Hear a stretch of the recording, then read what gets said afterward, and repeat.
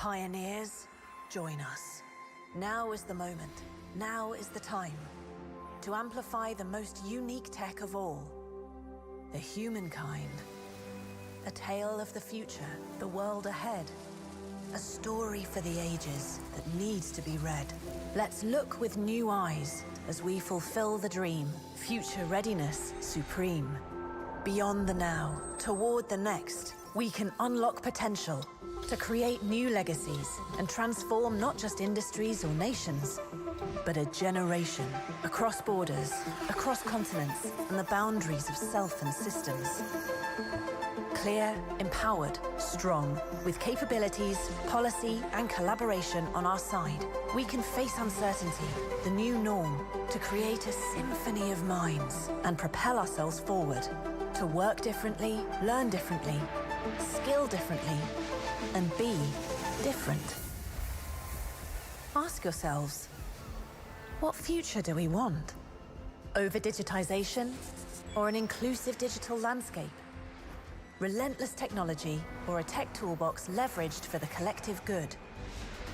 Industry shifts, faded skills, or new and developed talents, greater skills and work transformed? A planet at risk or one Earth we are the best custodians for? This is not just any journey. It is yours and mine to claim. Transcending names and age, let's spark our resilience. Join together with new insights, foresight, and action. And most of all, confidence on the path ahead. The future is human. The future is ours. We can be future ready.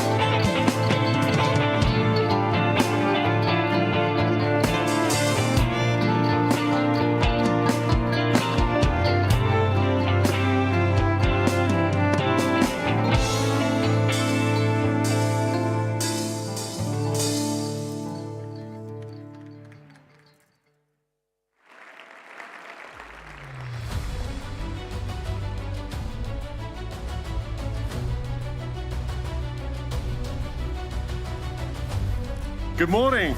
Good morning, everyone. Welcome back to another incredible day here at the inaugural Human Capability Initiative. What a day we had yesterday. We just saw some of the highlights in that video, but my goodness, all the speakers, the announcements, the contribution of our amazing array of dignitaries and guests. If you missed any of the sessions yesterday, don't worry, you can check out everything that went on online. You just watch back, search for the content, search for HCI Day 1 online. It is all there if there's any particular session that you want to check out. You can also follow, of course, on all the socials at HCI_KSA. Good morning, my name is Ben Thompson. And I am Edie Lush, and we have so much more for you today in this, the Future Readiness Arena. We're going to look at funding. We'll examine the unknown unknowns in turbulent times. We'll discuss what employees really want from their jobs, how to attract and develop new talent, and how to nurture entrepreneurial spirit. If you were with us yesterday, welcome back. You will also know that the clock is ticking. The revolution is happening right now. We need to act right now. Economic resilience will be vital if we are to be ready for the future, to create the growth and the jobs that are needed to unleash human potential. So it gives me great pleasure to welcome the Minister of Investment of Saudi Arabia, His Excellency Engineer Khalid bin Abdulaziz Al Faleh.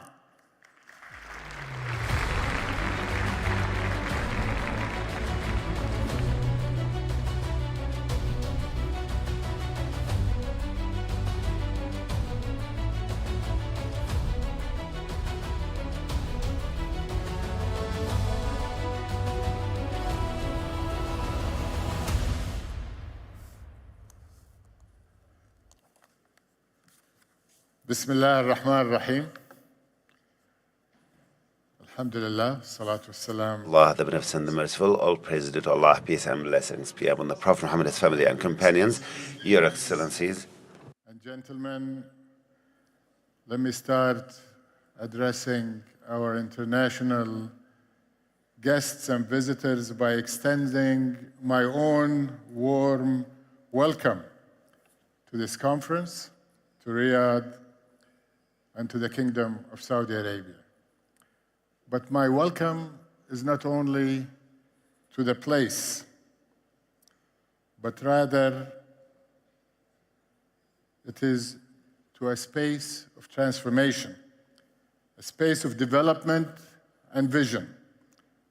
So welcome to a nation that is working to actively create the future, to spark positive disruption, and to reimagine the concept of what is possible, all enabled and underpinned by human capability.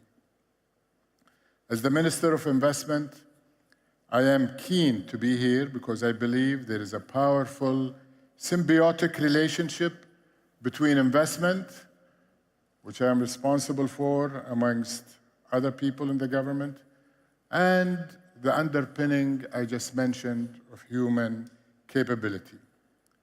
Investment, ladies and gentlemen, drives men and women across the workforce and indeed across society to gain new skills, develop their talents, and realize their full potential. And as they do so, new skills pools are created in that society, which in itself enables new and exciting opportunities for investment. As a result, a virtuous loop that is self-reinforcing and self-energizing is formed, catalyzed by the presence of skilled and motivated human capital. The end result is a wealth of possibility, some of which may still be beyond our imagination at this point of time. The unknown unknowns mentioned by the MC in her opening. But I want to emphasize that investment is not simply a matter of committing capital to a project or undertaking and deploying that capital. Rather, investment is the process of creating value. That includes opening opportunities for individuals, institutions, and the wider society. That is our mission at the Ministry of Investment, and that's why I'm so excited to be with you and my team to be working with the Ministry of Education and other stakeholders, not only during this event and this global gathering, but year-round. And frankly, we all know that capital will go where the opportunities are greatest and where the future is brightest. And now, more than at any time in human history, it is where human capability is being optimally and sustainably developed. Today, ladies and gentlemen, and you know it more than anybody else, it's about skills, not simply scale. It's about intellect, and not only infrastructure. And not just natural resources, but the even more valuable human resources a nation and an economy is blessed with. So when a new sector appears, say for example, renewable energy or fintech or biotech, the skills gap that arises will be filled by training, upskilling, or in the case of Saudi Arabia, an open country, by inviting skilled people from around the world to meet that demand. Before you know it, you have an entirely new skill pool to be deployed. That is why the pursuit of education by individuals and households, companies and institutions, or entire nations is an investment in and of itself. And in fact, one that has the highest multiplier. This symbiotic dynamic I just described is not new for Saudi Arabia. Since the beginning, we've seen firsthand what happens when investments catalyze human potential. The 90 years of development in the energy sector, sparked by the Aramco investment, is perhaps the best example, but it is far from the only one.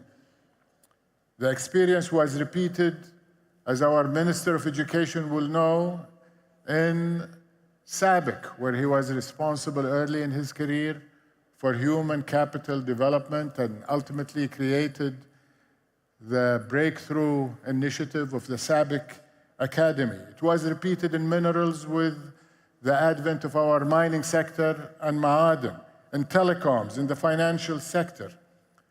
And today, as we gather here, we hear the echoes of those past symbiotic developments when it comes to the increasing demand for new skills to navigate the challenges and opportunities of a more complex, more dynamic, and indeed more disruptive future. And Excellencies, ladies and gentlemen, the Kingdom's roadmap into that exciting future is our Vision 2030, the most comprehensive transformation in our entire history. Guided by that vision, we are today greening and growing our economy. We're connecting and empowering our people and rapidly enhancing our business environment and global competitiveness. In fact, by the end of this decade, our economy, and I want you to pay attention to these numbers, by the end of this decade, our economy is targeted to be 2.5 times what it was before Vision 2030 started. And the private sector participation will go from 40% from that smaller economy to 65% of the much larger one. And because of that, the size and the scale of the private sector will be 4 times of what it was.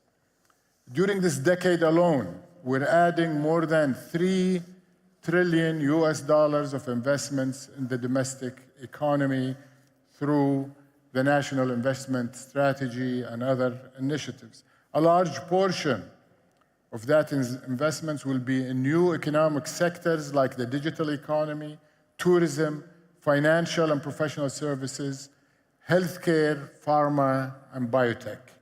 These sectors will create tremendous opportunities for human capital development, as they will require a completely different set of skills as well as a fresh worldview and outlook.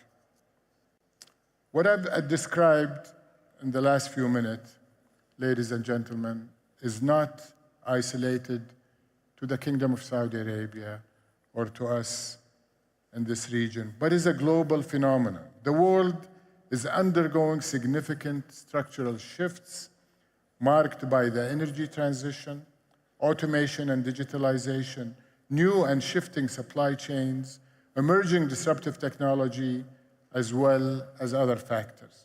And although we may not yet be able to predict how much these micro trends will affect human capital and what jobs will be in demand, it is clear they will have a tremendous impact. And in fact, I would like to emphasize that we shouldn't spend too much time predicting exactly what skills and how much of each skills we will require, but rather we must prepare ourselves for a wide range of possibilities. What we need is to create greater adaptability and agility, as well as the ability to maneuver at very fast speed. All of this is central to the resilience of an economy and society, and in turn, to the prosperity of a nation's people. Such capacity will clearly differentiate the winners from the losers, as well as an opportunity-focused mindset eager to shape the future. In fact, we've already seen that over the last decade with the rise of the tech sector, whose value is based not on facilities, not on equipment, not on infrastructure, but on intellectual property and ideas, and once again, I repeat, all underpinned by human skills. So my friends, at this point, let me share with you what we at the Ministry of Investment are hearing from investors. Investors tell us they want a workforce with the right skills for today, a workforce that is ready and willing to embrace the skills of tomorrow. They want to have access to global talent. They want cutting-edge research institutions. They want their people to enjoy access to continuing education from world-class institutions in the environment they are working. They want to be with world-class partners in a productive and predictable ecosystem. And they want all of it in one place, and they want it now. And that's what we are committed to delivering, and we're building it as we speak. We can see it in well-established, today we can see it in the kingdom, in well-established institutions like Aramco, like Ma'aden, like SABIC, like KAUST, like KFUPM, or our banks and financial entities. But in a very obvious way, you can see it in bold, world-scale, world-class initiatives like NEOM, Qiddiya, Al-Ula, Amala, Dir'iyya Gate, and other giga projects. And as FDI has quadrupled since the vision was started, you can see it in the increasing number of international investors arriving on our shores, with licenses growing, international licenses from 3,000 at the beginning of the vision to 30,000 today. Many of these investors have already decided that the kingdom is going to be the hub for their regional headquarters in the future. And in fact, just a couple of days ago, we met with 450 international investors that have been licensed to have their RHQs, regional headquarters, in the Kingdom of Saudi Arabia, most of them here in the great city of Riyadh. To all of these investors and to our great domestic private sector, let me just emphasize that we're committed to creating what they're asking for, the best conditions for skills development and lifelong education, for promoting innovation and entrepreneurship, and for nurturing startup clusters and encouraging private sector growth.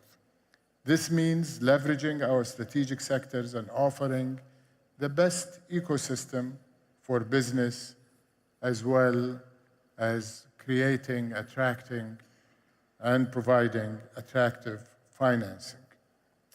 Excellencies, ladies and gentlemen, I must emphasize that to catalyze the symbiotic relationship between investment and human skill development that I've been speaking about this morning, education and training is in itself the most important sector in which to invest. Education and skill development is the key underpinning and enabler, but by itself, it is the most important sector. And as you heard from His Excellency the Minister yesterday, and from other speakers, much of the growth in education, skill development, which runs the gamut from K-12, vocational training, higher education, and specialized professional and technical development programs, will be taking place in the Kingdom of Saudi Arabia in the private sector and through innovative public-private partnership. The Ministry of Investment is proud to partner with the Ministry of Education on 3 groundbreaking streams. First, reforms to the sector to provide greater agility and additional flexibility to innovate. Second, provision of infrastructure, land, and other enablers, some of which we will be announcing today. And finally, the attraction of top global educational players to the kingdom. And while there is increasing demand for private education from Saudi youth, I want also to bring to your attention that there will also be increasing demand from the growing number of expatriate residents attracted to the kingdom by economic and professional opportunities, by desirable standards of living, and our premium residency program. And in fact, what I just described is not the work of the Ministry of Investment and the Ministry of Education alone. It is the entire government working together as one in this area to create the necessary infrastructure, regulatory framework, and overall ecosystem. And in fact, a committee has been created, chaired by His Excellency Dr. Majid Al-Qasabi, that has brought all of us together to deliver what I just described. And as a result, our education sector is wide open for global partnerships as we build this cluster of education and skill development that I'm sure is already emerging as one of the best in the world. And we're already seeing such collaborations at work, including the Apple Women's Developer Academy here in Riyadh, which is fostering a generation of female tech leaders and entrepreneurs. It's also seen in the Cisco Networking Academy, which has already trained 50,000 young Saudis in digital networking and cybersecurity skills. And another example, Limac Holdings Engineering Program for Women, undertaken in conjunction with Princess Noura University. And these are only 3 examples of numerous global collaboration that are developing skills of new entrants as well as existing workforce. However, ladies and gentlemen, before I conclude, I will emphasize that I wouldn't be doing my job if I didn't practice in my own institution what I am preaching today. And at the Ministry of Investment, we believe in the potential of our own people and the importance of lifelong learning and skill development. This is why we have launched the MISA Academy, designed to equip our professionals and executives to facilitate new investment opportunities and attract additional investment to Saudi Arabia. The Academy is already providing educational programs in cooperation with the Lee Kuan Yew School of Public Policy, EBS University in Germany, with Harvard, Stanford, and other distinguished universities. And I invite other global collaborators to come to us and create with us new innovative programs, not only for MISA employees, but for the broader community in the investment space. Finally, we're pleased today to be signing a number of agreements later this afternoon, all of which will further His Royal Highness the Crown Prince's desire to develop human capability that will build a better, brighter future for our nation and the world. And in closing, let me once again thank His Excellency the Minister of Education, the Human Capital Development Program, all of the stakeholders and the organizers of the conference for doing what they do for this most important underpinning of our future, not only in the kingdom, not only in the region, but indeed for the global community. Thank you very much for your attentive listening, and have a good day.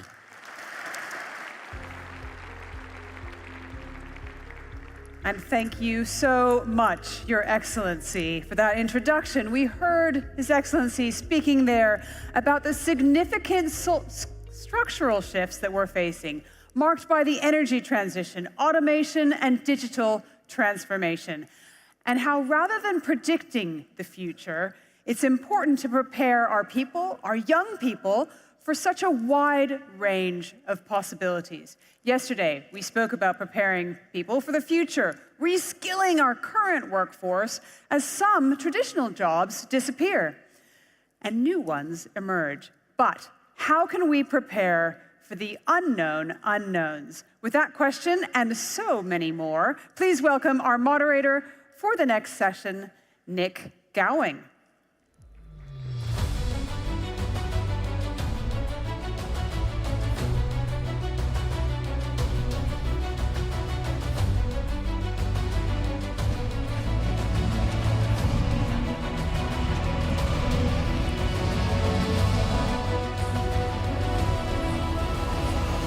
Probably will be another moderator here. Another moderator. Good morning, everybody. Thank you, Edie, for that. And to remind people, we're talking about unknown unknowns, and we heard that from the minister as well. He also used several times the word agility. And so for the next half hour, what we want to do is stretch your minds. I'm actually involved in a big project for the last 10 years called Thinking the Unthinkable. The question, of course, is how would you define an unknown unknown? If it's not known about, how do you know about it? But that's what we want to try and define with a variety of views from the platform. And I've asked all our speakers to be as controversial and as creating mind muscle to stretch our understanding and our appreciation of what lies ahead. But I'd like them to introduce themselves. First of all, Diane Tai. Hi, everyone. I'm Diane Tai. I'm with the Milken Institute. We're a global nonprofit think tank. And I head up our Center for the Future of Aging, where we really work at the intersection of healthy longevity and financial security for all. Abdurrahman. Well, thank you so much. Assalamu alaikum. And first of all, very glad to be part of this strategic and wonderful initiative. And secondly, be privileged to be part of this panel to talk about a subject like unknown unknowns that probably we don't know much about it, but we'll share a perspective. So I am Abdurrahman Shamsuddin. I'm the CEO of SABIC Agri-Nutrients. We are a global leading company in agri-nutrients and part of the giant SABIC. Thank you. Aaron Balki. Thank you very much. It's a pleasure to be here. Thank you, Excellency, for the invite. I'm Hanan Balki, the Regional Director for the Eastern Mediterranean region of the WHO, which is the science-based organization for health globally. Let's move on to Rami Ahmed first. Thank you. Congratulations on this wonderful initiative here in the Kingdom. I'm Rami Ahmed, Senior Advisor to the President of the Islamic Development Bank. And this is a multilateral development institution serving 57 member countries. Fahad. Fahad Al-Ajlan, the President of King Abdullah Petroleum Studies and Research Center, which is an advisory think tank that focuses on energy, climate, and sustainability. And yesterday we were lucky to launch the new CAPSARC School of Public Policy. Now, what we want to do is question orthodoxy. So I've given them a warning. I said, how do you define an unknown unknown? Diane, can you do that? I would think for me, working in aging, I think we have a lot of knowns. The challenge is how we solve them. That's what's unknown right now. So if you think about population aging, I would posit that it's up there with AI and climate change in terms of how profoundly it's going to impact every sector of society. And so the unknown is, are we prepared as individuals, businesses, governments, and society to accommodate this aging population? By 2050, we're going to go from 900 million to over 2 billion, so doubling the number of older adults aged 60 and over. Is there denial about this? I don't think there's denial. I just think there's unpreparedness, and that is across almost every sector. We've known about many of the challenges, whether it's caregiving, the adequate housing, affordable housing, the prevalence of chronic disease. Aging is the predominant risk factor for chronic conditions. And yet, at the same time, we are facing the blessing of longevity, longer lifespans. But our challenge is that our health span doesn't necessarily match our lifespan. What are we doing about that? Are people saving enough to afford this longer time in retirement? So these are a lot of things that we've been looking at, but they're not being solved quickly enough. We've got this huge bulge. Just in the US alone, by 2034, people over 65 will be greater in number than people under 18. First time in history. What does that mean to have this bookend of these large populations? Even the focus I've heard for this conference very much on younger people preparing for their futures, the future of work. And of course, when I was here in Riyadh last November for my first time, I learned that 50% of the population in Saudi Arabia is under 25, so it makes sense. But what does it mean looking forward when you have older adults who also we should be thinking about keeping them productive and in the workforce? So what you're saying is this isn't unknown. It's not even unthinkable, but people don't really want to embrace it and the enormous societal impact. So let me come to Rami, because you made clear in our discussions beforehand that it's imperative that we embrace ambiguity and confront this from the IDB's point of view. How profound is this challenge in ways which probably many in the audience are still not thinking about? Sure, it's very profound, and let me just set the stage for this by saying that we're a development institution from the South. So we finance projects in 57 member countries who are developing member countries. This is why our strategy is based on 2 pillars: infrastructure development and human development. Where I'm getting to your question, Nick, is, trust me, it's very easy to put $200 million in an infrastructure project, but it's not as easy to put $20 million in a human development project, because it's adaptive work, technical work where you do A, then B, then C. There is 1 or 2 finite ways to do business when it comes to infrastructure. When it comes to doing human capability development, it's adaptive work. It's about changing minds and hearts, and this is why confronting the unknown unknowns is really demand a huge capacity to embrace ambiguity and be able to deal with the unexpected. We can give so many examples from our realm of activities. I mean, you finance a project, you expect an outcome. But look at how many projects have gone down the drain. I don't want to start with the bad news, but look at how many We have years. to be practical. Yes, but look at how many years of developing and financing health and education projects in a place like Gaza, for example, just to see it go down the drain in a few weeks. Tell me about the unknown unknowns here. How we deal with restoring the capabilities of 2 million people. And this is not just Gaza, it's a global issue. We have over 70 million refugees in the world. How do we deal with this? We as financial institutions, we plan, we implement, and then something like this happens. And then how do you talk about charting the future? I don't know. It needs to think about the unthinkable here, Nick. I'm picking up what Diane said about the societal implications. So let me turn to Hannah as well, given the enormity, the horror of what we've been facing, not just the pandemic, but what's happening now, certainly in Gaza. And you oversee 22 nations at the WHO. What about the unknowns that we're facing, which actually are tragically known? Thank you. Thank you very much. I think the unknown of the unknowns is a patchy part of knowledge. So some people know a lot and some people know nothing. And we're in between trying to educate and make sure that we can prioritize. So what's your challenge to everyone sitting here? Yes. So I think, first of all, just to contextualize, the 22 countries that Nick was talking about is 7 of the African continent, and then the Arab countries, and then Iran, Pakistan, Afghanistan, now fall under the Eastern Mediterranean region of WHO, which I'm currently leading. Out of the numbers of refugees that Rami mentioned, 58% are within my region. Most of the countries that are having major outbreaks and graded 3 emergencies, which is the highest level of emergencies, fall in the Eastern Mediterranean region.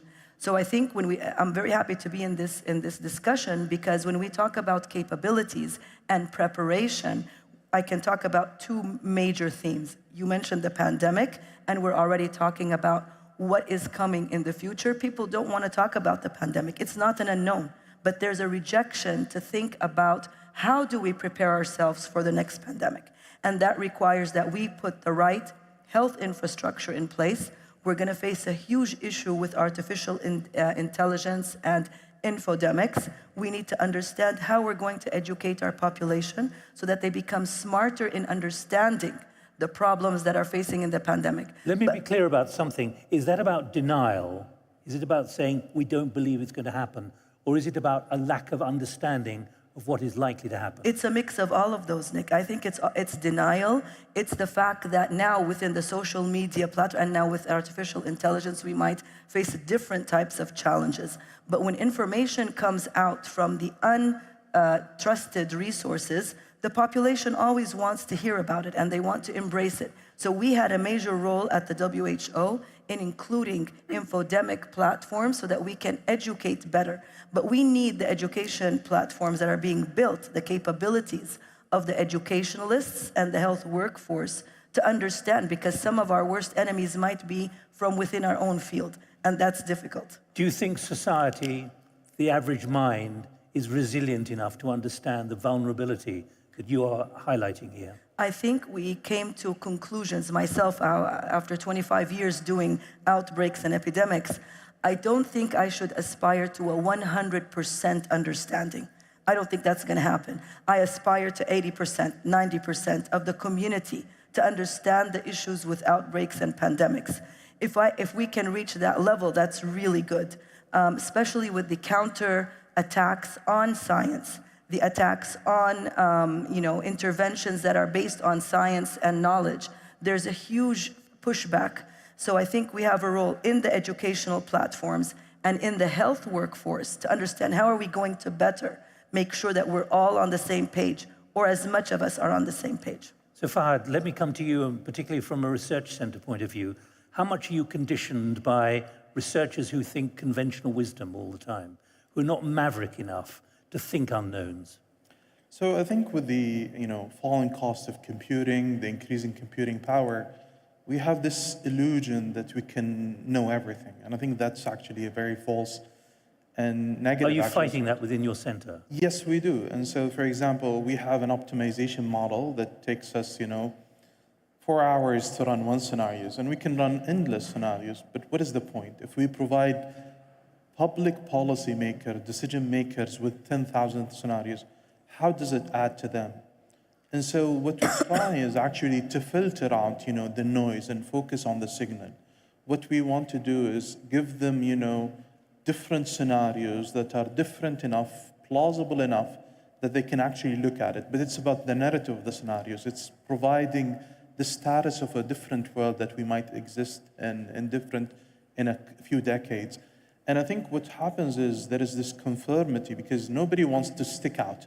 So today, for example, and 20 years ago, we were talking about peak oil supply. The world is going to run out of oil, and everybody was focused on that. Today, we think about peak oil demand, and everybody's focused on that. And so I think we have this issue of conformity where we don't want to stick out and come up with what you call the maverick position or a maverick, forecast. But mavericks can also be visionaries. They could be, but they tend to lose in the short term. And I think if you look at the housing crisis in the US in 2007 and 2008, those that predicted actually the financial crisis, the mortgage crisis, and ended up making money for their investors, actually after they finished that investment, they lost clients, they didn't gain clients. Their foresight was actually helpful. They made the right decision, they made money, but it backfired. And so we need to balance this. I think there is this issue where policymakers don't want to be challenged. Decision makers want familiarity. They don't want something that actually challenges their thinking and the narrative that we have in the world. And I think this is something that we're trying to do differently.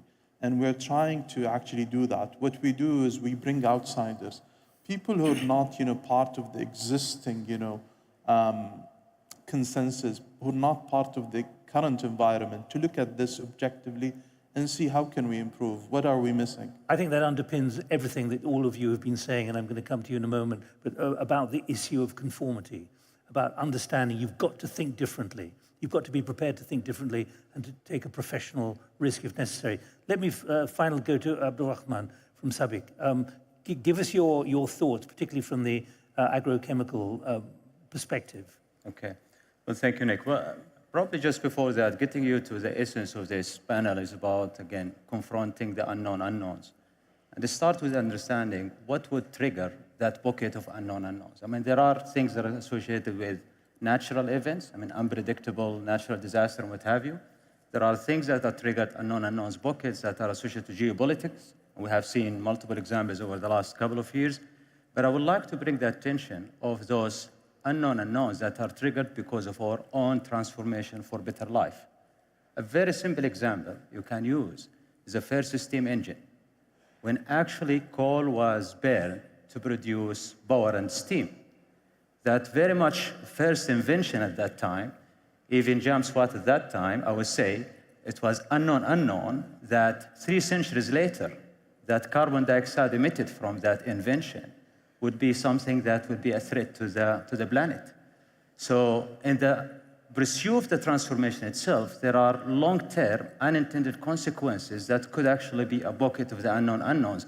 The same could be applied to artificial intelligence today. What are those unknown unknowns that are down the road for the humanity that this transformation will bring to us? So I believe we need to make sure that we look at those long-term, broader implications of our own transformation and explore those potential unknown unknowns, and then we can work on confronting or embracing them. Might be worth asking ChatGPT what the unknown unknowns are, but I didn't do that before the session. Look, we've got 15 minutes left. I'd like you to take this right to the cliff edge. And Rami, you want to come in. Disagree with each other or complement each other if you can. I like to complement by stressing that we need to think differently. And we need to grow out of our habits in doing whatever we do. Easier to say, many people don't want to change. Yeah, but see, let me give you an example. As a development institution, under my watch, we financed 6 higher education institutions, 6 universities in country X. And it was politically correct because the president of that country wanted to have a university in every province, only to find out that we are graduating unsophisticated and unemployed people, sophisticated unemployed people, where the unemployment rate in that country at that time was 43%. So instead of doing vocational training, for example, and aligning the outcome of the educational system with the needs of the market, we were doing it.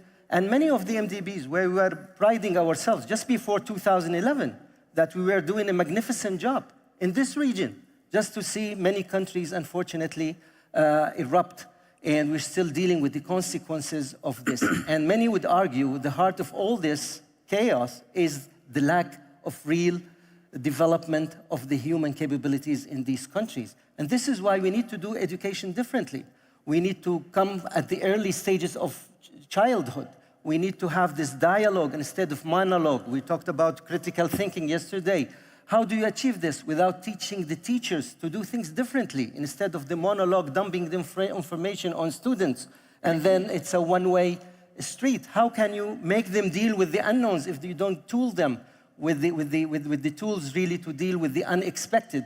All of these things, we need to embrace the lifelong learning, but also at the same time, we need to deal with the minorities. People, we were talking about the refugees, and it's, by the way, it's not our problem only. There are 70 million people in the world who are refugees or internally displaced people. How do you deal with their education? And we need a holistic approach. It's not the education only. We need to talk about food security. We need to talk about health well-being. We need to talk about education later. IDB is helping the Syrian refugees, for example, in Lebanon and Turkey by providing them with programs for out-of-school children. We're utilizing technology for them to basically know exactly what they are missing in their country as far as the curricula is concerned. So we need to cater for this and do education differently. No, I just want to build on the same point about the inclusiveness side of it, because I think that's a very important dimension of how can we confront the unknown unknowns. Inclusiveness in the sense of really making sure that we highlighted some minorities and also diversity in the general aspect of diversity. Yesterday we heard from His Royal Highness Prince Abdulaziz, what's happening in the kingdom is primarily being fueled by two aspects. One of them was actually the youth empowerment and the female participation. And I think this is in the heart of how can we be ready for the future and to confront to these unknown unknowns, how will be more inclusive. One very quick example that I would like to bring from SABIC environment, which is basically the youth participation. We have created what we call a SABIC Young Leadership Council, and it's an amazing team of young leaders who are challenging the executives, senior executives, challenging the strategy of the company, bringing those unconventional questions about the future. And that brings all this readiness for what are those potential unknown unknowns and how can we deal with them today and upskill ourselves, not only for today, but also for the future challenges. I just want to pick up on that word conformity, and just while you've got the mic, how much can you get people working for you, your chief executive, to think differently, to think in an agile, expansive way? Or do you find that really the conditioning is very difficult to overcome? Well, I guess this is again to the point. If you bring more perspectives on the table, I think people will be triggered, stimulated to think about or to change their thinking. Do you like mavericks in your organization? Well, why not? But they have really to think about other things that probably not in their normal domain of thinking nowadays. And this is where you bring fresh perspectives and start to challenge and ask different questions on the table. Diane, let me pick up on particularly one phrase you used in an email to me beforehand. Pushing out of the door due to ageist stereotypes. Right. In other words, there's a very, very tight constraint in many people's minds about what to do about old people. Right, right. All of us are going to be old one day. Yes, absolutely. I think the whole paradigm of, education, work, retire, is an old paradigm, right? We're going to be working that mid-stage for a very long time as we have this gift of longevity. There are these ageist stereotypes. We still have countries and sectors and companies that have mandatory retirement, 62, 65. Or even younger. Or younger. We've got older adults who can contribute so much in the workforce. The evidence shows that older adults are excellent at mediation, responsibility, problem solving. There's a generosity of intent that we see in older adults, and obviously wonderful resilience. And so there may be not that really fast processor, but we have these hard drives that are full of experience and knowledge that create much much really wonderful judgment that I think we're losing. We're not set up to really accommodate these assets. How do you change mindsets then, Diane, on this? To change mindsets, we've got to, not have the media so negative about someone who's in the late 70s or early 80s running for president. That is one way to start, I think.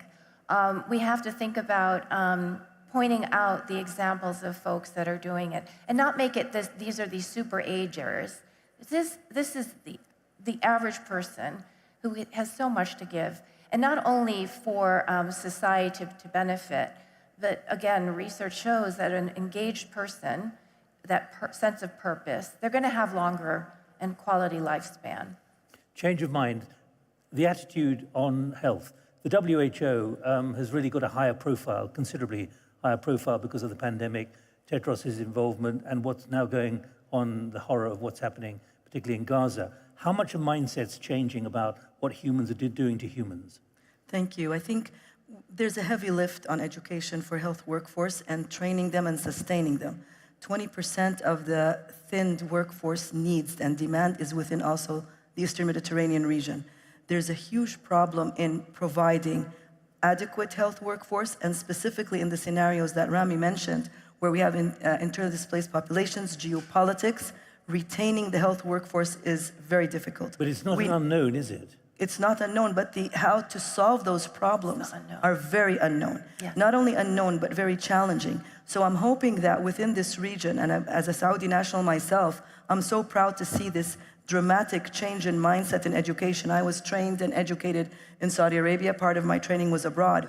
But I'm very proud to see this happening, and I'm pretty sure that there is a regional vision for health and education by Saudi Arabia that I hope will leverage for the rest of the countries, including some of the other Gulf countries and the North African countries. But there needs to be a change in mindset of what does health provision mean.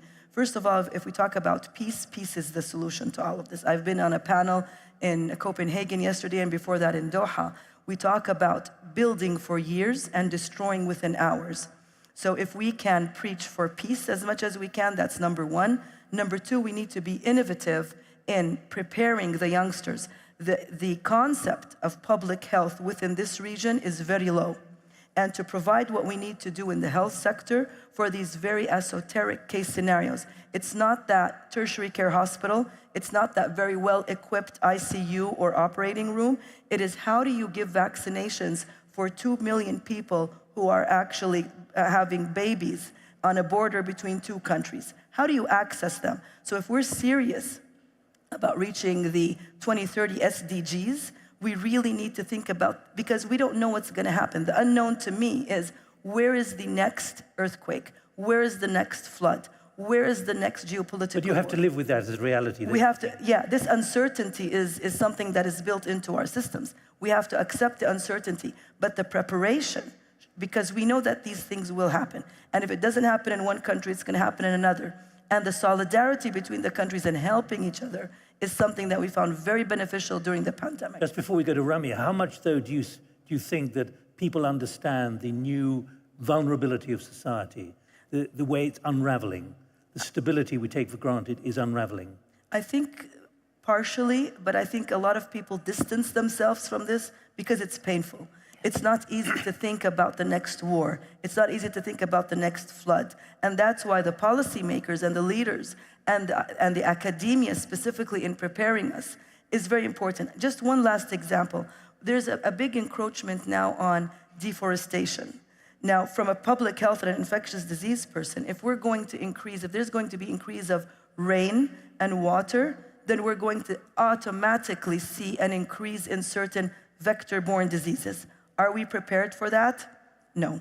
So we need to make sure that we put in place the huge movement forward. I like what you said about the AI and what's coming. We need to even think ahead. We need to be creative in trying to expect what is coming so that we can prepare. Otherwise, we can't just sit and assume that these unknowns are going to be dealt with. Rami, just picking up on that point, I know you wanted to say something else. Yeah. You as a bank, you have potentially enormous drawings on you quite soon from the climate emergency, from the destabilization, from the impact on societies?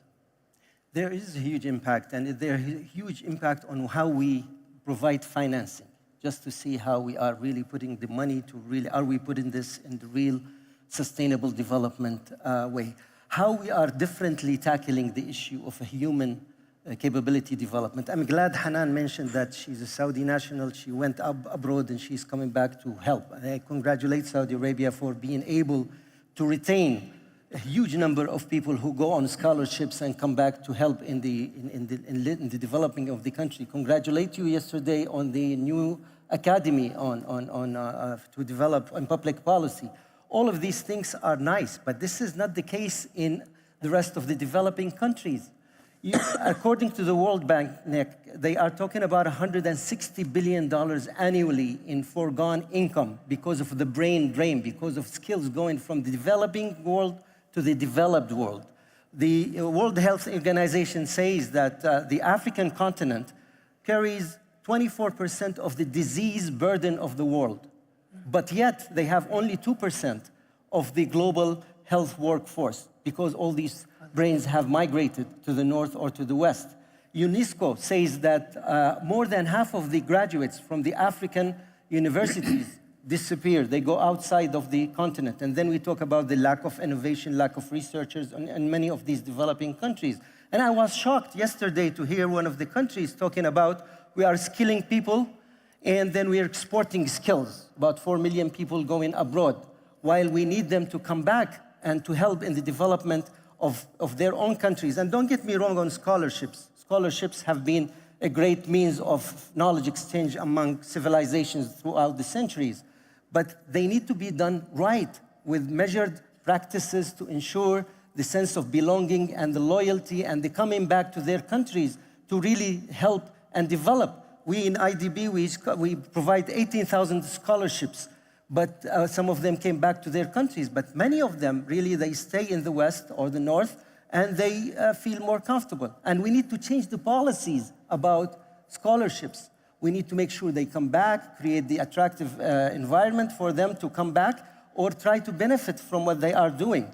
And without doing so, we are basically giving our best and brightest and having a bad investment, very bad government policies where we finance and we invest in basic education and then we send the best and brightest and we don't reap the benefits from them in charting a future for these countries. My final challenge to you in these last couple of minutes, what is the new capability? What is the challenge you'd like to lay down for creating greater human capability to understand, even if we quibble about what unknown unknowns really are? I'm being told we've got to wrap it up. So I'm sorry, I can't go any further. Thank you very much indeed. Thank you. Thank you.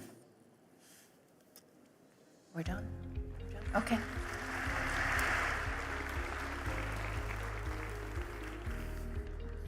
Nick, thank you so much. There really is so much to fit in today on this day 2 of our inaugural initiative. Now, here is a question for you. Is it time to rethink how policymakers view human capital? Do our strategies, our legislation, and our incentives really help unleash and boost human potential? How can policy determine and shape the cultural and social context in which humans learn, work, and live? To guide us through the next discussion, please welcome Vivek Sharma, who's the Board of Directors for JetBlue Airways and Kaiser Permanente.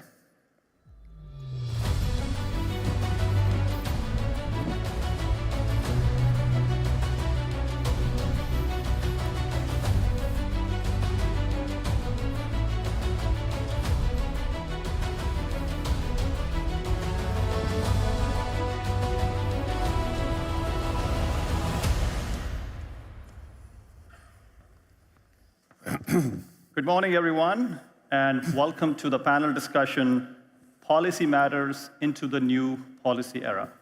My name is Vivek Sharma. I'll be your moderator for the next 30 minutes. By introduction, I serve on the board of directors of large multinational corporations, co-founded an edtech firm, and this is a topic that's very near and dear to my heart. Before we get started, I want to give a historical analogy to why policy is important. In 1942, in the middle of Second World War, American President Franklin Roosevelt signed Executive Order 9250. At that time, most of the working-age Americans, especially men, had gone to the war, and there was a concern that the scramble for the remaining resources will push up the wages and inflation, so the executive order froze wages. After the war, there was a public policy debate on continuing this because what's good for society is good for business and vice versa. Public policy led to legislation, regulation, and today it's illegal to recruit somebody without health insurance. When we think about human capital, I believe we're at the same crossroads. Over the last 24, 36 hours, we have seen entrepreneurs and leading organizations from K-12 to higher education create some entrepreneurial energy behind solving the human capital issue. But I believe there's an opportunity for us to have a vigorous debate on what should be the public policy response to that. So I'll kick off the conversation by having each of my fellow panelists introduce themselves. But as they introduce themselves, please also tell us what exactly is the aspect of human capital your organization is focused on, and what's your unique approach. And we'll start with you, Natasha. Thank you so much, Vivek, and thank you very much to all the organizers for inviting me here today and to be such a part of this exciting panel. I'm the Executive Director of the Al-Qasimi Foundation for Policy Research. We're based in the Emirate of Ras Al Khaimah in the United Arab Emirates. Our tagline is supporting research and developing minds, and that's very much what we're about. So we've been very excited to talk about today's challenge about human capital, or human capabilities as the summit is called. And for us in the Al-Qasimi Foundation in Ras Al Khaimah, one of the big challenges we have, and it's true throughout the UAE, is how to help unemployed Emiratis access the labor market, and in particular the private sector. So from our perspective as a research-based organization, we really wanted to understand the challenge first. So we did a big research thinking about, well, who are the unemployed? What are their characteristics? Because before we launched on a public policy initiative, we want to understand that more. So for us in Ras Al Khaimah, and it well may be true across the GCC, 75% of our unemployed are actually women. And of those, 60% are under the age of 28. In addition, only 50% of those have advanced diploma, so anything past high school. And very few of them have English skills or basic technology skills. So this was very important for us to think about. So we had a baseline then. Then we also wanted to understand, well, if they were offered jobs, why did they turn them down? And I think the common, stereotype across the Gulf is that people turn down jobs because of salary. But what we actually found was the number one reason that people were rejecting job offers was that they were the location. As I said, 75% were women. Those women could not easily relocate. So for them, location was everything. And so based on all of this, based on the fact that we know now that we have an issue with skills, but we also have an issue with location and geography, we're now looking at how can we better implement policies that address the real issues that we're facing in helping these people access the labor market effectively, but in a sustainable way that makes sense for them and their needs. Thank you. Rolf? Yes, thank you very much. I'm with the IEA, and I'm the head of research and analysis. And the IEA is an international organization, a research organization, and our mission is to improve education through research. And we conduct international assessments to compare what students know and how well they perform. So instead of using ideology, we conduct empirical studies to establish data for evidence-based policy and practice. And so far throughout this conference, we have talked a lot about the significance of human capability and skills. But where do we stand at the moment? So recent evidence suggests that 2/3 of the world population lack basic skills in mathematics. And I'm not really talking about advanced mathematics, but about basic skills. And there's variation across countries, obviously. But even in the high-income countries, the share of students in secondary school who lack basic skills is 25%. So that's 1 out of 4 students. But what is even more shocking is that in low and lower middle income countries, this figure goes up to 85 to 90% of the children who lack basic skills. And I think that's a huge problem. When we talk about that we devalue skills in the process of digitalization and AI, we sometimes miss that children face issues even much earlier because they don't lack or they lack basic skills before entering the labor market. Awesome. Sang-Yeon? Thank you so much, Vivek. Once again, I also want to thank the organizer for inviting me here. I'm Sang Lee. Actually, I'm working for International Labor Organization, which is a tripartite organization as part of the UN system. I think what we are interested in is that connecting the education sphere with the labor market, or broadly speaking, the world work. And both Natasha and also Rolf, you touched upon very briefly. What we are worried about is that the reality, those people who actually finish their education will face whenever they enter the labor market. The reality is rather tough. I mean, right now, the global unemployment is 5-6%, but it's a bit down from the 6 and 7% during the pandemic period, but that's not the end of the story. If we a bit loosen the unemployment figures to include a lot of people who actually stop seeking the job, then the rate is increasing to 12 or 13% right away. And on top of that, we have the tough reality in many different countries, which is about informal employment. It's all about unskilled and unpaid job. We are talking about 60% of total employment right now. So it's tough reality. Yeah. 60%. So it's tough reality.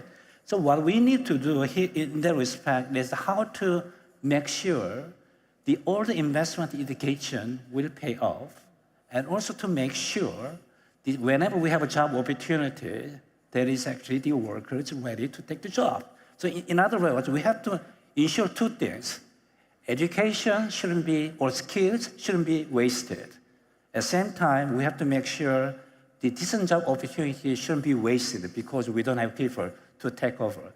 That's where the policy really matters in our view, because this is about how to bring all stakeholders together, how we can create coherent incentive structures for workers and employers and also the government as well.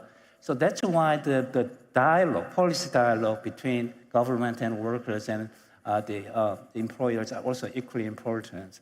So from the ILO side, we're trying to develop some coherent policy framework through this tripartite dialogue. The most recent example is the new international standards on the quality apprenticeship, which was adopted last year. Thank you. Natasha, your team has, and I'm basing it off the conversation we had backstage, your team has done a lot of good work on policy aspects of flexible education models. So tell us more about that, but especially focused on the needs of older workers and workers who are seeking a second career or a change in career, because that's where the rubber hits the road. Yes, thank you, Vivek. So I think, building off what Sang-Yeon was talking about with, you want education to matter. You know, you want to make sure that you're getting value for money. So we were looking at education holistically as well. So does everybody need a bachelor degree? Does everybody have to go to university? And what has become the default position in many countries is in order to get a job, you have to have a university degree.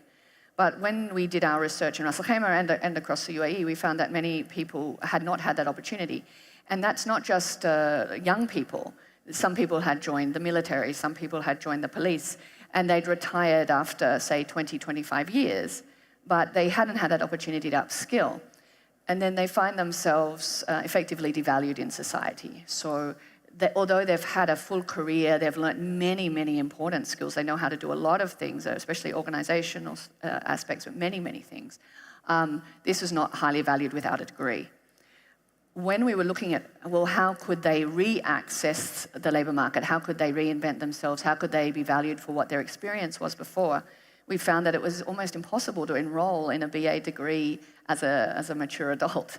All the courses are during the day. They're all with very young people. They're not really designed for a mid-career professional who's seeking a career shift. So what's become important to us is championing flexible workplace, flexible university options. So we're evening school, night school, hybrid learning, and we saw a lot of that during the pandemic. But I think we didn't want to go all that way. That became very isolating for people. But another thing that was raised also yesterday, one of the panels, was the need for more vocational education. And I think that's very true across the whole GCC, that vocational education has become very it's very minimum in its offerings, but it's also not well regarded, it's not well respected. And I think that if we do truly want to engage with not just young people, but also people, older adults, we need to start looking more seriously at vocational education options and how we can use those so that people can access the labour market at all ages and all stages. So that is something that we're also very concerned about. How do we leverage up, how do we introduce vocational models? And finally, I think the last thing about sort of, as we think about older adults, seeing that learning is a lifelong process, and certainly want to talk about more the financing of that, but I think often we hear, oh, I'm too old, or I can't do that, or I've already finished what I've done before. I don't want to do that again. But what we've been really trying to build throughout our community and in centres that we have for the elderly adults in Ras Al Khaimah is, you can learn at any age. You can always learn a new skill. You can share a new skill. You can do something new. So we're very big proponents of the fact that you can always learn something new, and of also making opportunities for people to do that and bringing people together to learn from each other, bringing the young together with the older to learn stories, to learn places and practices, but also to share knowledge and information. And building on your point about young workers, Rolf, this is a question for you. I'm curious to hear your perspectives on K-12. I've got a middle schooler and a high schooler at home, so this is personal to me. There seems to be a lot of emphasis on mathematics and reading, which is, I believe, the right emphasis. But as you look at the market demand, both current and future, is that enough? Do you see any gaps, and what should we do to fix that? Yeah, that's a good question. Indeed, I agree that there's in research pretty much a focus on reading and mathematics, science maybe, and these are core subjects for 100 years now. And I think it's good. They will remain significant. But at the same time, I think we need to acknowledge that the world is rapidly changing. And I think so we need to revisit education. What does education mean? Are there new emerging areas? And I think the problem here is that education is like a heavy ship that is very difficult to navigate, and it takes a lot of time. Let me give you an example. So during this conference, basically all the CEOs, entrepreneurs, researchers, policymakers, they have stressed the importance of digitalization, of AI. And this is not really new. I mean, this topic didn't come up just this year or last year, but this is out for a couple of years. And how do schools prepare the youth for these new challenges? My answer is, currently, we don't know well how they do. And what's the problem? The problem is that we have too little data on that. When I look at my own organization, we have large international studies with 70 to 80 countries participating in these studies, and we know fairly well how well students perform in reading, math, and so forth. But about 10 years ago, we have launched a new study, the International Computer and Information Literacy Study. And in this study, we focus on computers, how children 15 years old can handle computers, how their computational thinking is, how they can deal with algorithms, and so forth. And the problem is, there is so far only limited interest. We have only 15 countries or so that participate in these countries. So that means that many, many countries are currently flying blind. We just don't know how it is.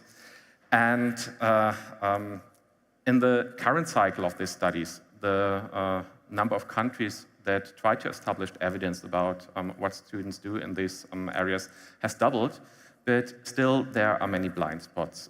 If we just take Arabia as an example, in Arabia, we know very well for Saudi Arabia, for UAE, for Qatar, Oman, how well they perform in our studies. They are participating in these studies for decades. But from all these countries, we have only Oman who have recently joined our studies. So that means for all other countries, there is still much more that we need to know. Evidence-based policy and practice needs data to improve education. And not only data on math and reading, but also in new emerging areas like computer literacy. Awesome. So one common thing, Sang-Yoon, we see with the discussion on human capital and entrepreneurial approaches to solve the problem, there's a lot of interest, there's a lot of energy, but the problem usually comes into financing, right? Who funds it? How do you fund it? What are the incentive models? What research has the organization done to fixing that problem? And Vivek, okay, you are actually really the issue on the spot. I mean, that's a very important issue. So that's why I greatly appreciate this opportunity, like the Human Capability Initiative. I think we have a very dramatic, if you like paradox here. In this room, and today and yesterday, we all talk about the lifelong learning. So there is a full endorsement of this, lifelong learning as the way forward. It's the same in the Davos, it's the same in G20, etc. That has happened for the last 20 years or so. But the paradox is that if you look at the real data in terms of investment in the lifelong learning, for example, public sector, government, and even the companies, for example, I don't see much progress. There is some slight, a little bit increases, but not as much as you may imagine or you can expect from the older rhetorics, argument, and political statement. So that's a bit of a disappointing development. Then the question is, why is that so? Mm-hmm. I think when it comes to lifelong learning, we have to really resolve two important issues. The first one is, who will do this? The second is, who will pay for that? So it's a matter of the coordination within the government, for example, Ministry of Finance, Education, Employment. This is precisely what this actually Human Capability Initiative are doing, and but this should be scaled up and applied everywhere, and with a clear sense of the responsibility within the government, and also working together on the policy coordination issue. Second is, who will pay? I think theoretically, everybody will have to contribute to that, but what exact modality of this financing lifelong learning is still unresolved issues. But at the end of the day, we know this should be the part of the shared responsibility on the lifelong learning.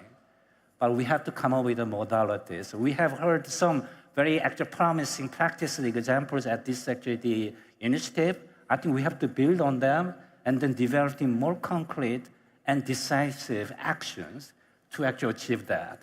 Let me pick on one point, which is, yes, your employer should participate in your lifelong learning. How do you do that when the lead time to learning and the lead time of impact of that to the employer is more than the average longevity of an employee with an organization? Isn't that where it all breaks down? This is a fundamental dilemma, because normally when we talk about skill and training, it's about, okay, we learn some skills, it will be immediately helpful to the companies and workers, and then for quite a longer period of time. That's the assumption. But when it comes to lifelong learning, it's all about the general skills. It's not actually attached to specific companies or the industries.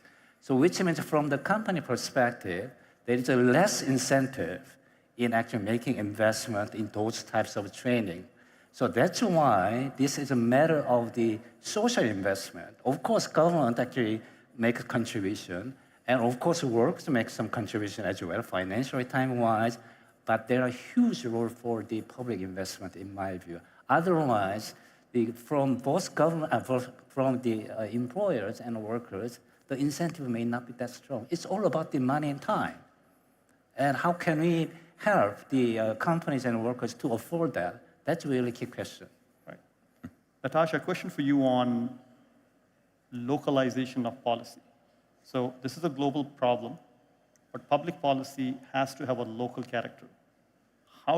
what would you recommend to our audience here with the approach of building capabilities, very quickly building capabilities on having a local and custom public policy to talent issues? Yes, I think without local research and locally contextualized research, public policy makers are going to face insurmountable challenges. So my advice is really to invest in local research capacities, to do research locally, to support universities and academic organizations and think tanks, not just for research on the sciences, which is typically quite well funded, but research on social sciences, research on the labor market, research on education, which is not as valued. Because without that, you'll be putting the wrong solution to the wrong problem. Right. So we have less than 3 minutes. I'm going to ask a common question to all three of you, and please answer in less than 45 seconds. You have world leaders here focused on human talent issues. What's your call to action from a policy perspective that you would like to make on behalf of your organization, starting with you, Natasha? Well, actually, I'm going to echo Sunyan's thing. Invest in your employees. It shouldn't just be about gain for the organization. We invest considerably in our employees' professional development across all of them. We have 60-year-old employees. We have 22-year-old employees. I say invest in your employees. It doesn't matter if it benefits your organization or not. What it does lead to is much greater retention of staff and a much greater well-being sense of staff too. Awesome. Rolf? Well, I think what we need to do is we need to make education visible. I think that we need to convert the talk that takes place at this very conference and at other places, the talk about educating the youth, about capability, about gender equality, empowerment of women, and so forth, into action. And I think this is best done with robust evidence. And what evidence do we need? I think when it comes to education, we need to measure education. We need to measure what we value. So we need to measure education, and we need to make education visible. Sangyun? We always believe in the critical importance of the dialogue and also the action based on the dialogue. And in my view, this is difficult, but at the same time, an important time for organizing very sincere and open conversation about how can we develop agreed sense of the shared responsibility on the lifelong learning. I think without that, it will be difficult to get through all this the difficult, challenging time. Also, we may fail to take full advantage of the new opportunities opened up basically by the new technologies and the others. This is a good opportunity, good challenges, but once again, I very much appreciate this initiative because it opened up that kind of the venue for the conversation. I love the concept of shared responsibility. The 2 cents I'll add to that as a public board director of organizations as large as 300,000 people is public policy has to focus on mindset wherein you work to learn and you learn to work. And you have to think about that concept as an employer, as a government and also as an individual through your lifetime. We're short of time. I just want to take a moment to thank all three of you. And thank you for joining us this morning. And I wish you the best for the remaining conference. Thanks again. Thank you so much to Vivek and his panel there. Now to a very special session on education with honored guests from around the world. The former Minister of Portugal, former Minister of Education from Portugal, had a warning for us yesterday. What happens when we don't get the basics right? Reading in Europe, of course. We did have an incredible story from Lagos in Nigeria of when technology can lift basic education in all public schools. So, how can we lay the foundations for tomorrow to build resilient workforces? When should education begin, and what should it be offering? Our next conversation will be guided by Nick Gowing. Please welcome him and his panelists now.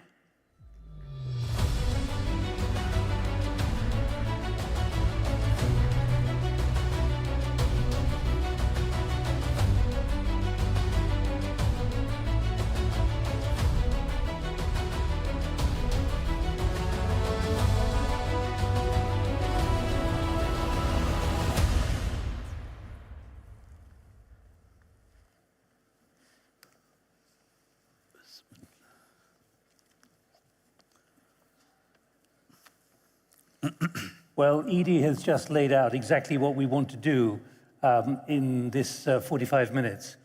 But what we need to do is work out how well it's going, how well the conference is going, whether it's making the impact. And I'd like to ask the minister himself, on day 2, what is your impression of the way it's been going and the way it is going and the kind of frankness you're hearing here? Well, first of all, good morning, everyone. I can tell you I'm extremely overwhelmed. And Really overwhelmed? Overwhelmed. I mean, if you look at more than 19,000 registered for the conference, more than 5,000 plus yesterday attended. You could see the room. Normally conferences in second day, you will not see them as crowded as today. So I would like to say thank you all for being here. And what has that achieved? Well, I think this is a very clear message. This is the first of a kind conference where we will be able to address human capital issues on the main topics. Normally, when you go to forum or conferences, the human capital is just part of it and never take the main stage. The human capital conference have really addressed it well. In the same time, they created a very sophisticated collaborative model where we have more than 250 speakers coming from across the globe, and we have more than 40 major announcements just happened yesterday, and today you will see even more. And this is a clear message to address the global challenges around the human capital developments. And I think this is also a clear recognition for the global leaders. Today, what we need to worry about, how can we prepare the future generations to become competitive globally? I'm going to introduce your fellow ministers in a moment, but again, just picking up on where we've got to after 24 hours, how candid do you think people are about how candid are the attendees being about the scale of the challenge and the urgency of the need? Well, I think it's my view, you can be a little bit shy away from anything, but when it comes to human capital developments, people has no choice except to become candid. Because these are topics address their own concern, their families, their society, their nation, and the globe. And I think everybody was candid to address their challenges, and I'm very happy, satisfied with it. The question is not only addressing the challenges, what we do with them. And I think this is the topics that we need to continue the journey to address and deal with. Minister, can you feel the mindset shifting as well? This is not just about the kingdom. This is about a much broader global challenge, and you've got an extraordinary attendance list here. Absolutely. I think this shows the leadership the kingdom is taking globally. This is a human capital development agenda. It's not only the kingdom, not regional, but it's a global agenda. And if you go and deal with this on a global scale, I just recently, within a year, just came from private sector to governments, and human capital development was one of our top priority, and can we find the proper skills to fuel our growth? And I think this is where this programs, which is a key programs of our 2030 vision, is taking a lead to address a global agenda. And I think what we see yesterday and today is a testimonial for the importance of human capital agenda to the globe. Halfway through the conference, what's the challenge still for you about what needs to be considered, how more radical people have got to be? Well, I think it's the biggest challenges that we have to deal with, agility. Are we agile enough to transform our organizations, our mindset, our programs, our policy, to make sure that we are really coping with the speeds and requirements for the skills that are required for today and the future. And do you have an impression on that, on agility? I think from a leadership perspective, we are very confident we have all the agility required. What we need to do, we need to make sure that our organizations are restructured and ready to become more agile. If you look at Ministry of Education in the Kingdom of Saudi Arabia, we have made a historical transformation starting this year. We are only operate as a regulator and enabler to education system. We no longer busy with our operationals, building school, maintenance, providing services. This is no longer the core of business of our ministry. We focus on student, we focus on curriculum, we focus on schools, and how can we make our teachers skillful enough to meet the future requirements. Well, let me pick up that test of agility and let me introduce the other education ministers. Zamri Al-Qadir from Malaysia, Minister for Higher Education. Dr. Mohammed bin Mubarak Juma, the Education Minister of Bahrain, welcome. Butaina bint Ali Al-Jabr Al-Nuami, who is the Education Minister for Qatar. And we're also joined by Dr. Khalid Al-Sabti, Chairman of the Board of Directors, Education and Training for the Evaluation Commission. So let me move immediately, if I may, to Malaysia. Do you believe you are being agile enough? Well, we are indeed, because we have been following the progress of our education system in Malaysia. Indeed, for your information, Nick, we are doing some major transformations with regard to our curriculum development, as well as other ecosystem that is that related to our education system. So we have to be agile, living in today's world with the constant change, because there's no doubt about it. Of course, you have to follow speedily with the current development. As such, we have already reviewed our policies that is related to education. So far, we have identified 45 policies revisions, and we also identified 854 issues that need to be addressed in order to keep pace with the current development. But to pick up what the minister said, he used another word, overwhelmed. He's actually overwhelmed by the level of debate that there is here. Yeah. Do you at times, as a minister, feel overwhelmed by the enormity of what you're now confronting? Precisely so, because I've been following, in fact, I've been telling our education ministers how it's quite phenomenal for them to having this. Is something very, very important, and they are moving in the right direction to achieve a new development in the kingdom. Is the system moving fast enough? Yes, Sarge. Yeah, as much as what they have already introduced yesterday, including in the form of reviewing the current curriculums. This is very important as well. So what I see this is they are actually moving into the right directions. Let me move to Bahrain, to Minister Juma. Welcome. Again, the same question to you. Are you being agile enough, given the enormity of the challenge for the next generation? You can't just teach children at double the speed. You can't just develop teachers like that. But there is a need for things to be done very quickly. Thank you very much, Nick. And I would like first to thank the Kingdom of Saudi Arabia and my colleague and friend, His Excellency Al Banyan, for inviting us to be here. You don't have actually a chance but to be agile. But the issue is, as ministries of education, you have really to detach from operations, just like His Excellency mentioned. So you can't be busy with operating schools anymore. You need to work on a strategic level, and you need to look at the policies and the strategies that run education.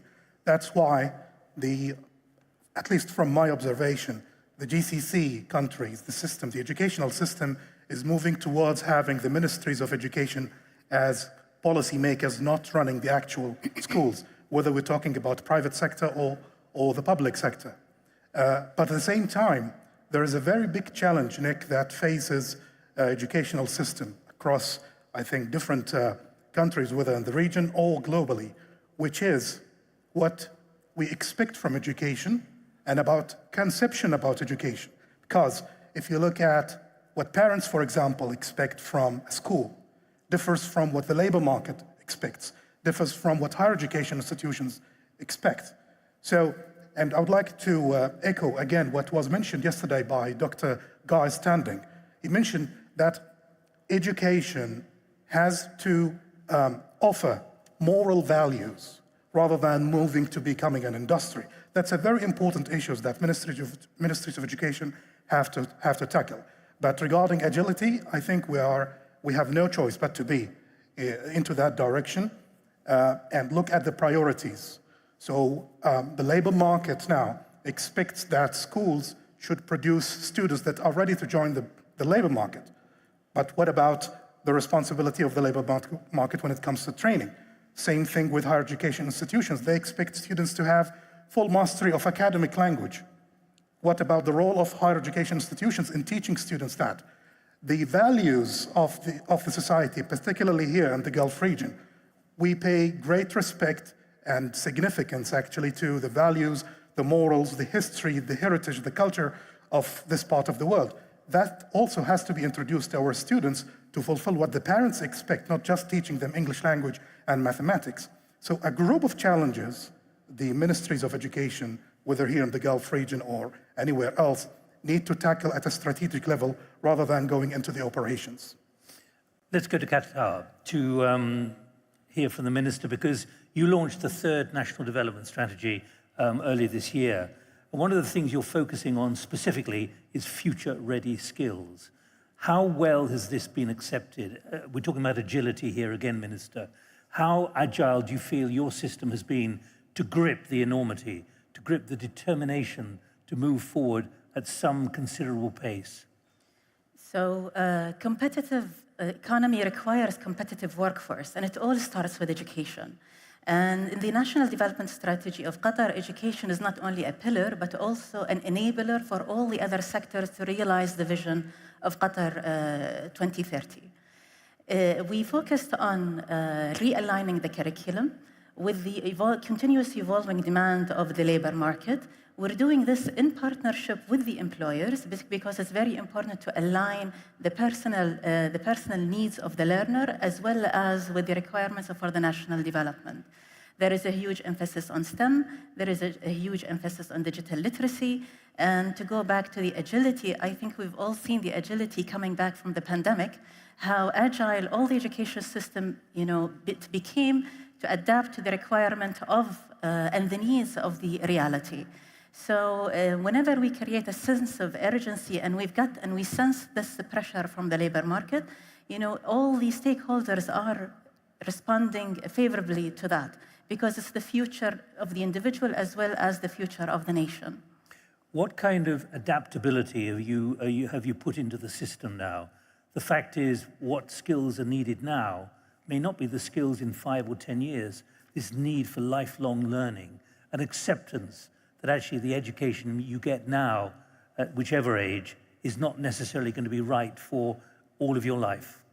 So the most important skill, in my opinion, is the critical thinking and the problem-solving skills, which would be helpful not only during the education years, but also in the workforce. I think instilling the love of learning and continuous learning in the children early, starting from the early childhood, developing the curious learner who is a self-starter and self-initiator, this is something that will remain with them for the rest of their lives. And once they have these skills, they would be resilient and they would be able to adapt to any changes in circumstances or needs. You feel that confident that they will be able to adapt? Definitely, yes. I have every trust and confidence in the children. They're more resilient than what we expect them to be. Okay, good. Well, let me move on to His Excellency Al-Sabti. What is the Saudi Arabian model for quality assurance and quality control of the education system? The emphasis there on quality assurance and quality control. Right. As His Excellency Mr. Abniyan mentioned that we are going into major restructuring of the education and training ecosystem in the country. The ministry will be a policy maker. We, as a government, established dedicated independent organization to be in charge of the quality assurance, quality control activities. And this independence allows it to be impartial and objective and key part of the education and training ecosystem. In this organization, we call it the Education and Training Evaluation Commission, for short ETIC.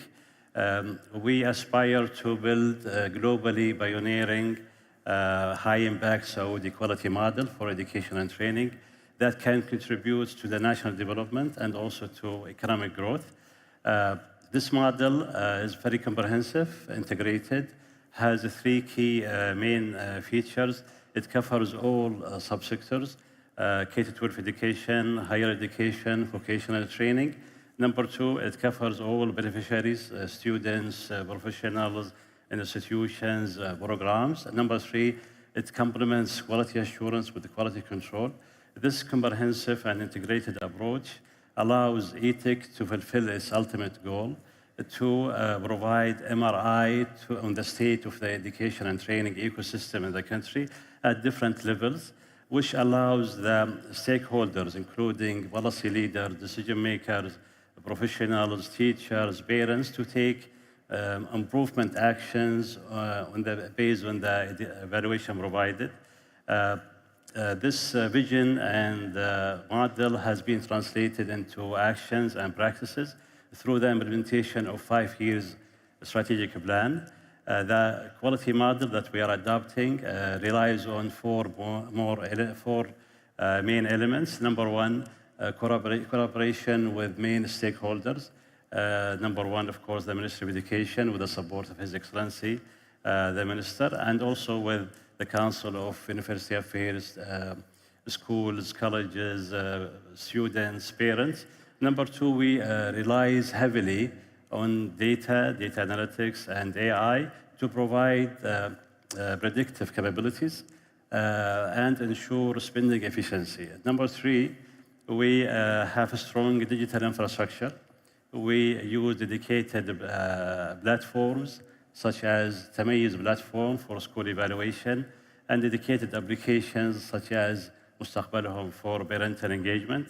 And last element, number four, we are considering the global best practices and adopting what is best for us, and also collaborating with international policy organizations such as World Bank, the OECD, and a number of international advisory firms. Most of them, they are participating in this conference, and we would like to thank them all. What about the evidence that you have about the potential impact of quality education on economic growth? Right. How important there's a connectivity there? Right. Since the late 1960s, empirical research has constantly showed that education is a main driver for economic prosperity. The monetary return of each extra year of schooling has never been less than 9%, which is very good return. And furthermore, a recent analysis has shown that quality of education is more important than quantity of education. Skills, cognitive skills, are more important than education qualification. One year of schooling across the quality of 1 year schooling across number of education system can be different, can vary. Even within the same system, you can have different quality among schools. In ETIC, the Saudi Arabia Education and Evaluation Commission, we believe that the best way to measure the quality of education is using the long-run outcomes. For example, the skills that the student can achieve out of the education. Currently, we are working with the World Bank closely to estimate the potential impact of improving quality of education on the economic growth. And I can tell you the initial findings are very impressive. Using the Saudi performance on the international exams such as PISA and TIMSS as an indicator of the quality of education, the study estimates that if we manage to bring the performance to the international level, the yield can give a good increase to the national GDP growth. And once we manage to bring it to the top 25%, the yield will be even very impressive. Not to mention the wide-ranging spillovers and non-monetary outcomes of once we achieve the quality of education. Minister, let me turn to you about the data that you've got. And I'd be interested to hear from all of you the level of data you have for the kind of issues that I'm about to address. Particularly skills, and I'm quoting from one of your documents here, such as numeracy, literacy, and socio-emotional skills are the foundations for future workforce success. So what's the gap? What's the deficit you're trying to address here? And how good is the data on what is lacking? And I think you should add digital skills as well is missing. I think despite the fact there are some improvements on KSA, on both global programs like Perils and Pizza, we have really improved 19 points in Perils, and also in Pizza probably we have improved 5 ranking. But this does not really meet our ambitious target. And we do have at least a lot of reports shows that there is a long way for us in order for us to meet our target. And I learned simplicity is very good, but also very difficult. And I think we need to avoid going through complexity. And I have to say, I learned through working with Education Ministry and Education's group, generally, they like complexity. And I think we need to go into a more simple way in order for us to address those issues. Therefore, but to talk about numeracy, literacy, absolutely. and I'm emotional going there. skills. Absolutely. Because it's what really matters for us. Let's go to the basics. How can we improve those fundamental foundational skills for our kids today and the future? We need to go to the basics. Why those skills are not really meeting our target? One, we need to invest more in our teachers. This is very fundamental for us to bring our skill sets to the right level. Two, do we have the right mix in our curriculum that really focus more on skills and values that are really needed? Third, we have a very clear programs that started a few years back, and we are emerging into even better positioning on the early childhood. Today, in 2019, we were around 19%. Today, we have reached around 34%, and our aim to go to 90% by 2030. If we improve in early childhood, this is by itself is going to boost our ranking and make sure that our future's data is going to be great. Because this document talks about a national strategy to upgrade the teaching profession. Absolutely. I mean, that is an admission that at the moment it is lacking. In fact, I mean, we are very happy. Just yesterday, we made an announcement for 2 fundamental transformational, programs. The first one is the National Curriculum Centers. The second one is also our teacher institutions, which is going to be really taking care, not only for a new hire, but also for key jobs like principal development and continue reskilling in order for us to make sure there is a proper development for our teachers, continuous and sustainable process. In fact, the National Curriculum Centers that we have just announced yesterday, it's not only responsible to develop the curriculum, but also they need to come up with a manual that need to be deployed to the teacher institutions in order for them to prepare them for delivering those curriculum. And both organizations, they're going to have a research also center in order for us continuously looking at the right skill set that is required. And will push us onto a mode to make sure that our database are really accurate. And we plan accordingly. Let me pick up on with all 3 of you from Malaysia, from Bahrain, and from Qatar about data. How good is the data? What kind of gaps are you seeing? What kind of improvements, for example, in Malaysia, are you seeing when it comes to teachers and those factors here, numeracy, literacy, and socio-emotional skills? Nick, this is very important for us to understand with the society that we are living with today. We have this digital native, we call it. Like it or not, you can run away from the fact that everything that you want to talk about, to base on, has to be based on data, because that is the basis for today and for the future as well. So what we are doing in Malaysia is that we are changing the way, the learning culture, the curriculum as well. Because we do not want to be left behind, especially in the area of STEM, for example. If you want to start something with the childhood education, how you stimulate the interest of the students to go into this area. Because you cannot talk about data if studying or analyzing the data without providing the preliminary study for them or preparation for them. That is, STEM is very important here. From my observation, studying from the regional countries in ASEAN, we find out that we need to do a lot more on stimulating these students' interest in the area of STEM.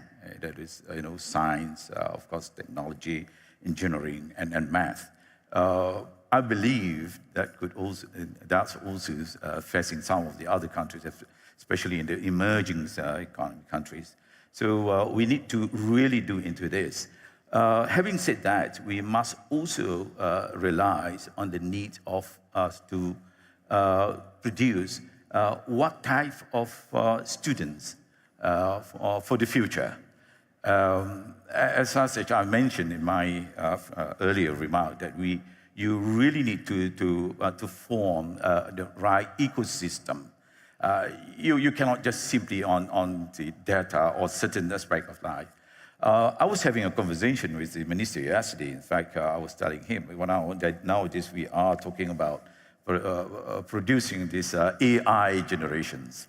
But again, we have to also pose another question. He says, what type of generation? How do we strike the balance between having this AI literacy, but at the same time, infusing the values and moral foundation for our society? Because my worry is this: if we go so much into one area, at the expense of other important area that we need to develop the personality, the right character of a student, we might go nowhere in terms of our direction. And also, mind you, in our case, in Malaysia, we have been studying this over numbers of years of the right formula of the curriculum to be introduced at school. Malaysia is quite aggressive in that because every 5 years we will review, whether it is compatible with the current demand or not. But my worry is this: this is as a reminder to us as well, that we should not fall into what the U.S. student of economic development, they use the term isomorphic mimicry. Isomorphic mimicry is meaning that everyone to follow the same models and the same models. At the end of the day, you know that that model is not compatible to your own needs, your own country. So again, as I said, yes, we need the data for us to move forward, but at the same time, we have to really study the nature of our society. Let me get the view from Dr. Juma. Data, again, so crucial, particularly with what's coming down the track, at the speed it's coming down the track. Yeah. Are you comfortable that you have good data? Well, we are comfortable because we have to. No, to Dr. Juma. Yeah, sorry. Well, Nick, data is very important, statistics for decision making. When it comes to education, you touched upon numeracy and literacy. It's very important. I just want here to tackle a number of points. TIMSS examinations, which are the international examinations that test students' skills in mathematics and science. And on the other hand, you've got the PEARLS, which is the reading skills, and PISA as well. All these are international exams that offer feedback for educational systems to test their teaching strategies and test their curriculum, how good it is. So in the Kingdom of Bahrain, for example, when you come to TIMSS, with a math or science for both grade 4 and grade 8, we're among the top countries in the Arab region. But again, the results tell us the gaps and help us to diagnose what we need to do to reach the international standard. So we're now very close to reaching the international standards, but there is a lot of work that we need to do in our curriculum and the teaching strategies. The same thing applies to PEARLS. We have discovered that we've got some individual schools at the national level that have reached the international standards and even beyond the national standards.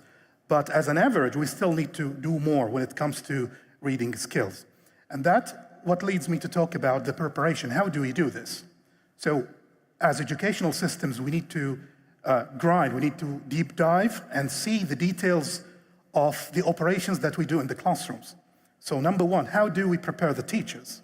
So teachers, the Kingdom of Bahrain has abolished the education college long time ago, and that was a very difficult decision at that time. And we used instead the Bahrain Teachers College. That college prepares teachers from the scratch. So I don't go and select teachers after they have finished their bachelor degree and I give them a diploma in like 1 year. And I expect them to excel in the classroom.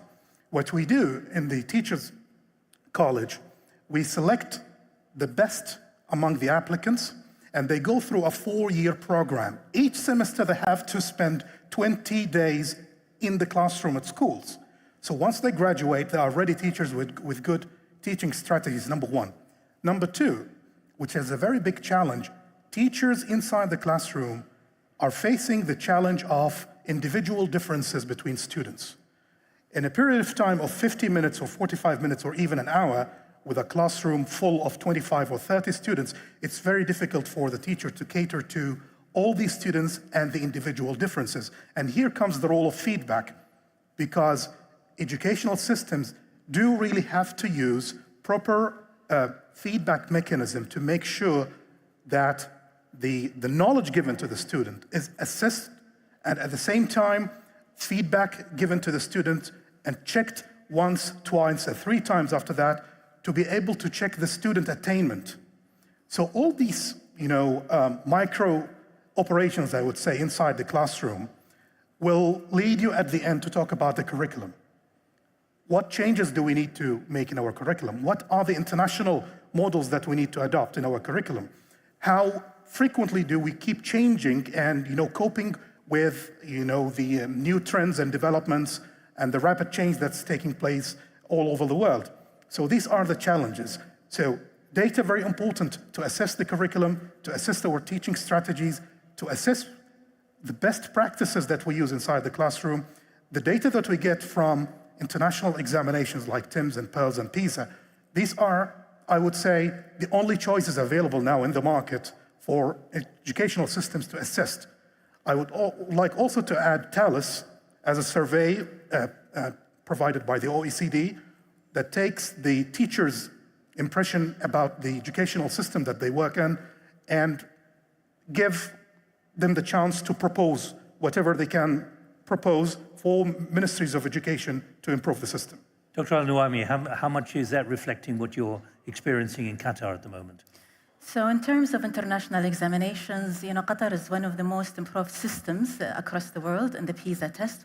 This is a journey that has been very positive for the past 15 years, although we haven't reached the level that we're aspiring to. In addition to the international exams, we've got also the national exams, and then we've got the assessment that is school-based assessment. And I feel that there is wealth of data, and sometimes, there is a lot of assessment, going on that could impact the teaching and learning.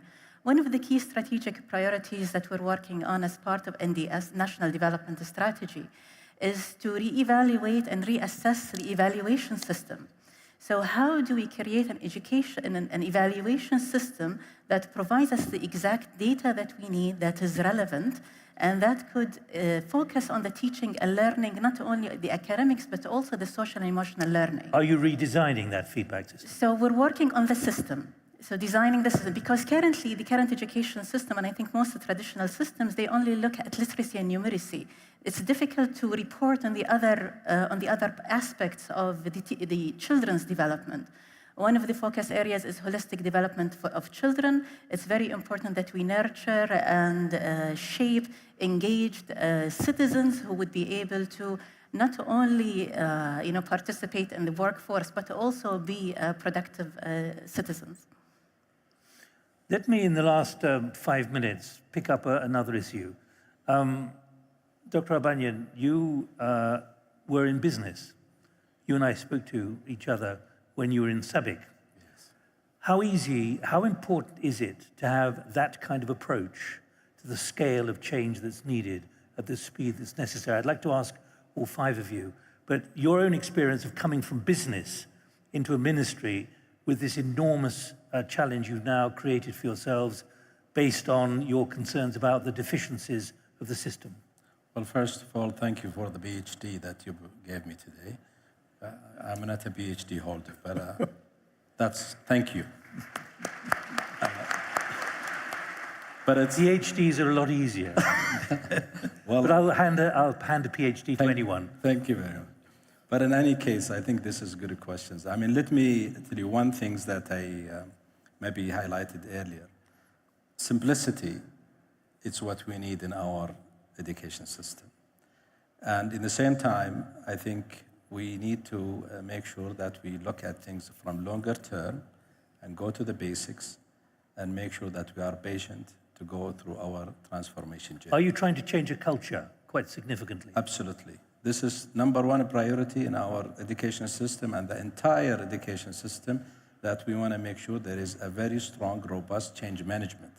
We need to be agile, and we need to accept changes, and we need to make sure that we are changing according to what the market requirement looks like, and at the same time, what most important, what the generations feels they want to be part of. But for you coming in as an outsider, essentially, someone who was in business, running a ministry with this kind of ambition, is this a significant advantage for what has to be achieved?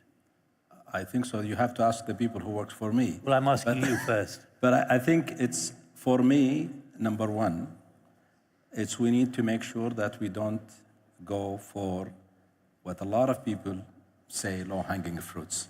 In education, there is nothing that's called low-hanging fruits. You need to plan for long term. And I think one of my best lesson I learned from the energy and petrochemical industry, if you do it in a short term, you will not make it. All right? We have to build it based on a long term.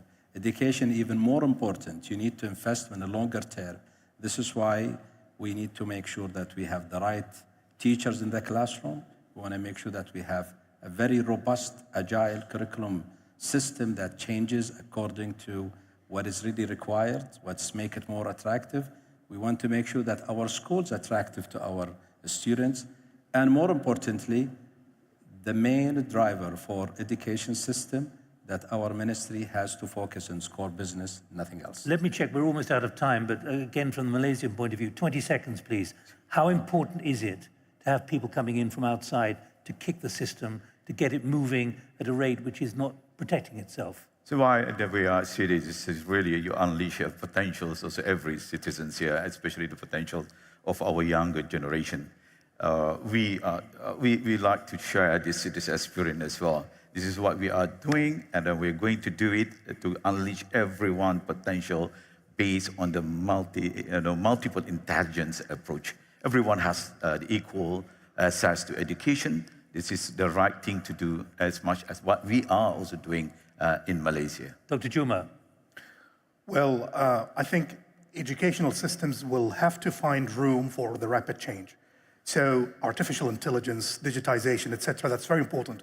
But we should not forget about the values, the morals, the heritage, the culture of this region. At least I'm talking about my experiment as in my experience as Minister of Education in Bahrain. That's very crucial and important for the community. And Qatar, again, outside experience as well, not just educationalist. Is that seen as an advantage? I believe education is a shared responsibility. So the involvement of all, a private sector, public sector, people with different backgrounds will always enrich the educational setting. It will always, of course, definitely add value, refresh, I think re-energize the system. Let me finally ask you, we have literally a minute, 45 seconds. What's the challenge to everyone sitting in this room to take advantage of what they're going to hear and see in the next few hours before it closes this evening? Well, I think I'm saying stay connected with our programs. I think this program is going to stay with us for long term, and we want to make sure to continuously bring the right subject matter expert to fuel your minds and hearts around human capital development. Thank you very much indeed. Thank you, all five of you as well, for discussing the way ahead and the way things are at the moment. Thank you very much. Thank you. Thank you very much.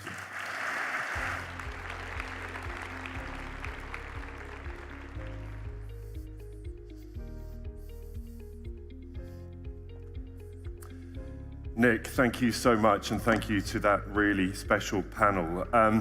May I just invite your special guests just to take their seats in that front row before we get into our next session, because we'd like to show you a video and make sure you're able to see it. So we'll just clear the stage as our special guests just make their way back there to their seats. Nick, thank you. It really was fascinating to hear that insight and some of that leadership that's been shown in each of those different fields.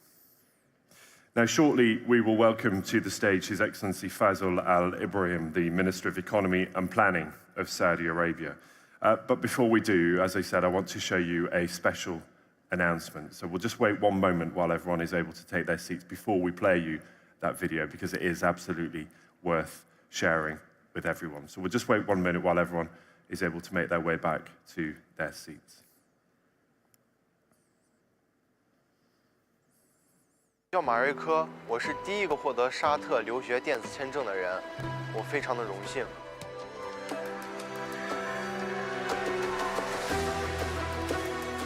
我的家乡是来自中国的西安，中国西安是一个拥有历史悠久的古城，它是13朝古都。因为我从小的梦想就是在沙特阿拉伯学习。 沙特阿拉伯是一个拥有非常浓郁文化的一个国家。因为在来到麦地那之后，我和父亲一块儿前往了圣寺之中。在圣寺中，我感觉到如此庞大的人群，是在中国我没有见到过。然后我今年又在 Adrus Fisrodi 又递交了一次资料，但是这一次很快就获得了我的留学签证。大学还有教育部3方紧密配合，让我在短短的不到50天内获得了 留学签证以及机票。来到这边之后，在宿舍里边也交到了很好的朋友，跟我的关系也很不错。我们有时候会一起分享零食。我最喜欢的阿拉伯语单词是 Gamifying， 因为月亮在中国人的心中就是思乡之情。在外求学肯定难免还是会有一点想家。吴老师向我推荐了比较学习的一些好的方法，比如记单词，平时在路上看见什么，想一想。 我未来的学习，我想尽快的步入当前的生活，尽快毕业，完之后找到一个适合自己的专业。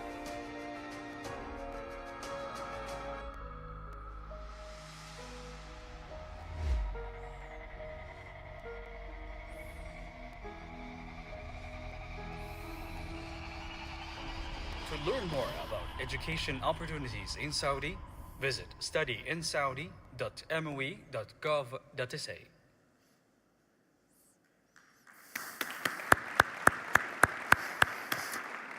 An incredible new initiative, just to be really clear there, the launch of the new educational visa program designed to promote the Kingdom of Saudi Arabia as an attractive destination for students, researchers, and international professors from around the world. Study in Saudi, that new educational visa program, launched right here today.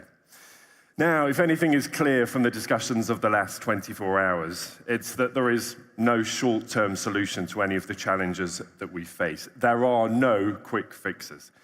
And that is especially true when it comes to funding. How can we address the needs in the short term, the medium, and the long term? And what role do public-private partnerships play in all of this? Well, to get a bit more detail, I'm delighted to welcome His Excellency Faisal Al Ibrahim, the Minister of Economy and Planning in Saudi Arabia.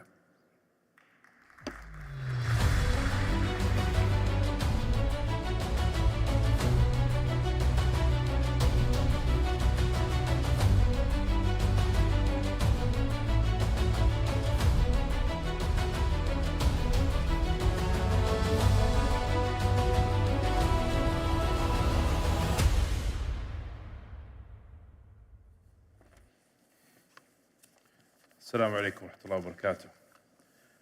It's a great pleasure to be here. I'm a little bit jealous that Nick didn't hand out PhDs to the other ministers. But honestly, I think that was a slip in the right place, because I think His Excellency, the Minister of Education, deserves all the praise for the work that he did and the success that he's building on in the past, and we're all supporting this transformation, this new chapter of transformation, education, human capability building in the kingdom, led by His Royal Highness Crown Prince Mohammed bin Salman.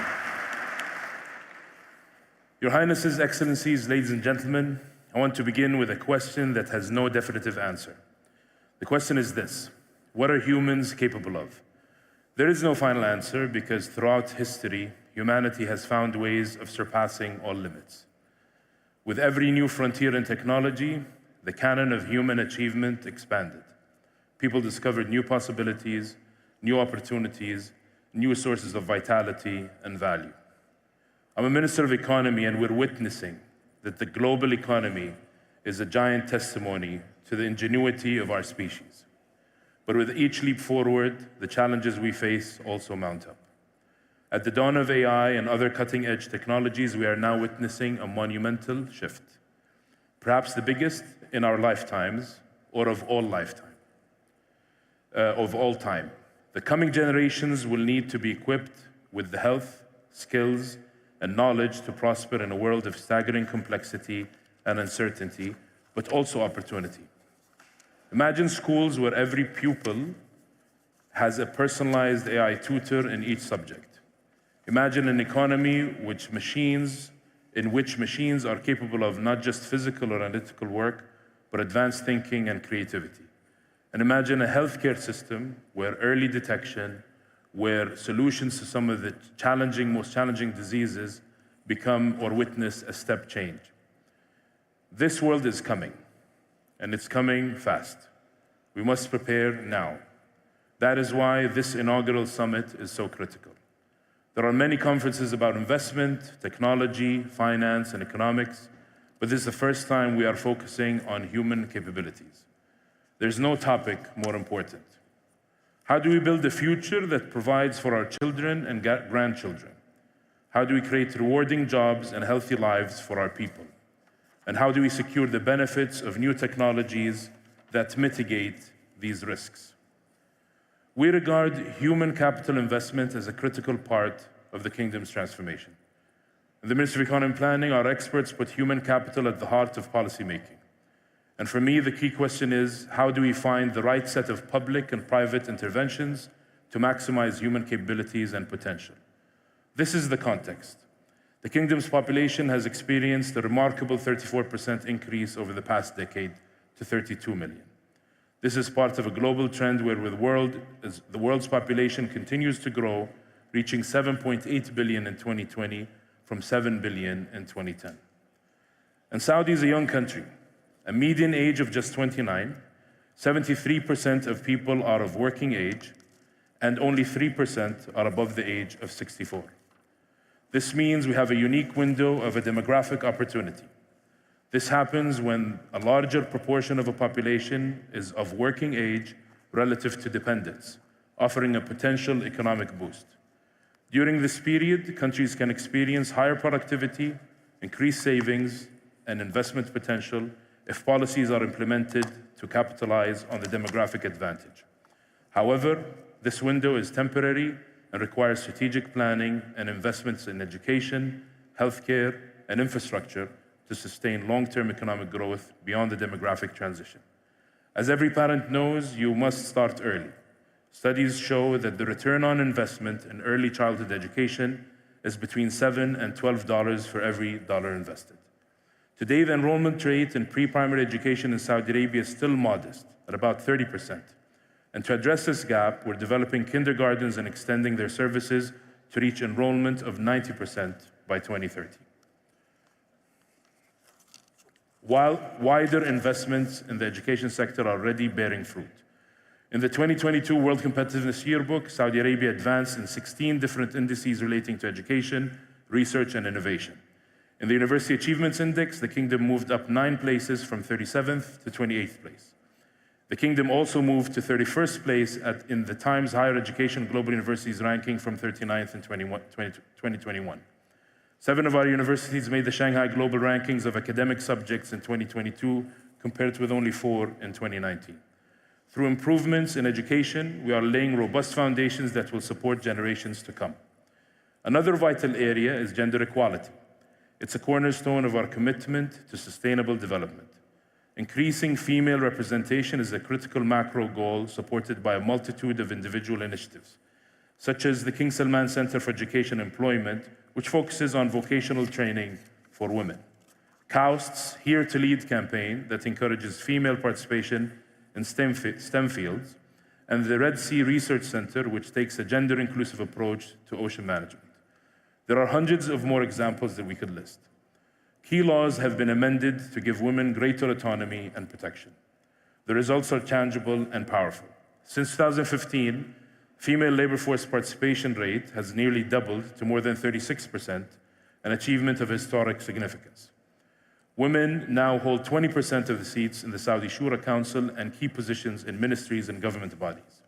39% of middle and senior private sector management positions are held by women, and 45% of SMEs in the kingdom are now female-led. Activating and empowering women provides a massive and lasting economic and social return. Investing in human capital isn't just good for the economy, it's also the right thing to do. And of course, human capital is as much about health as education and empowerment. Sickness and disease are the enemies of human fulfillment. We're aiming for a world-class healthcare system, and there are significant signs of progress. Under 5 mortality has been reduced to just 9 deaths per 1,000 live births. 98% of all births in Saudi are now attended by trained healthcare personnel. The tuberculosis rate was down from 11 per 100,000 in 2015 to 8 in 2021. But many challenges still remain. The important goal isn't just life expectancy, but also health life expectancy. Currently, we see a relatively low healthy life expectancy of 64. To maximize the potential of the demographic transition, we need to close the gap by ensuring inclusive access to better, more targeted services. Saudi Arabia's healthcare transformation program uses a host of innovations and digital solutions to provide a more comprehensive, personalized, and integrated healthcare system. 88% of the population will have access to inclusive healthcare services by 2030, and 100% will be covered by a unified digital medical records system. The broader social welfare system is also being modernized to help protect people against life's uncertainties. We take pride in the support given to low-income families. Since 2017, the Citizen Account Program has issued $26.6 billion to vulnerable populations. We are committed to promoting the rights and supporting the care of people with disabilities. Approximately 7% of the population in the kingdom experiences some form of disability, primarily affecting the elderly, with visual and physical impairments being the most prevalent, as indicated by recent surveys. We have strengthened laws against abuse and neglect of children and established specialized child protection units. The housing program has a goal of increasing Saudi home ownership to 70% and providing 75,000 housing units. In all our reforms, we need to maximize the potential for human-led economic growth. And I promise you this, progress doesn't stop in 2030. Whenever a minister or a team achieves an objective or a target, they get in trouble because they have to revisit that target upwards. We are embedding a culture of continuous learning and improvement. In the kingdom, reaching one goal is always just a step on the ladder to the next goal. To achieve the best outcomes, it's critical we harness the power and dynamism of the private sector and the third sector, as well as the public resources. We must provide the right framework for private and social investment in human capital. Tax incentives, public-private partnerships, impact investing. There are a multitude of ways that the government can encourage reform and innovation. Programs can help workers become more employable and add more value. Some examples, the Human Resources Development Fund, part of the National Development Fund, has led a host of initiatives to help job seekers obtain professional certifications. The Maharat program covers the training costs of workers seeking to enhance their professional skills. By streamlining regulations, we are also making it easier to attract private capital into key sectors like education, healthcare, and infrastructure. Through incentives to invest and innovate, we are sending a signal that Saudi Arabia is open to ideas, open to investment, and open for international collaboration. We want to break down barriers to technology adoption, pool knowledge, and foster synergies. Again, this is an area where a raft of programs deliver change. The Future Factories initiative encourages tech adoption by covering 25% of the costs of digitization, automation, and energy saving. The Kaus Innovation Fund, Riyadh Valley Company, the Business Incubators and Accelerators Company, and others are all playing essential roles in spurring technology best practice. In all of these ways, across government, the third sector, and the private sector, human capabilities are at the heart of the transformation led by His Royal Highness the Crown Prince Mohammed bin Salman. As we navigate fast-moving and uncertain times, we need to give our people the skills and technology to succeed. We need to support the sick and the vulnerable across every demographic in every corner of the kingdom, and we must maximize human opportunity. Because the economy is there to provide for our people rather than our people being there just to provide for our economy. The diversity of the kingdom's population is a wellspring of innovation and strength. Together, we can seize this moment to secure a future where everyone in Saudi Arabia has the opportunity to reach their potential. We continue on this journey to a better tomorrow with optimism and vigor. And we know that the people of the kingdom will remain our most valuable asset, our biggest pride, and the greatest source of energy. Thank you very much. Not there yet.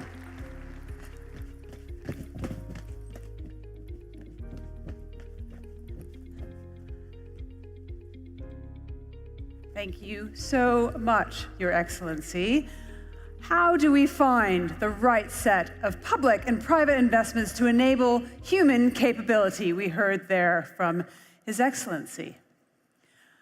So, now this is not the start of a joke, but what if Broadway actors and math Olympians could transform teaching?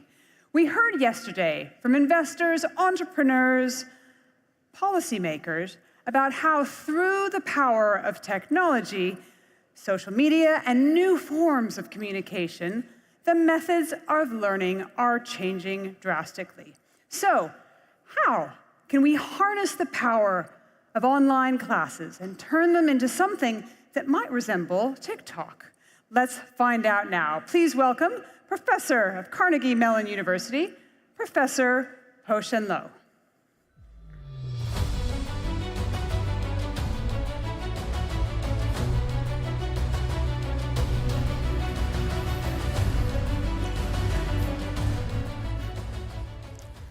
Hello. Well, hello everyone. It's a real pleasure to be back here in Saudi Arabia. Actually, the very first time I came to Saudi Arabia was because one of my students at Carnegie Mellon University was helping to coach your Saudi computer science Olympiad team. His name was Al Yazid Bassioni. And I actually got to know him because for 10 years, I was the national coach of the US International Math Olympiad team.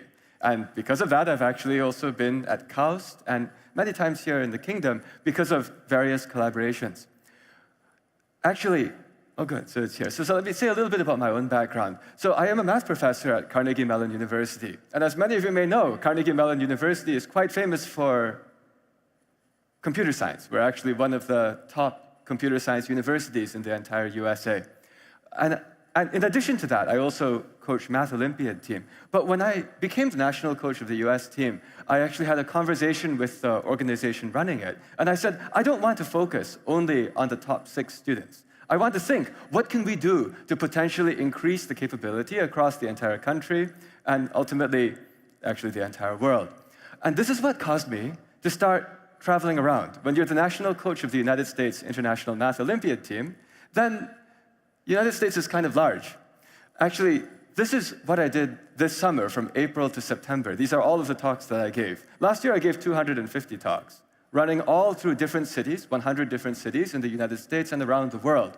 And the reason for this was because in addition to having ideas, I knew that you can't do anything unless you actually understand the people that you're working with. So on a weekly basis, I meet PhD students that I teach at my university, all the way down to elementary school students and their parents. And as I was going around, I saw that there were some significant needs. And actually, I should also say why I think about these needs. It's because I also care about the future. I also have 3 kids.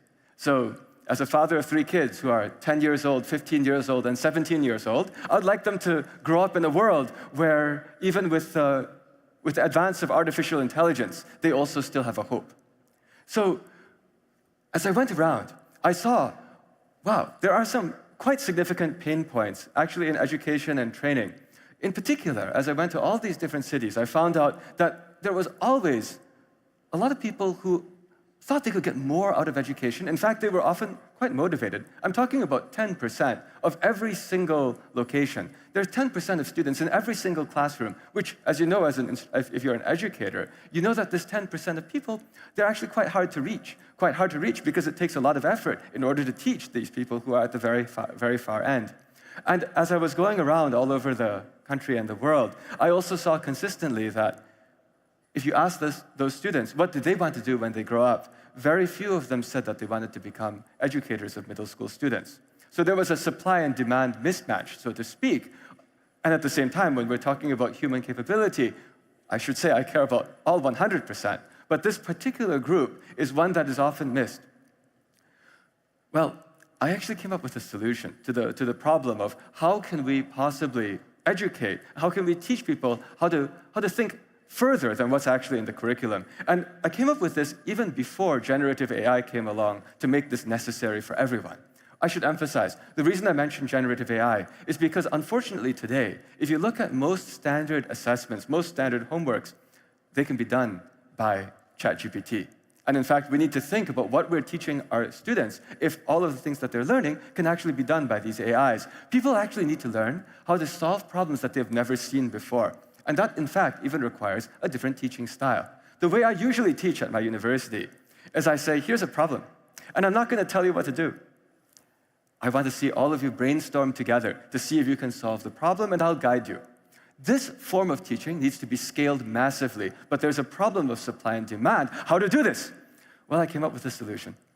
It's because I noticed that not only were there all these middle school children, 10, 11, 12 years old, who were ready to go and start brainstorming, but they were looking for someone to teach them. There was another pain point. There are actually also all these other students who are 15 years old, 16, 17, 18. They're actually already brilliant at mathematics. Like the student I mentioned, the Saudi Olympic student, but actually in general, 1% of all high school students, they have a lot of capability. The only problem is that they're kind of busy.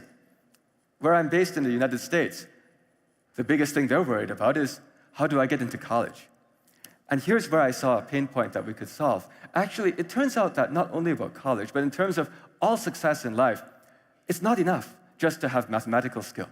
In fact, success is a combination of IQ and EQ, perhaps, just to make things simple. EQ stands for emotional quotient.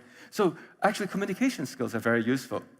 So I realized I can solve all these at the same time. See, what I do is I have a program I run where I hire professional actors and comedians to coach high school math stars how to be interesting, how to communicate in great ways. And then the way that they practice is by talking about the thing which is the easiest thing for a high school student who's great at math to talk about. Can you guess what that is? Math.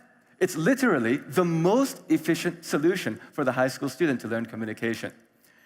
I thought of this because I myself also took acting classes before, and also the university I teach at, Carnegie Mellon, also happens to be one of the top theater schools in the United States of America. So when I got this idea, I walked over to the theater department and I asked them, you know, I've got this crazy idea. I'd like to teach math students how to be just like all of you guys on Broadway. But I have one problem. I need to find actors. Do you know any actors who are looking for paid part-time remote work jobs? Well, the person said, actually, it turns out that there's lots of them, because it turns out we can solve their problem at the same time. This is called a win-win-win situation. Now, this is not just theory, though. We made this in practice. And also, it's important to me to be able to reach people all over the world, all over the country. And so I had to solve one more problem, how to make this work online. Because actually what we learned from the pandemic is somehow kids found it very difficult to concentrate on Zoom meetings online, for the same reasons that we find it hard to concentrate on Zoom meetings online. But I said, is it because kids cannot watch screens? Well, no. Kids love to watch screens. What if we just steal the idea that people use in online entertainment? Let me show you what this all looks like put together. You're going to see two people on screen, and they're both teaching. These are two high school students both teaching. This is the experience that we're able to deliver at scale, live streamed to middle school students who want to learn how to think creatively about mathematics. We made it so that when the middle school students open their Zoom to watch a class. They see two high school students talking to each other live, like this. All right, so we have our first daily challenge question here. Now, before we jump into it, I'd like to establish one small class norm, which is when you have a question, first of all, if you have a question, put it in chat. We would like to hear all of your questions, and we will definitely address any questions you have. But also, if someone sends in a question that you had, you can put a QQ in chat to indicate that you had the same question, a common question. That way, we know that you had the same question, and you can support your classmates in having questions about the problem. I saw a lot of people have great responses and great answers. However, we really want to see your solutions so that we can start building upon your ideas. And two solutions that I already see are from Grace and Isha. So thank you guys really much for putting those in. We turned a Zoom math class into something that looks like it's on TikTok or Twitch. So we actually meet middle school students exactly where they are, with exactly the kind of formats, exactly the kind of entertainment they want, and they see two people who are just a little bit older than them, who are smiling, who are enthusiastic, and who are brilliant at math. The kicker, what makes this possible, is an invention. We're actually the first people in the history of education to put a professional actor in every single classroom. What you just saw there was that while the high school students were teaching math, at the exact same time, there was the actor watching them, giving them real-time feedback on how to be more enthusiastic, how to be more captivating. This, by the way, changes the lives of the high school students also. These high school students are the ones who can go on and change the world. They have the brilliance, and now we also give them, as well, the communication skill. As a net result, this win-win solution puts me in a strange place. I'm now drowning in high school students who are trying to join this program and who are joining this program. Not just a few. This is highly scalable because this solves their problem at the same time. In education, the challenge is always how do you find enough people to coach all of these people who want coaching? Well, that's solved if you're actually giving the coaches something that intrinsically helps them at the same time. These are all various snippets from various classes that we've run. And the magic is once everybody wins, then actually the entire thing scales. Let me say one more punchline. What we're doing with this, we actually also are being careful. We're only choosing high school students that we see are kind, who actually want to do something when they have social responsibility. Because what this is about is more than education. It's about developing human capability, developing leaders, and making it so that in the next 10 to 20 years, the people who are rising to all the leadership positions in the world are not only brilliant and communicative, but are also the ones who have a greater sense of social responsibility to go and take everyone forward. Thank you.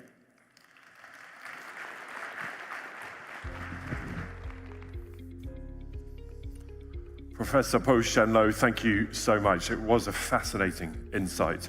Now we're going to turn our attention to the educators and the role that teachers play in our lives.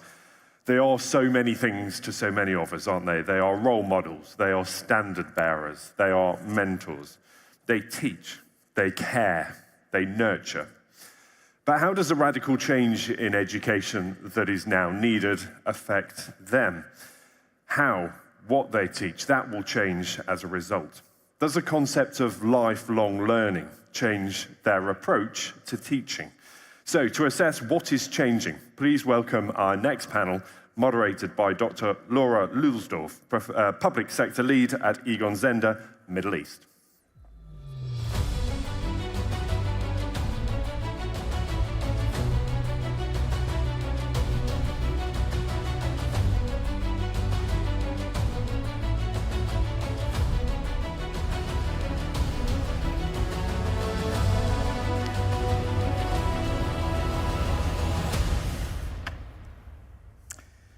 Your Excellencies, ladies and gentlemen, good morning. Around 5 years ago, the world started hearing about the concept of the fifth industrial revolution. It defines the move from datafication and dealing with unlimited data to actually maximizing the synergies between human and machines and technology. This notion of harmony in human-machine collaboration and the focus on creating well-being out of it is a very complex one, and it's a very ambitious goal.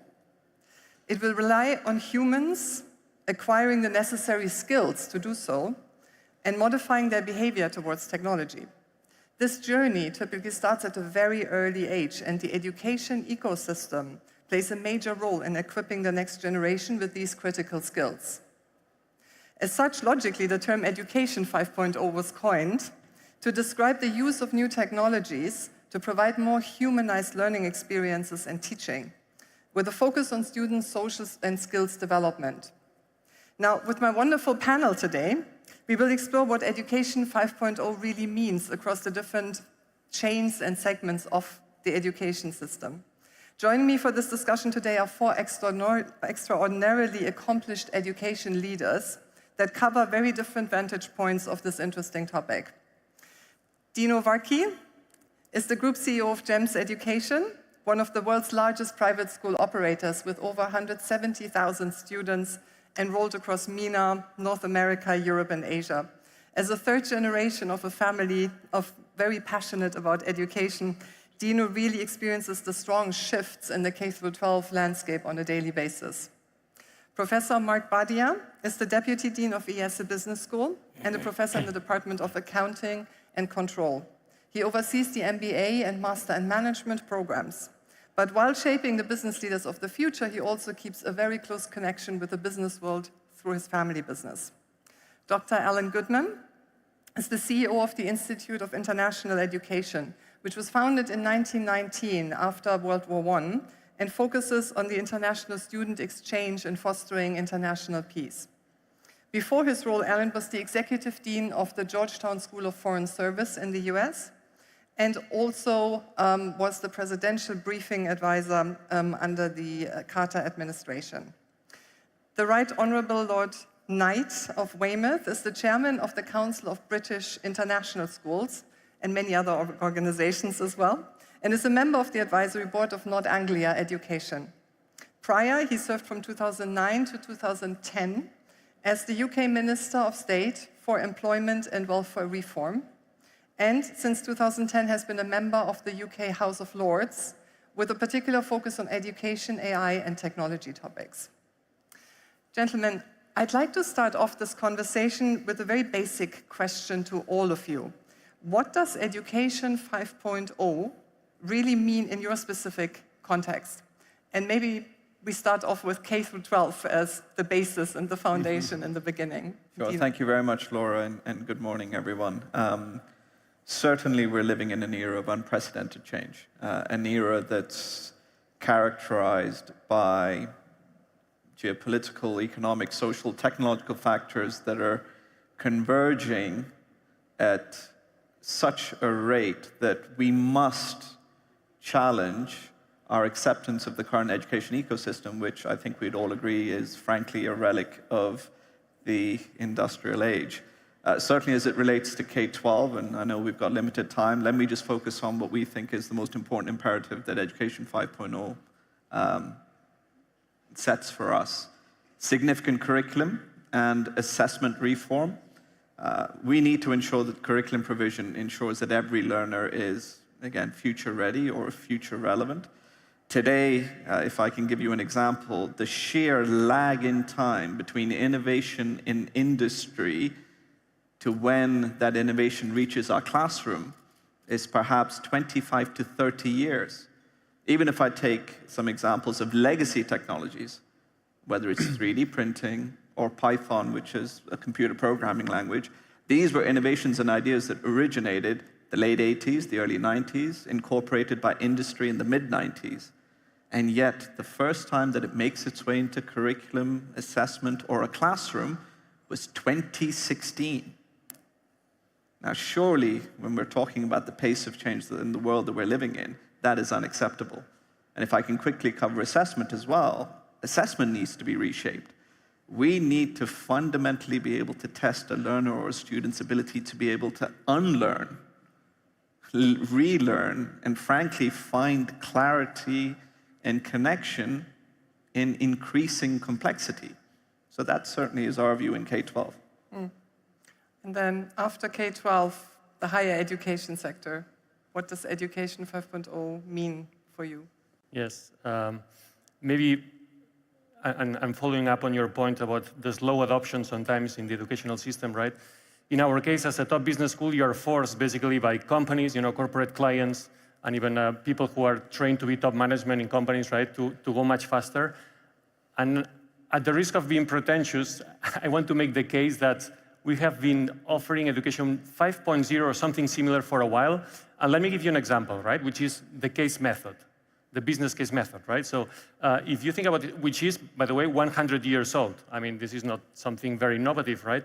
And if you think about this, I mean, it's experiential and practical because it's not about teaching knowledge or content. It's about training people to make decisions, training managers to make decisions.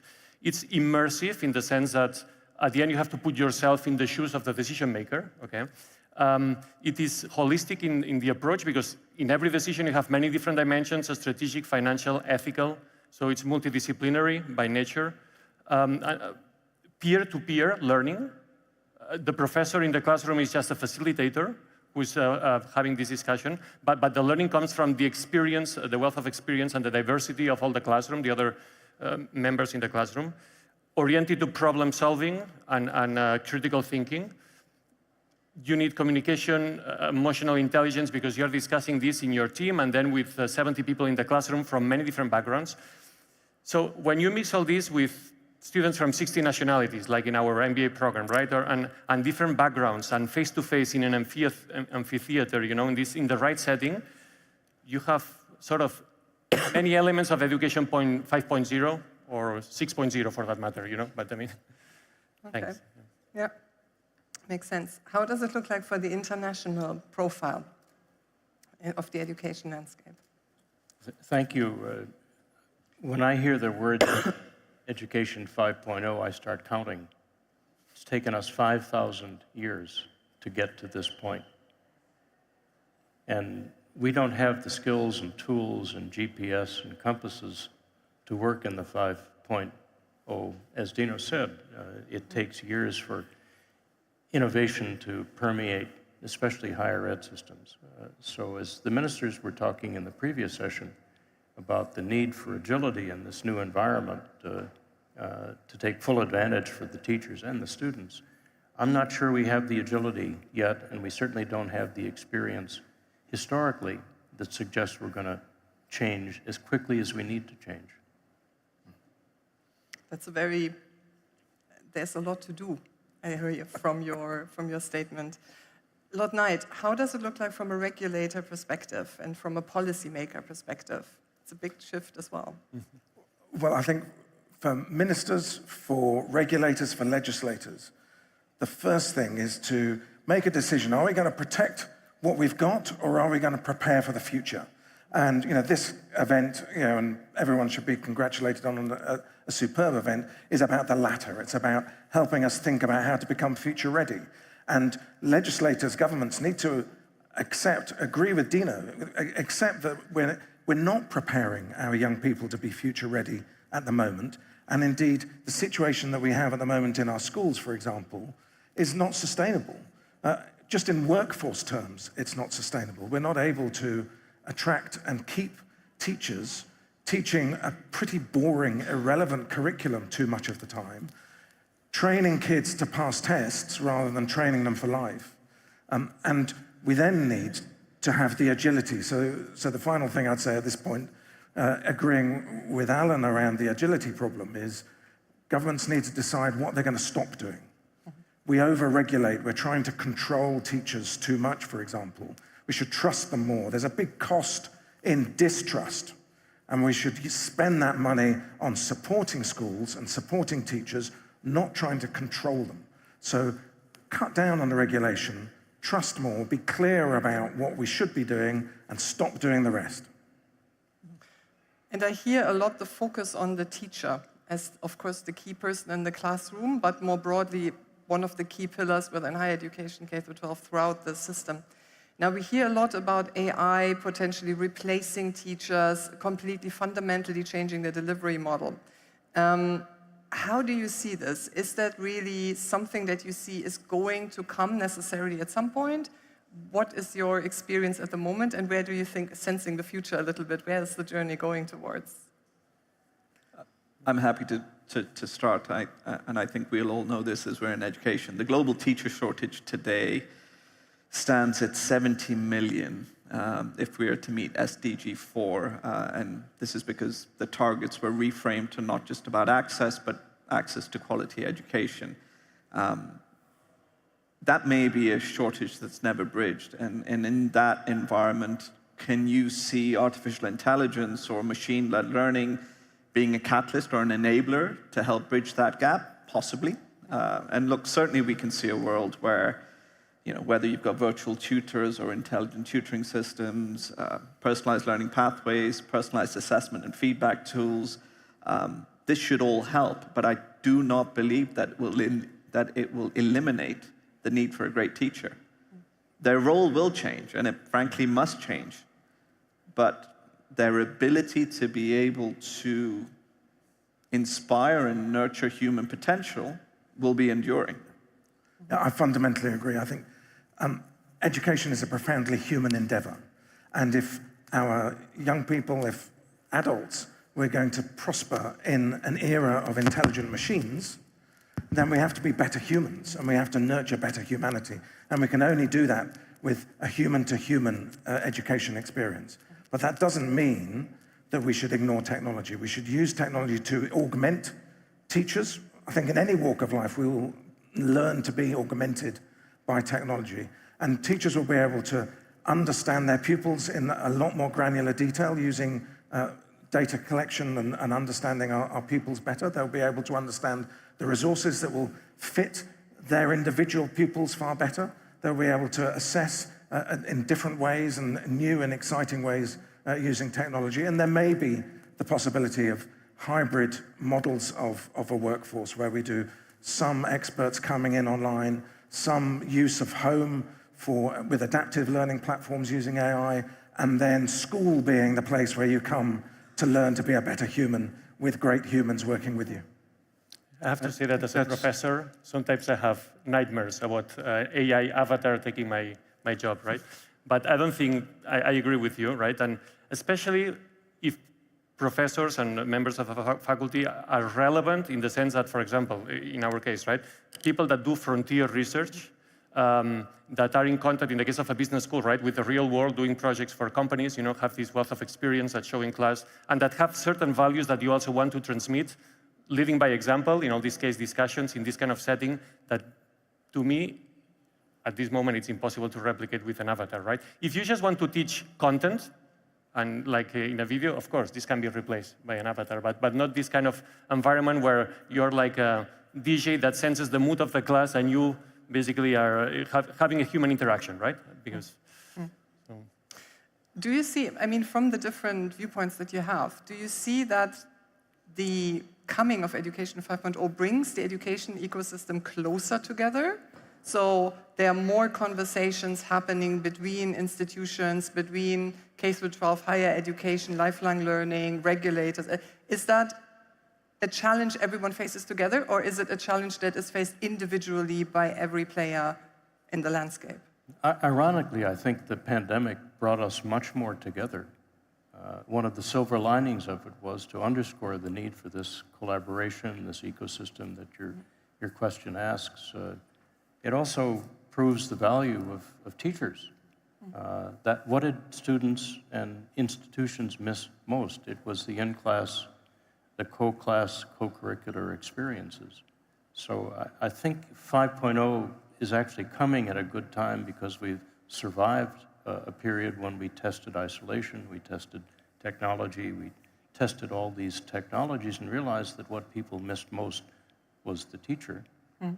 And as one of the panels this morning addressed longevity, the good thing about a teacher is it lasts longer than a machine. And we are likely to have more and more teachers more and more available to teach as they have a longer life.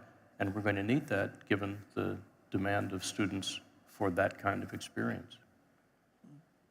Look, I think a whole ecosystem approach is essential.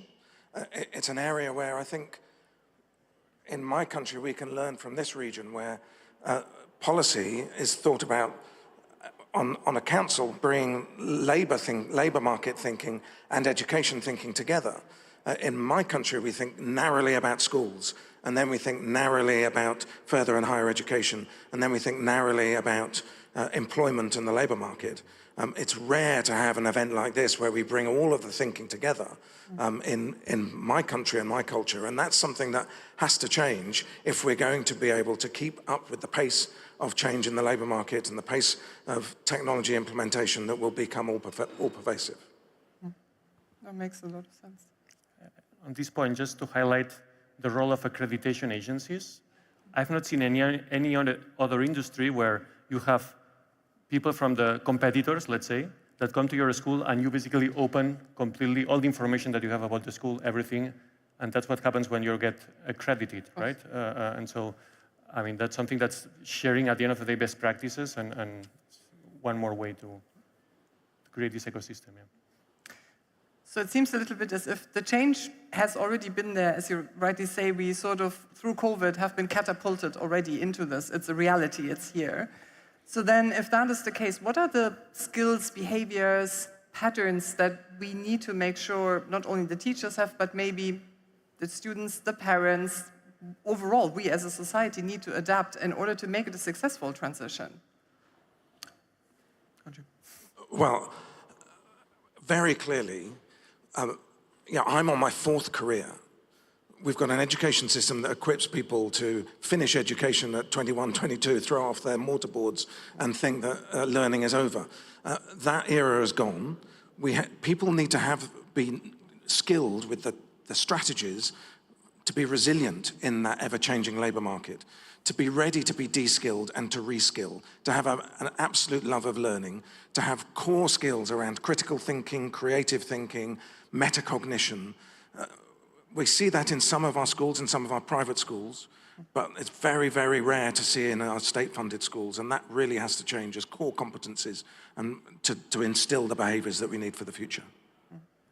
I mean, just following on from what Jim just said, I think the reality is that within our rapidly changing context, the level of complexity, the one constant that anyone can rely on is their values, is their character. And frankly, it is this value set that will enable a learner or a person, it will give them the right framework within which to, frankly, make the right choices as they navigate life. So I think for me, the more complex our ecosystem becomes, the more sort of essential, frankly, our humanity becomes if we are to be successful. I think we should staple to every diploma we hand a student a ticket to return to the university for free over the rest of their lives for the lifelong learning that started maybe at the university, but needs to continue, and that way the university and the alumni will be refreshed. Could we see a model of a subscription to a university? So we enroll with a university and we keep going back over the course of our working lives. Absolutely. And keep the price down. Absolutely. Well, that's a big issue, by the way. Yeah. So I already see that the ecosystem is coming together in the solutioning. So clearly it's a very complex task to steering really the right pathway and making sure that we together as societies navigate this necessary change, because we're already in it, in the right way, and equipping our next generations with the right skills. So it is, I guess, up to everyone in their place, whether it's in the operator space, in the legislator space, in the lifelong learning, in the international institutions, wherever it is, to really make sure that there's a lot of connection. And events like this one, of course, help tremendously in bringing the community together and making sure that we are all working alongside each other. Thank you. Please join me in thanking my wonderful panel today and wishing them all the best of success in their stewardship for the new education ecosystem. And thank you to Laura as well. We're going to shift focus now and shine a spotlight on tourism. Yesterday, we heard the CEO of the Red Sea Group, John Pagano, here on this stage, speak about building capability in tourism here in Saudi Arabia, which we know is well underway. We know that tourism can provide income for communities, and it can help promote cultural heritage and even develop it. Let's examine now what the industry is doing to attract, to retain, and to grow its workforce. Please do welcome to the stage Her Highness Vice Minister of Tourism here in Saudi Arabia, Princess Haifa bint Mohammed Al Saud.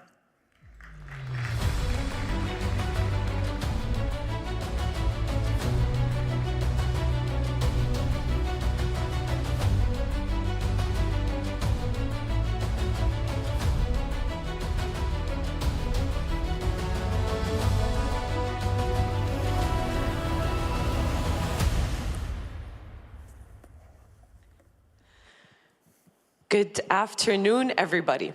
First of all, we are super excited to be here today. I think this initiative is a very critical one, not just here for us in Saudi Arabia with everything that's going on and Vision 2030, but also with everything going on globally in terms of how the workforce is changing, where jobs are going, are we ready for the future?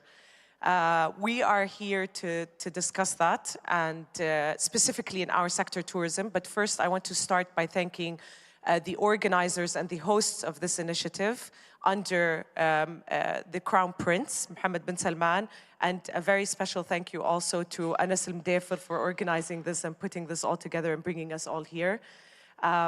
Without further ado, I must tell you, I am super excited to be here with my fellow panelists. I'm even more excited to be the moderator for the first time. It's nice to be the one asking the questions, not to be the one answering the questions. But the reason why I'm very excited to be the moderator is because I believe that our role as regulators is always to enable. It's always to hear from the sector what it needs and to support them in delivering what they need. So I need to always be a listener.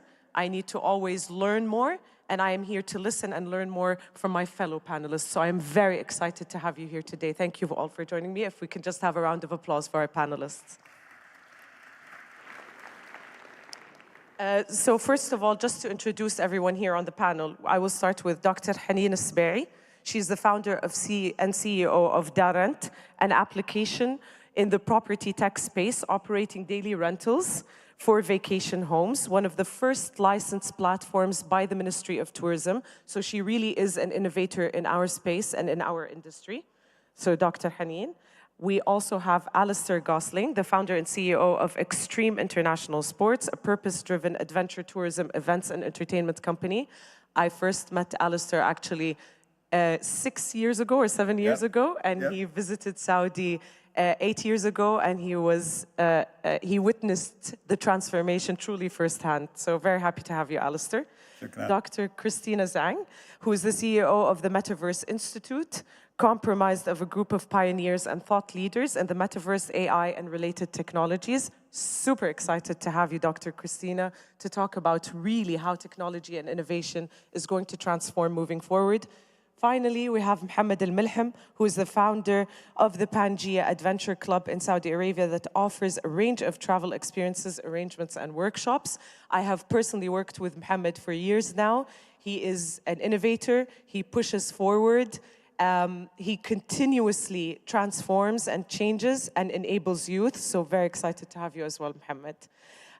Without further ado, there's a lot that we're doing in our sector to really enable human capital. We are a service-led industry, so really getting the people up and running and building the capabilities and skill sets for what is needed today, but even for the future, is going to be critical.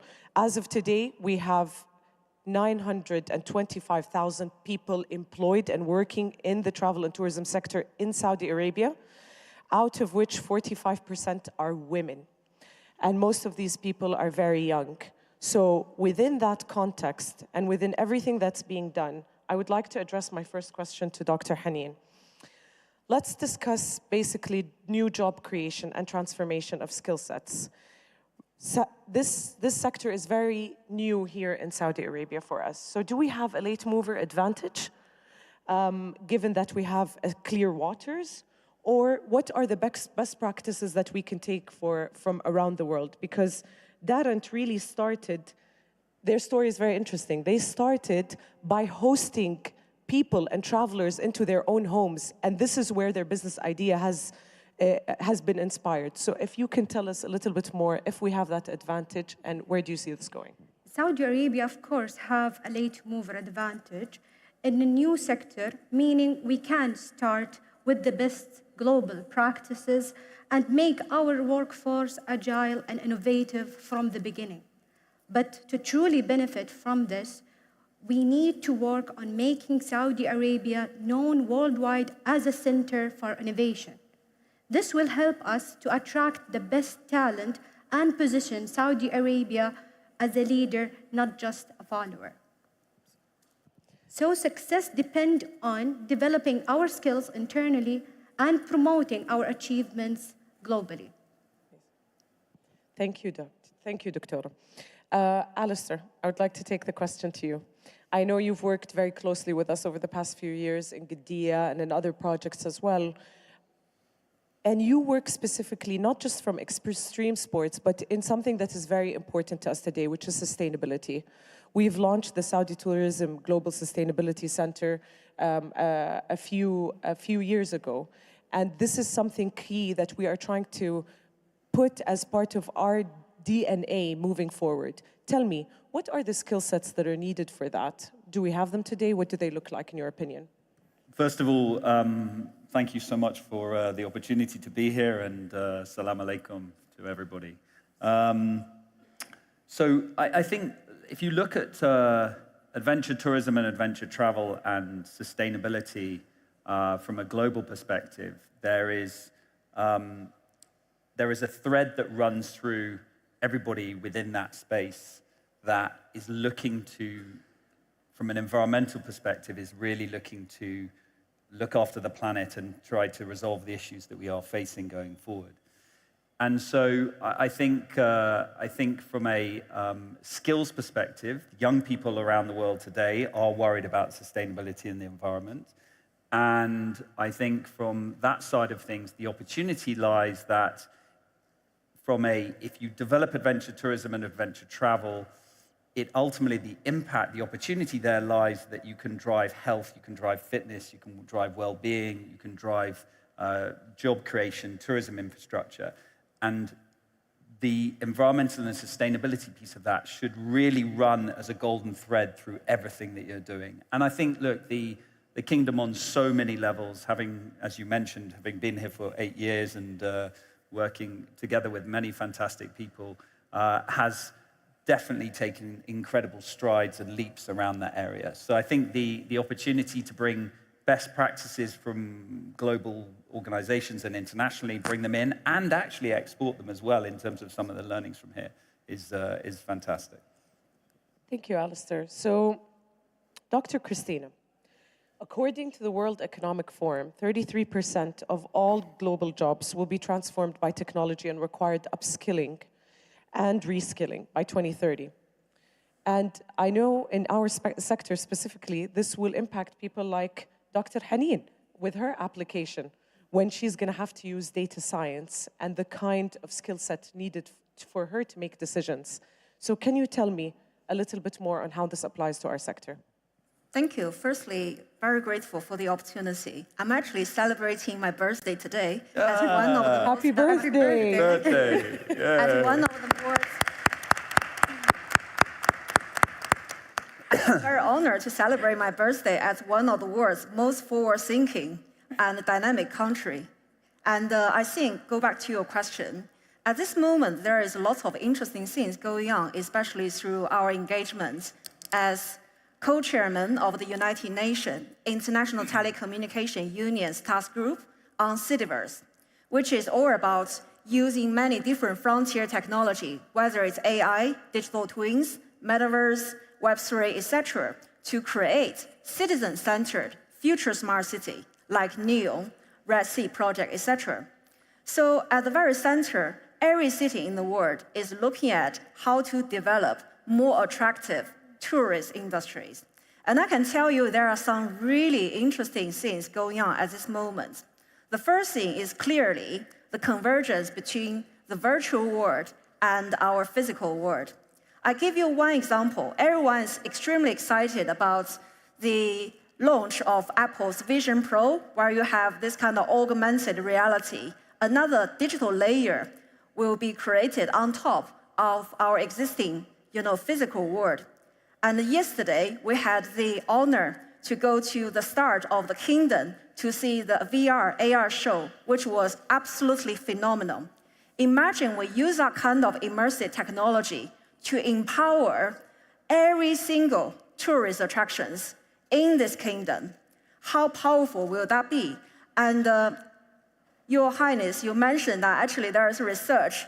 If we can allow people to do more research about their preferred destination beforehand, they are 80% more likely to spend longer time and spend more in their destination. So I think there is tremendous opportunity in that way, where we need more talent to create this kind of visual, interactive, immersive experience at scale. And of course, OpenAI has recently launched this Sora application, which allows you to generate text prompts into high-resolution videos. But I think within 2 years' time, it's very likely we are going to see text generation into 3D objects, 3D avatars, 3D environments at scale, which never happens before. So that means all of our talents will need to be trained for all these kind of fast-evolving technologies, which never happens before. And another really important point we should also consider is how we can fast-track the whole process. I'll give you one example. British Museum is one of the world's largest museums, have a collection of 8 million. But do you know how many collections are actually on display at any given time? Only 50,000. That's less than 1%. And they attract about 4 million visitors each year. Imagine we can use 3D digital twins to scanning every single of the rest, like 7 million plus objects, or put them in the digital British Museum in the world and attract 1 million visitors a day. And how many more can we do that? And imagine we use that kind of technology to empower every single museum, every single tourist destination in this kingdom and beyond. That's not only get them more interested in the real world tourism, the beauty of Saudi, but also they can spend a little bit more. Let's say £1 per visit online, that's already £7 million a year. So I think there will be lots of interesting things we can do to really empower our skills, for all our talents within the wider tourism industry. Amazing. Thank you so much, Dr. Christina. I mean, imagine looking at all those artifacts from the comfort of your own house, using headsets and Apple Vision and those sorts of technologies. So yeah, absolutely. We'll come back to you for more on that. Whoever would like to use their headsets, whoever doesn't speak Arabic, please do put them on now. محمد, كنت أبغى أسألك. Mohammed, I wanted to ask you, what are the role of the youth in the Kingdom of Saudi Arabia? When we talk about all the development that we're witnessing, what are the role of the entrepreneurship? You are in a field that's very specialized when we talk about adventure tourism and extreme tourism. What is the role of the Saudi youth, males and females? Are there certain standards? Are they ready? I would like to hear from you.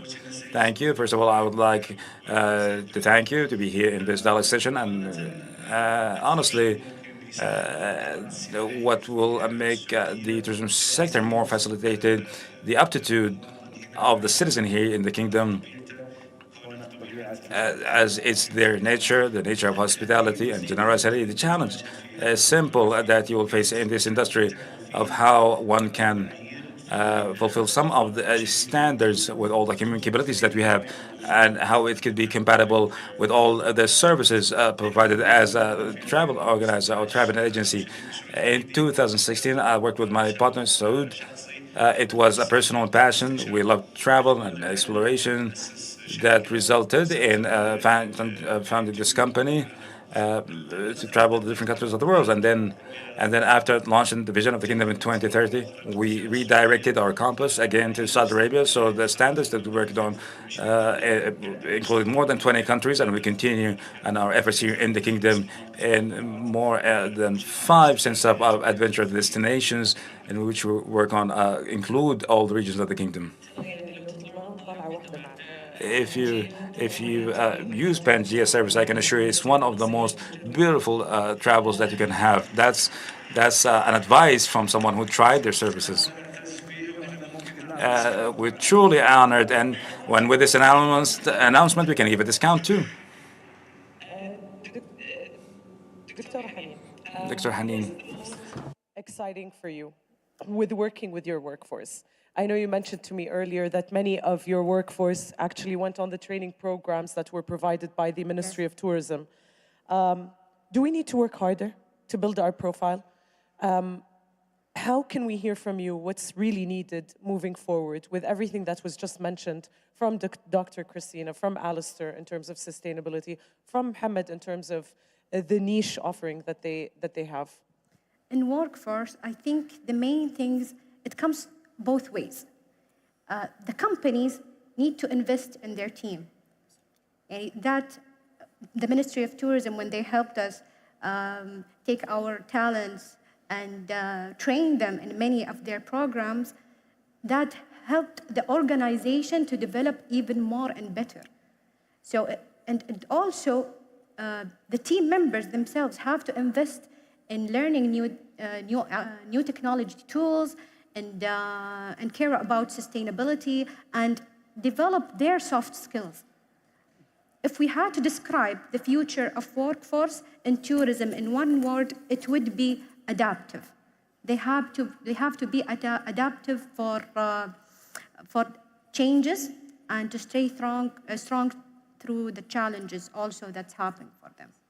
I agree with you, especially after we heard everything that we just heard from Dr. Christina. They definitely need to be agile and adaptive, which takes me actually back to you, Dr. Christina. What opportunities I know we heard a few of these opportunities that technology can offer, but one must ask, is it more of a threat than an opportunity, this advancement in technology in a digital era?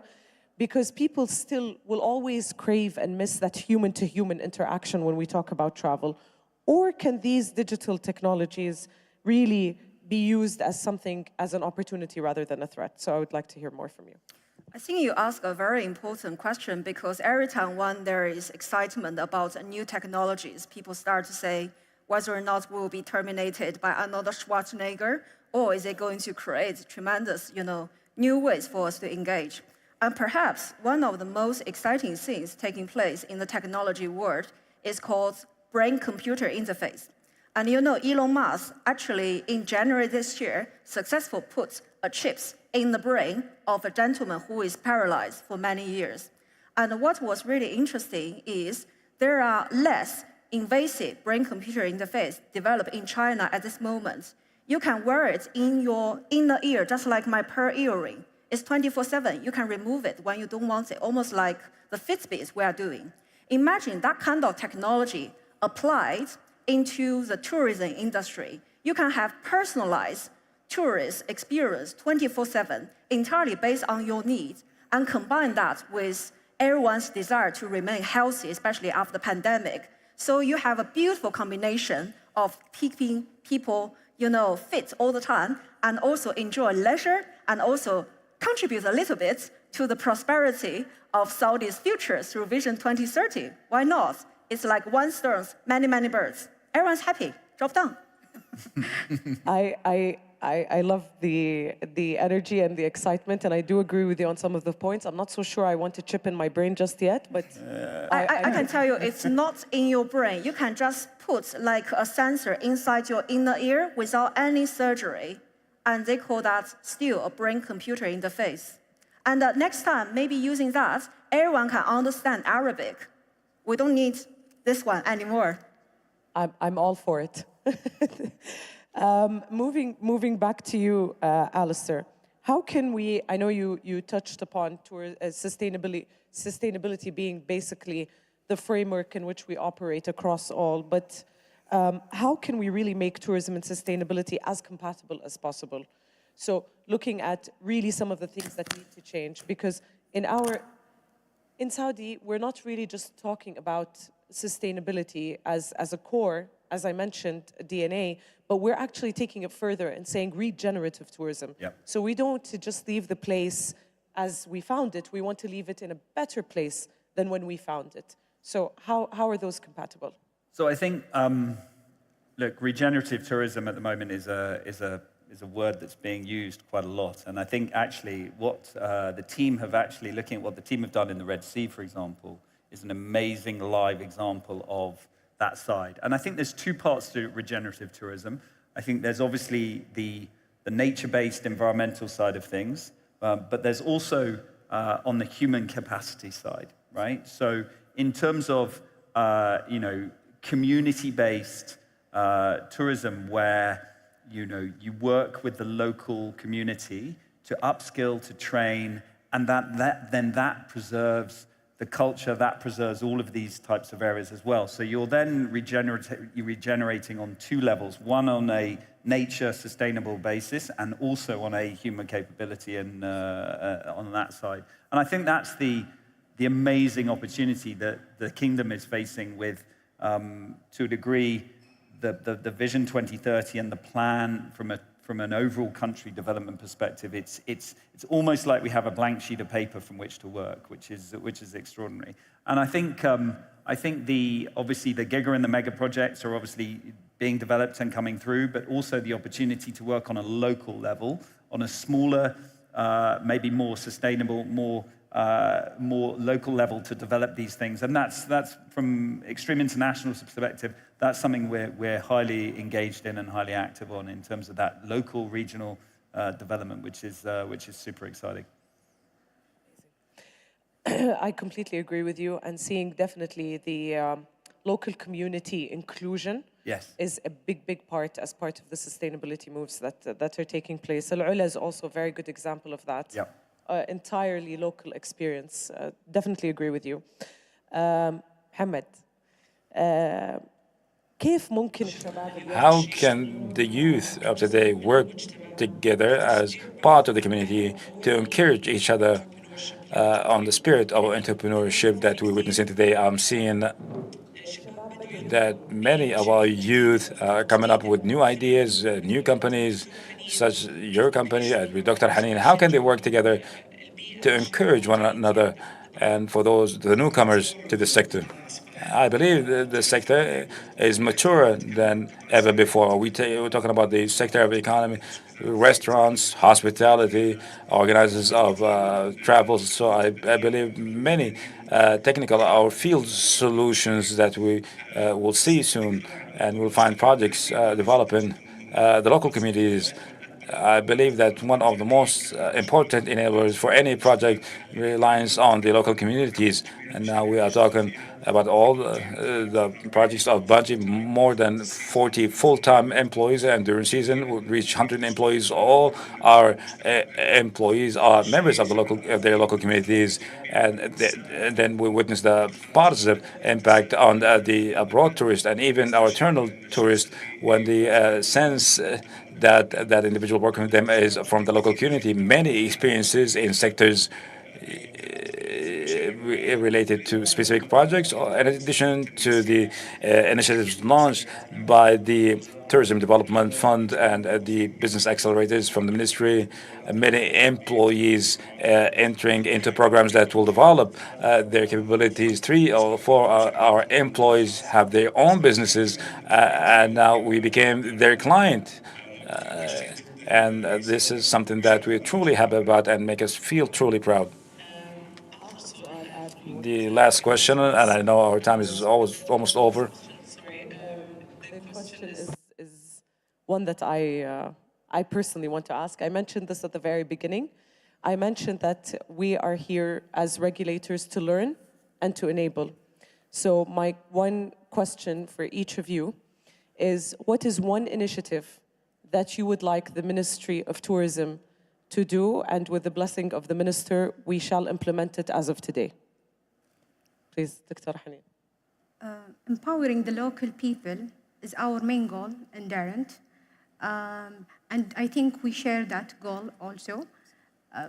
So I think many of the things that we are considering now is how to implement the technology with helping people who are in a new industry, like local accommodation, to help them grow faster. This can be helped with some of the regulations that are still in the beginning of, let's say, studying by the ministry itself, and we can work together on building that from the beginning. Done collaboration to put together regulations that will enable technology within the industry. That's your initiative. Yes. Done. We will start this today. Alistair. I think the opportunity, the experience economy and adventure travel space, tourism is the fastest growing globally. We're seeing that from internationally all over the place.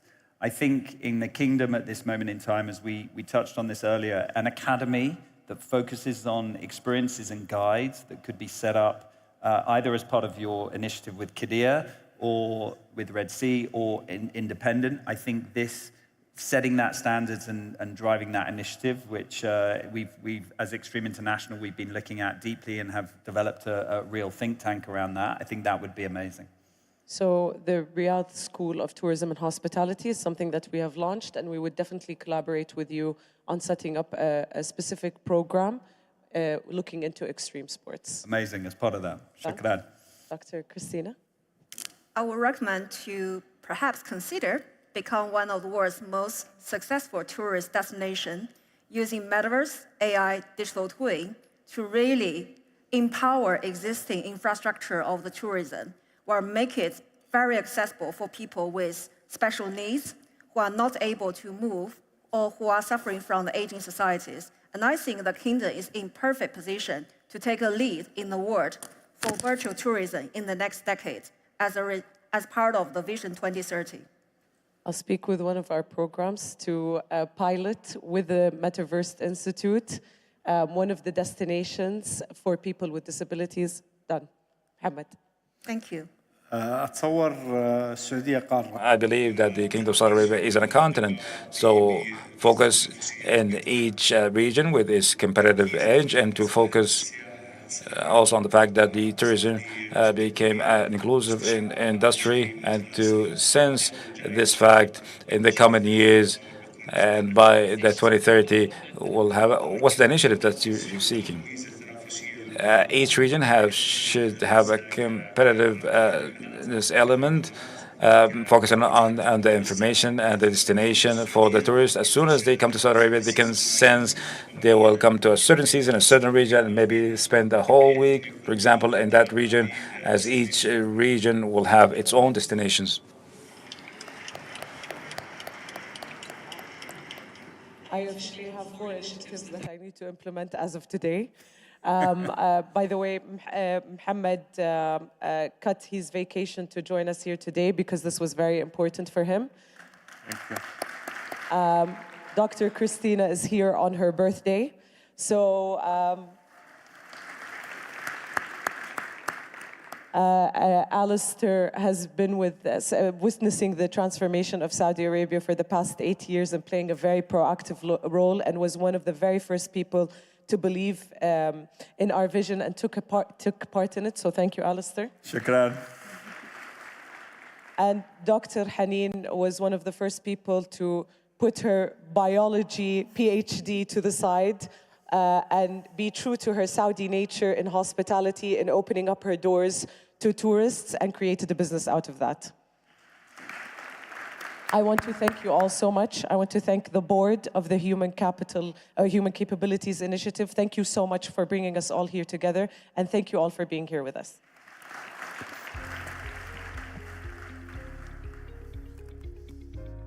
Your Excellency, thank you so much. Really fascinating panel, and I'm so excited to see what the future for tourism in Saudi Arabia looks like. There are so many opportunities to look forward to. Now, amid all this discussion about a digital revolution in learning, it is easy to assume that everybody has the skills and the resources to access those digital tools. So, in this next session, we will focus on digital literacy and what opportunities that may unlock, provided everyone has access to a digital world. So, to help us navigate this next session, please welcome Nicholas Haber, who is the chair of the Global Digital Literacy Council from the United States.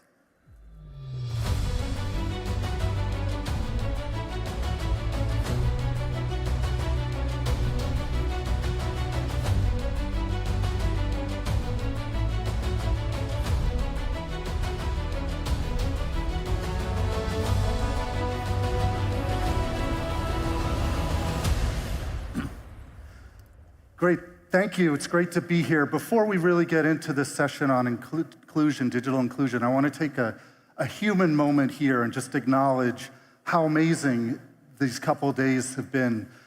There's a syndrome called Stendhal syndrome, which happens when people walk into an art museum like the Louvre and they see so many beautiful paintings and art, and they get heart palpitations and their knees wobble. And I feel like I'm having the same sort of feeling here, only hearing all these brilliant thinkers and brilliant minds here. I don't know, maybe we could call it Riyadh syndrome as we move forward. So thanks for joining our session on digital inclusion. My name's Nicholas Haber. I'm the chair of the Global Digital Literacy Council. We bring together experts and educators, employers, government officials from 5 different continents to come together to help define and reach a consensus on what does it mean to be digitally literate now in a workforce setting. And all of that work goes into building the IC3 digital literacy certification, which we've delivered into 120 countries. We've got some great, more brilliant thinkers here, beautiful thinkers here. And I want to take some time to allow them to introduce themselves. We'll start with Sulaima. Thank you so much. So my name is Sulaima Gorani. I'm a tech entrepreneur. I build software. We need more women in software. Less than 5% of all CEOs are women in software technology, so that's something we have to work on. I'm one of them. And we designed the first spam filter for meetings. So we make sure that you only spend time in what we call high-quality meetings. When you get an invitation, we filter and flag if we don't think this is going to be worth your time. Roger. Hello, everyone. My name is Roger Brindley. I am a 30-year faculty member in a university setting. For 15 of those years, I've been a senior international officer, and so I'm currently the vice provost for Penn State Global at the Pennsylvania State University in the United States. Thanks. Joe? Great. Thank you, Nicholas. Great to be here at this amazing initiative. I'm Joe Johnson. I'm a former Universities and Science Minister in the UK government, and I'm now Executive Chairman of FutureLearn, which is a digital learning platform which works with learners and governments all around the world. Sobi? Thanks. Sobi Tawil, Director of Future of Learning and Innovation at UNESCO at the headquarters in Paris. Thank you. We've heard about inclusion. It's probably been mentioned in every single session that I've sat through here. We're really going to do a deep dive on it in the 17 minutes we have here. And I want to start. Sobi, can you just, what are we actually meaning when we say inclusion? No, thanks, and I think important because we have many notions in at least in international development discourse which we use and with a lot of implicit but sometimes very different understandings. I would say inclusion is a policy or a practice to ensure equal access to opportunities and to resources, in particular for persons or communities that are excluded or risk exclusion. So I think the key aspect is exclusion, and what are the factors of exclusion? And there are many, we know, gender and age and rural, urban residence, minority status, migration status, etc. But it really is, inclusion is really an effort to prevent or to diminish the extent of exclusion of of different communities. So typically, one would think of disabilities, persons with disabilities, and true that we do have 1.3 billion persons in the world who have some kind of disability, and this can this can be a barrier to their access to work, access to education, access to communities. We have obviously poverty, socioeconomic exclusion. More than 700 million people in the world in extreme poverty. This will condition their access to opportunities of different kinds. We have cultural exclusion in education, and this was pointed out by our colleagues at the headquarters several years ago. We estimate that 40% of children in the world are being taught in a language that they actually don't speak at home and initially don't understand. So many factors of exclusion. In educational exclusion, just to end with that, we are here about human capabilities. But human capabilities does require a solid foundation. We have 250 million children not in school. We have 770 million non-literate youth and adults in the world. That is an extreme indication of the educational exclusion that we have to address and to work with. That's a solid, definition of inclusion, and we talk about when you have to talk about exclusion, when you talk about inclusion, but why is this important, Roger?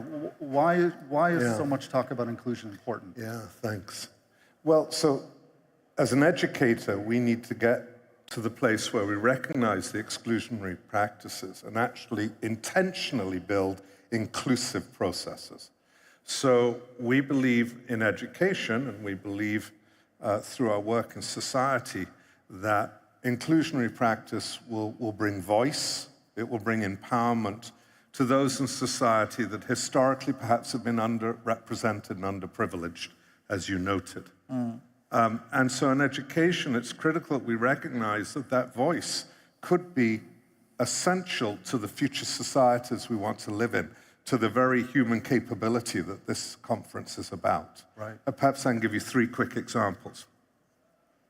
In the United States today, we spend a lot of time considering the achievement gap that we see in our children between those who come from relatively affluent, relatively privileged backgrounds and those who've come from underrepresented or historically marginalized communities. And what's our responsibility to give the same opportunity? So we think about that a great deal. At a place like Penn State, though, what is the interest in having a diverse community at your school? What are the benefits there? It'll be essential to the greater good of our societies, to the positive growth of our society. We cannot leave whole sections of our society behind as we move forward into this future that we are all discussing here today. But does somebody's individual learning improve when they have access to a diverse community? It absolutely. Not only do you learn multiple perspectives and the worldview of others, but you also challenge yourself in new ways. One of the ways that inclusion is important is that it allows us to recognize the innovative mind, right? So we're purposefully not shutting people down, but rather we're encouraging them to step into this unknown that we've talked about here this morning. So Stephen Jay Gould, the famous Harvard evolutionary biologist, said, "I am somehow less interested in the weight and convolutions of Einstein's brain than in the near certainty that people of equal talent have lived and died in cotton fields and sweatshops."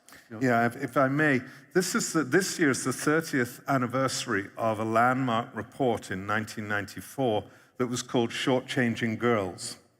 And if I may put it in the context of our audience today, if the final cure for cancer is in a 7-year-old Saudi girl, we had better find her. Joe, how does inclusion change when we move into the digital space? Well, digital changes everything. I had a very memorable dinner in London a few months ago with His Excellency, the Minister for Education from the Kingdom, of Saudi Arabia, and he put it brilliantly. He said, digital is a gift from God. And it really can be when it's done right. And I had the privilege earlier this week of spending some time at the National E-Learning Center here in Riyadh, which is performing groundbreaking quality assurance on the digital learning that's now available here in this country. And that's the crucial thing. It's one thing to overcome the barriers to access to learning in terms of infrastructure and availability of the learning materials. What is also so important is to make sure that the quality of the learning content is properly assured. And that's what's so impressive about what I saw in the NELC. Outcomes are being monitored, completion rates are being monitored, the quality of content that's getting onto the national learning platform, FutureX, is being carefully monitored. And that's a crucial gateway and a real value add that the Saudi system is providing on behalf of learners in this country. Now, of course, inclusion means digital can help more communities access education than ever before when they have access to the platform and when they have access to high-quality broadband and internet. They can now take control of their learning, learn anywhere, any place, any time, at any pace. So they can learn in their own manner and in their own style and in a way that really assists them. So it's a revolution in terms of how pedagogy is working. And also it means, you know, in a digital environment, it's just so much easier to take advantage of the technological benefits of personalized learning that are harder to replicate in an analog environment in the traditional one-to-many mode of delivery. So digital is here, it's here to stay, and in countries such as the Kingdom of Saudi Arabia, where it is being done very well, it's going to have transformational impact on human capital development. It's true, that's great, Joe. It truly does unlock the doors to education and allows that acceleration of what we've heard about, all the skills that are needed to be taught to meet the future needs of skills. Salama, how does going digital help with inclusion? Well, I guess we saw it during the pandemic. It was a wonderful example of how finally women at large and people with special needs, not disabled, but special needs, finally got the opportunity of being equally included in the workspace, because now they could work from home. And as you know, I live in Palo Alto, the tech capital of the world, San Francisco. Some companies are now requiring people back to the office. And who is going back to the office? It's the older generation, baby boomers, singles, and men, not the women. We stay at home still because we have kids to take care of, or older parents, or we are more likely to be caretakers. So the pandemic was really great for women.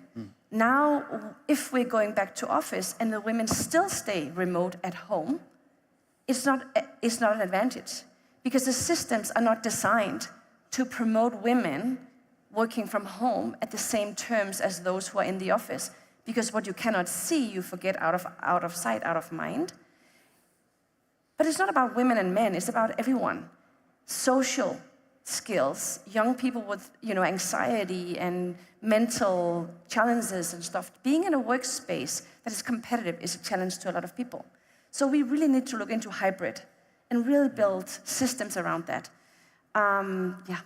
And I want to stick with you, because you started to go into that. There's so many benefits of going digital and being able to reach people. But you started to talk about some of the pitfalls, and I want to dig in a lot. What should we avoid? What should we make sure our audience is sure to avoid? What did we learn during this time when we transitioned to digital that we don't want anybody else to experience? Well, it's a very big question, and there's so much wisdom here in the panel, so I'll just do it short. I think for the young generation, I have 2 children myself, 14 and 16, and social media is a big issue because it's impacting them and taking away the attention from things they should learn. And I'm also half Danish, and in Denmark, they're actually removing iPads, computers, and smartphones from education and going back to books and paper. Well, it's the wrong direction, but I understand why. It's because social media is the problem. It's not the devices, it's social media. So we have to fix that in a way. TikTok, huge challenge, exciting, but it's a challenge. And then again, the systems for making sure that everyone is protected online, I think is a big topic. Roger, do you want to add to that? You know, coming from a university perspective, what we learned during COVID was that some of our students did not have a laptop or a tablet at home. And so when we talk about inclusion, we have to ensure that all our students, whatever their age in their educational process, have access to the hardware they need. We also learned that we had some students who did not have broadband access. Well, downloading a PDF when it takes 25 minutes on a dial-up service is not an effective way to conduct the delivery of digital learning. The last comment I'll make for now, Nicholas, is around this idea that our faculty also had to learn, your teachers also have to learn new pedagogies. You know, there was this assumption that, well, online learning, that must be easier than teaching in the classroom. It is not. Didactic delivery in the classroom, as we know it traditionally, simply doesn't work in the online space. It just makes you a talking head. So there's a lot of new pedagogies, a lot of new graphic organizing, a lot of new ways of using digital delivery to bring peer-to-peer interaction into the teaching and learning process. That's great. And Sobi, I know that you've done a lot of work with the UNESCO on renewing the social contract for education. How does going digital impact the social contract? Well, let me perhaps start by saying a lot of the discussion on digital and education is kind of age blind. And the questions are very, very different if we're talking about very young children at primary level, whether we're talking about teenagers, issues of social media, the cyberbullying, the end of restriction of time and space in bullying at school because of social media, or whether we're talking about upper secondary and higher education students. And that's true. We saw that last year with the generative AI systems.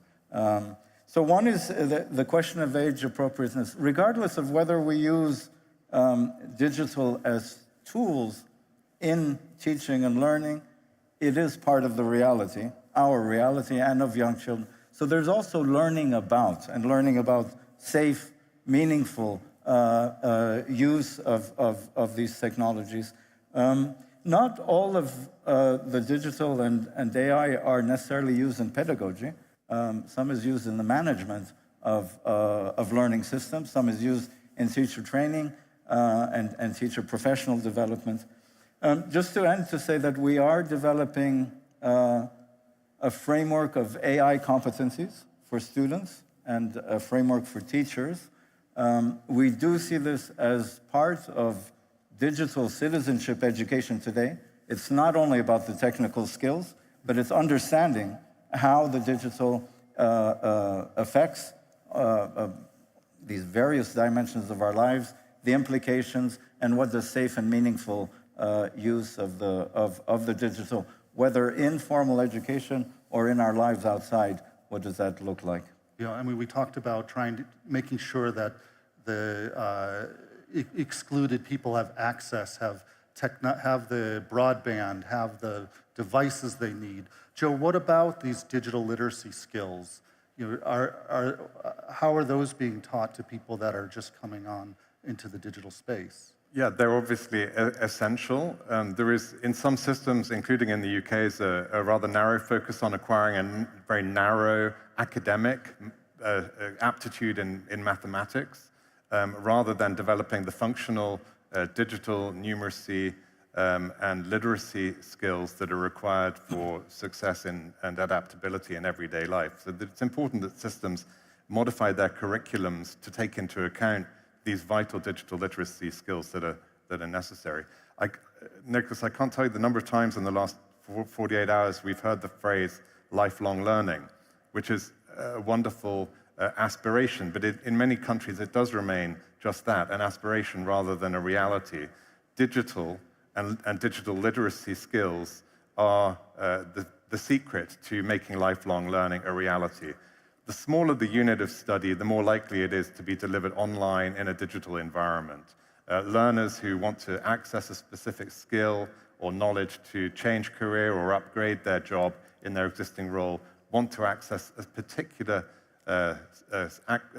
aptitude. And they're going to do that in a time and at a place of their own choosing while they juggle work, family, and other commitments. And that will inevitably mean doing so online and in a digital environment. So we had so many great conversations in the green room before this came up, and I feel like we could continue to talk about this. We only had about 20, 25 minutes to be here, but please get in touch with our panel, with me. We'd love to continue the conversation with you and see, continue in this journey of human capability. Thank you so much. Thank you. And our thanks to Nicholas as well for hosting that fantastic panel. Now we have a very special announcement for you. Today we are proud to announce the launch of the first specialized academy for news training here in the Kingdom, which will be giving tomorrow's journalists the skills, the cutting-edge skills, and elevate the standard, not just for Saudi Arabia, but for wider in the region as well. It'll have partnerships with 30 global news agencies, and this academy will be bringing seasoned international professionals from around the world to here in Riyadh. It will be raising the bar on all aspects of news productions. Let's hear more about it now.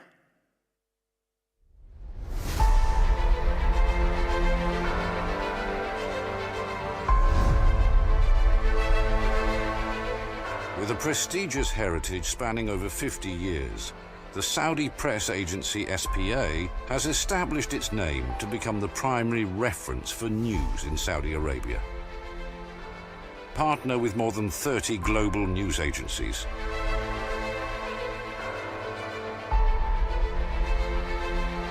SPA launches today its training academy in pursuit of expertise and the latest practices in the field, per its goal of raising the bar for media practitioners. The Academy trains 4 main categories: journalists and photographers, media technicians, media students and graduates, media partners in different organizations. It works across 4 domains. Journalistic domain, focusing on developing news and journalism skills. Technical and digital domain, which includes training on the latest news supporting technologies and artificial intelligence applications. Media partners domain, which includes training individuals in government, private, and non-profit sectors to engage with international news agencies. Journalistic leadership and ethics domain, which includes training methods that combine problem solving and case studies in the media. More than 30 different training programs will be offered through international and local partners, with a focus on the Saudi market, but also for journalists and media professionals from the Gulf and other Arab countries. All of this aimed to contribute to investing in human capital and achieving the objectives of Saudi Vision 2030.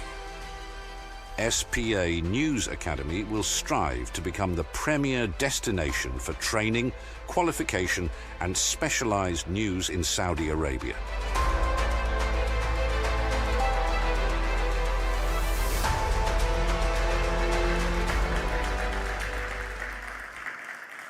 I look forward to seeing the next generation of media professionals emerge from this initiative.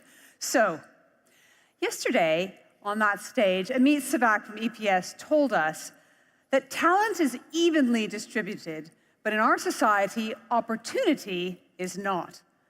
Society can be shaped, even transformed, by talented individuals, and their impact, we know, is enhanced by the support that they're given. So, how are these nurturing environments established? What roles do scholarships play? How do we assess talent and aptitude? Let's welcome now content producer from Forbes Middle East, Jada Shukri, together with her panel.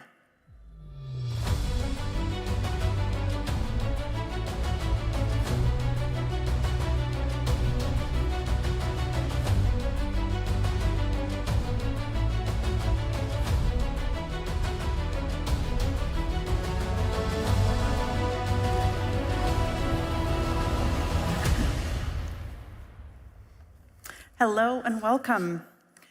Now, I have to admit I'm very excited about this panel because talented individuals become our innovators, they become our thought leaders, and they are our key to unlocking a brighter tomorrow. So I would like each one of the panelists to briefly introduce themselves. Sure, I can start. Hi, I'm Po-Shan Lo. I was actually speaking earlier today. I'm a math professor at Carnegie Mellon University, and for 10 years I was the national coach of the US Olympic math team. Anthony Muhammad. I am a former middle school teacher and school administrator, and I'm current researcher and publisher of school improvement, particularly in the area of leadership and organizational culture. Hi, I'm Rod Smith. I'm the Global Managing Director for Cambridge International Education, exams and qualifications around the world. Hello, I'm Dr. Stefan Sommer. I'm the Director General of Miss Schools here in Riyadh. A school founded in 2016, and we're here to shape leaders for the Kingdom of Saudi Arabia. Perfect. Now, my first question is, how do we find giftedness? How do we spot this talent? How do we nurture it? Go ahead. Sure. Okay, I think maybe I'm a strange person to answer this question because I don't like using the word gifted or talented. I actually have worked, as I mentioned, I worked with the US International Math Olympiad team. And my observation actually is that the most critical factor is motivation that the student currently has. And so honestly, I feel that one of the reasons, and I think my panelists will expand further on this, but one of the reasons why giftedness was even a word was because there was an insufficient supply of people who were equipped and excited to coach and teach the people who are at the very, very far end of the ability spectrum. And I say this all to say, I don't believe that this stuff is intrinsic in the people. I actually think it's just if a person is sufficiently motivated and if there are enough facilitators to coach them, you might find way more people satisfy the definition of giftedness. And we definitely have that nurture versus nature debate going on. Thank you. In fact, that ties in with my exact experience. Miss Schools is the 5th school I've run in the last 20-odd years, and I completely agree with that. In fact, I truly believe that all children can be gifted and talented, as we phrase it. It just depends on the opportunities they are being given and the exactitude of what's happening in school. And I've coined a phrase a few years ago, which is like when you train Olympians, that's how a school needs to be run, that nothing can ever be left to chance. The entire education framework needs to be set up in such a way that opportunities are in the forefront of everything and that it's agile enough to be adaptable to the needs of society. That means what you were teaching 5 years ago cannot be taught anymore in that way. You need to adapt it and modernize it year on year so that the students that you release into society and into universities are capable of doing the type of things they're doing there. The most prominent voice or scholar in gifted and talented education would be Dr. Joseph Renzulli from University of Connecticut. And he created a 3-pronged model for identifying what he called giftedness. It is above average aptitude or talent, it is creativity, and commitment to task, kind of what you were speaking about a little bit earlier. There have been some debates about the validity of that model, and that model really looks at trying to find gifted in students as opposed to, as my colleague said, cultivating gifts and talents, the nature versus nurture argument. But I do believe that there are some opportunities in the gifted and talented realm through the instruction. Students who are identified as gifted through whatever metric is used, they're instructed from a strength or an asset model. The assumption is that they're capable, and that shapes their learning environment, it shapes their motivation, it shapes the activity. So instead of looking at students through a meritocratic lens as if one is endowed more than another, if we assume that all students are gifted and we find what those gifts are, isolate them and use them to develop them in all areas. If I'm very artistic, you can use art to motivate me mathematically. You can use art to motivate me with the knowledge of history. You can use art to motivate me to understand literature. So every human being has a gift. The trick is creating an environment among your educational professionals where the goal is to mine that gift from the student and then make that gift the center of their instruction And that's one of the explanations why students who are identified as gifted do so well in school.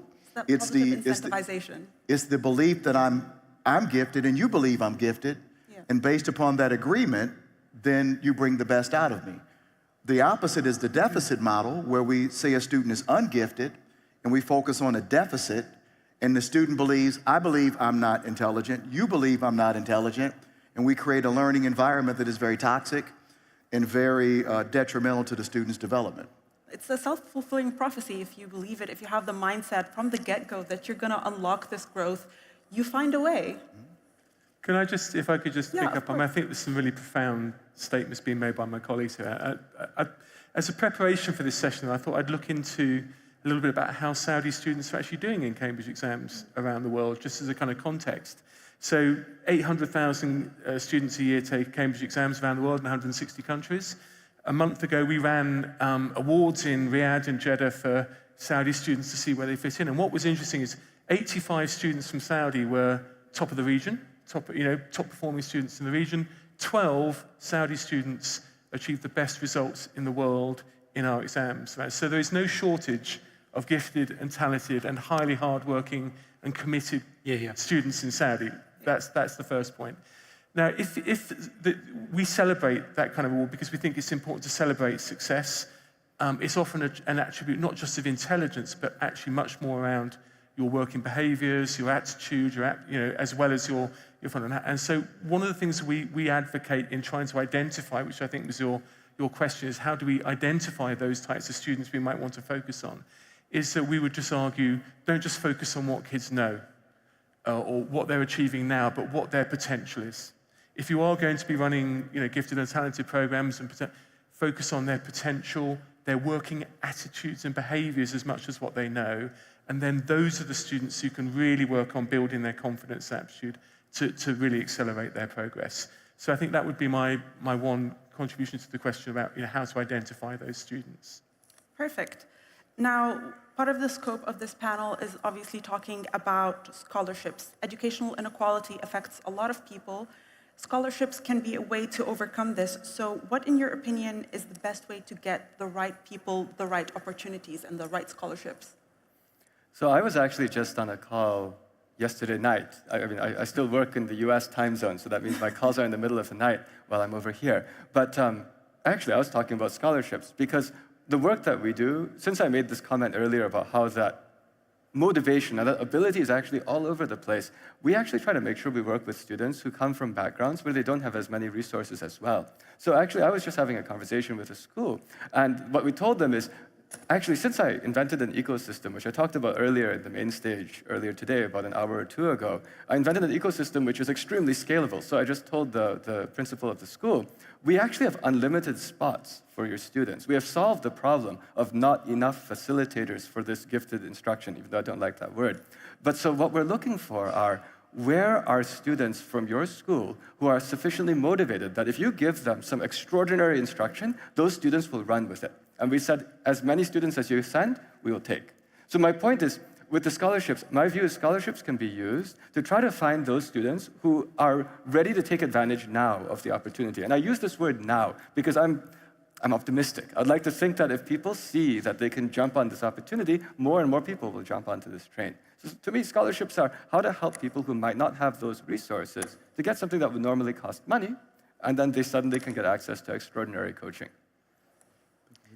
Which is more or less exactly what we do. At BIS schools, we are very generously funded by the Crown Prince who founded us in 2016 within the BIS Foundation, which is his foundation. And scholarships is a big thing. 20% of all our places are scholarship places. And that's, for a school like ours, which is an elite school, is really quite extraordinary. So, and yes, the expectations of the scholars are high. They have to meet a benchmark, but they are drawn from all walks of life and all strata of society, which really is a big benefit because that creates in the school a very vibrant cognitive diversity, which then regenerates further synaptic wiring, and with it, further intelligence, further inquiry, and that type of thing. So I think scholarships have a very important a very important place.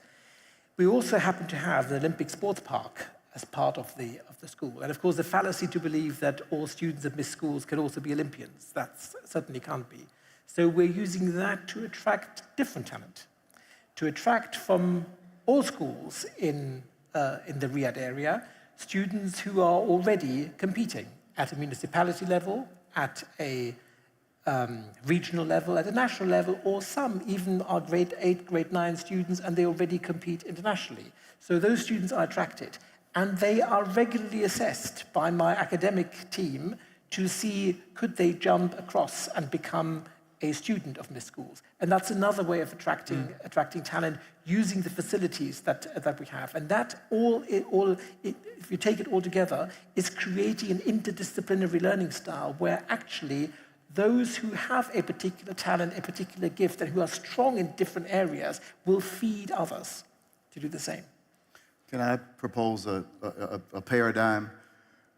I certainly believe, and your school is witness, that when students are given resources and opportunities in a nurturing environment, they can thrive.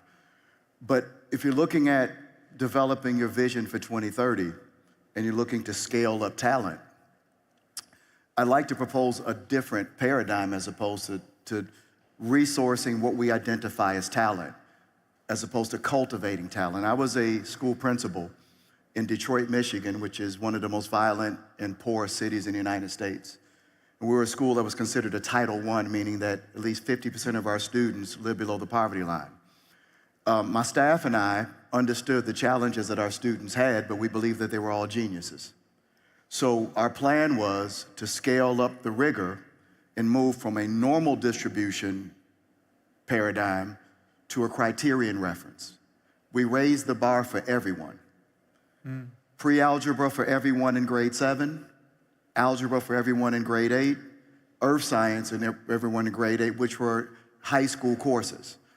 In doing so, it required a differentiation of resources for support. Some might call it RTI, response to intervention, where there are different tiers of support. Tier 1 we would call our first aid. It's for students who need a small level of support. Tier 2 we called our emergency room. It was an extension of support. Tier 3 we called our intensive care unit. These are students that needed care during school, after school, throughout the summer. But we were able to, after 5 years, every single one of our students, including students with disabilities, took and passed Algebra 1 and Earth Science in grade 8 and were eligible for geometry and biology starting grade 9 and graduated on the calculus track. Now, you could invest in some students that show potential, or you could recalibrate your system to bring excellence up at scale, meaning more students are more successful and ready to contribute to the Saudi community more often. That is remarkable, to unlock so much potential just by telling them and wiring their brains to expect more from themselves.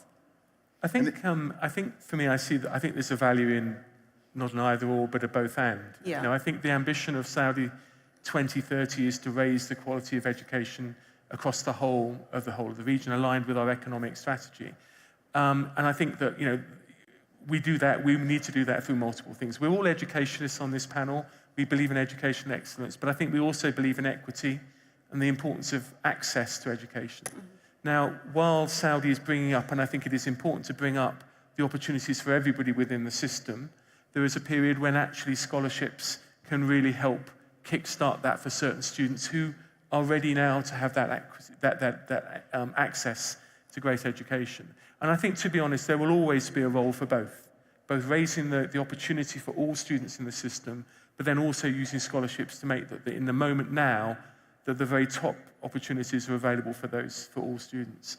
And I do think, and I really do take Stefan's point, I think the benefit is not just to those students that benefit from going to a school like MIS Schools, but it's also the other students within those schools that get access to much more diverse thinking and approaches and a much more rich experience, I think, by virtue of that scholarship program.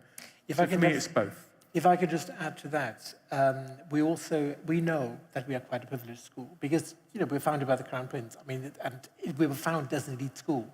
And all countries do need an elite and have their elite schools in one way or another. But that, of course, does not mean that we don't take any responsibility for the education system per se.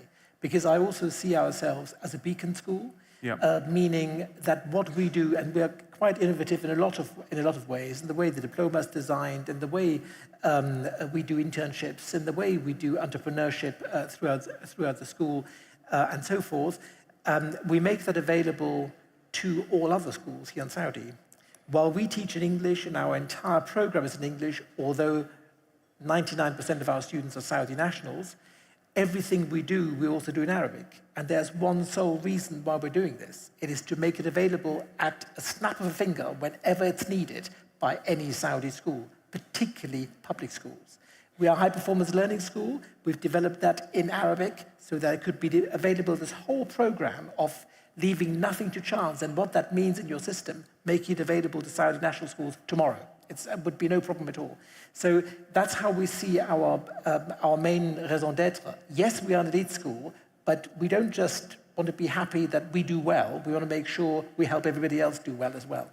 The critical thing there is it's got to be planned, Stefan. And I think this is having schools of excellence, I think, is a model that we see work around the world. Fantastic schools that can act as a beacon. Does it naturally trickle down into the rest of the world? It has to be planned. It has to be part of your vision to begin with, that not only are you providing a beacon of excellence, but that you really are reaching out to make those models available. And we're working together on how we can look at things like the Miss Diploma and make that more available within the kingdom as a whole. And I think that a planned outreach, I think, is really important as part of that vision.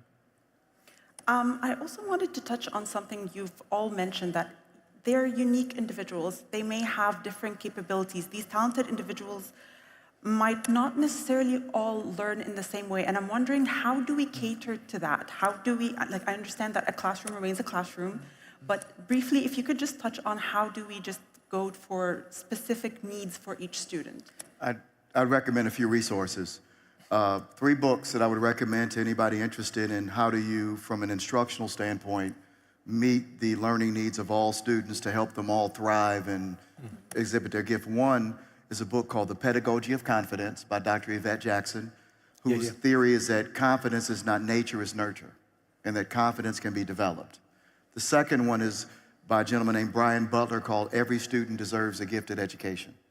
And number 3 is Dr. Goldie Muhammad. She wrote a book called Cultivating Genius, which is about centering the learning around the student and the student's gifts and how you would structure that in a classroom setting. So those 3 resources I would recommend, and anybody that wanted to go deeper into that, they could go to those resources and get a lot more than what I can explain in a minute. Perfect. I think a critical theme as well is that sometimes I think talent is narrowly defined. And I think recognizing that diversity of talent is incredibly important as well, that we don't just respect and reflect academic excellence, but actually diversity of talent in creative and performing arts, in a whole range of things, and just don't have just that narrow definition of what talent should be. I think that enables you then to really find where those gifts are within your community and build them up. There's no doubt that personalized learning will be the future, because we know that all children learn slightly differently, and I think AI can help. Already there is AI available for teaching and learning that allows for a class, for a topic, let's say in grade 9 or grade 11 or whichever grade, to be taught, and yet the detail of what every child does is slightly different, because they're designing activities by themselves using AI, making sure that the topic that's being explored is being explored according to their learning needs and their learning strengths. Now, that can, of course, be done manually as well. It's complicated. We have personalized learning as part of our strategic aims. That is what they are there for. That is very staff intensive. That can be done. It doesn't necessarily mean a one-to-one ratio staff per student, but it takes a lot of skill, and it does take small class sizes. I mean, you can do it in classes up to 20, but if classes are larger, that is a bit complicated. But in AI is the future, and I think we need to move away from thinking that all AI does is like ChatGPT writes an essay for you. It really needs to be seen as a tool that can enhance, expand, and really revolutionize learning. That's amazing. And honestly, I wish this panel was longer because we have so much more that we can delve into. But I want to thank you all for being an amazing audience. I want to thank you for your expertise. And I hope you all remain lifelong learners. Thank you so much. Thank you.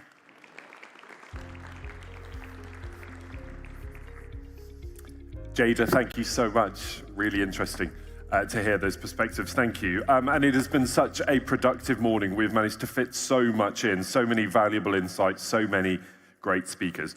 You will be delighted to know it is now time for lunch.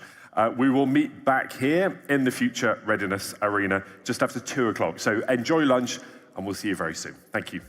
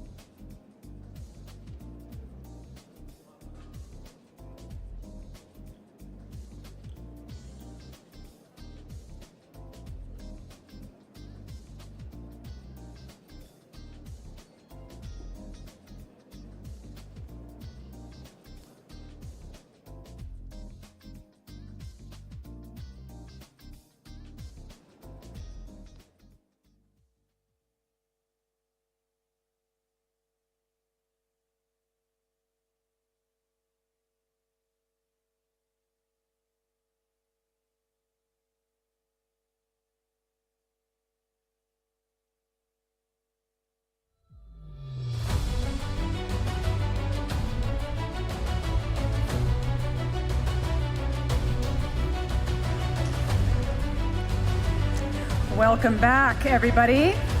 I hope you enjoyed your lunch because we've got a special treat, a special dessert for you now. In our next session, we are delighted to be welcoming to the stage one of the hospitality figures, one of the hospitality industry's most influential figures.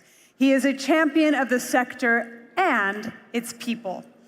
Watching the creation of Diriyah is watching Saudi Arabia transform before our very eyes. The country's 5th Giga project is led by our next speaker. He has 5 decades of service and hospitality to draw on, from leading Ford's travel guide to leading the Morgan's Hotel Group. And he is dedicated to inspiring the next generation. Good hospitality, he says, brings people together and makes strangers feel at home. Please give a warm welcome to the Group Chief Executive of Diriyah Company, Jerry Inzerillo.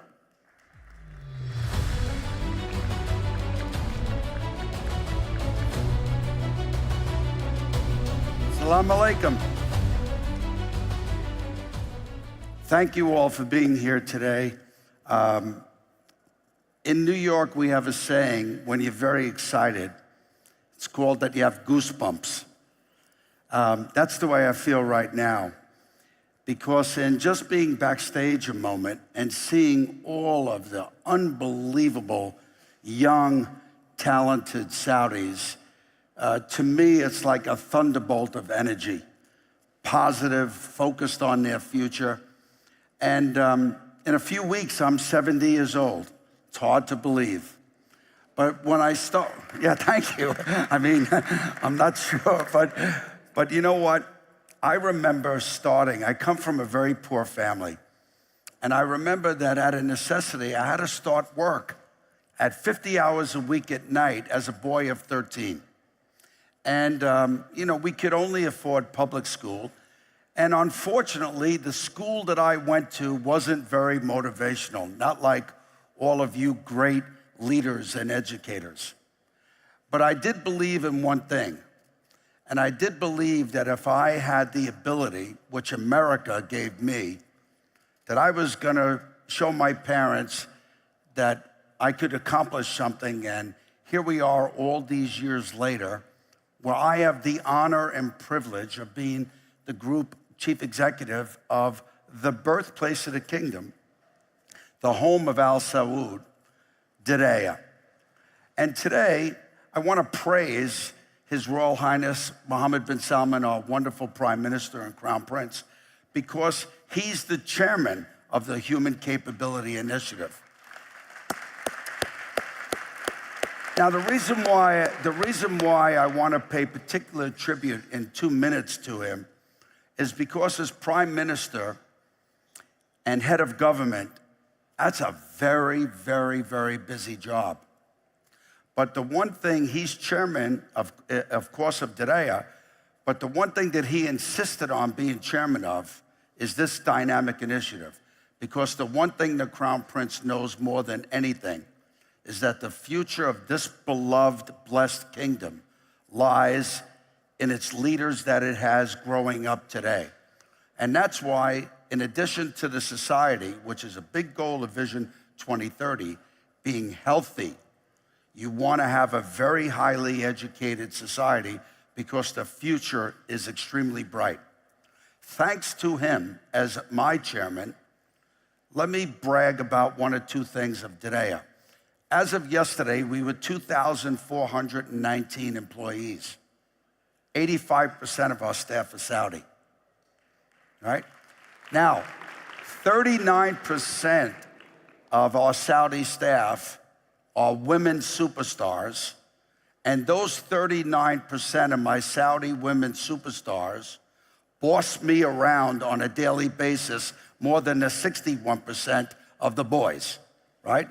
They're powerful leaders. I love them, right? I actually love them. 16% of those women in just a few years are in divisional leadership with full KPIs, full compensation, unlike other places in the world where there's still a differential. 14% of my staff are from Diriyah, the community we serve. So one of the things that's very important to me today and why I wanted to take a few minutes is because if you believe in yourself and if you believe that you have a future, everything is possible. So again, in praising His Royal Highness the Crown Prince, nothing stands in this country, nothing stands in between you and your dreams if you have the work ethic. You have to put the time in. You know the old Olympic saying, you get out what you put in, right? You have to believe in yourself that your dreams are accomplishable on your own efforts, because the Crown Prince will give all the resources needed that the leadership of this kingdom is ready for the next generation and generations to come. So passion, putting the time in, belief in yourself, and something that I put on in the mirror every day because I believe it, is my Vision 2030 pin, because that tells me I have to work every day to ensure that every single person in my organization of talent has the goals and the needs and the resources to be the best embodiment of themselves. So I want to talk a little bit broader internationally, but for all the young Saudis in the audience now, please take it from someone that started from nothing and has the privilege to be with you today, to serve with you today. Please dream big. There is nothing in between you and your dreams that you cannot accomplish if you put it to.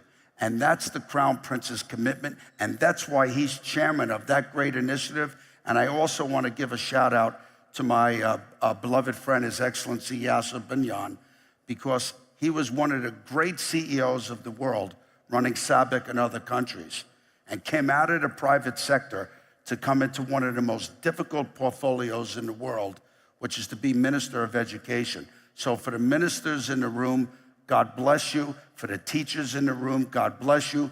Thank you for your service to everybody.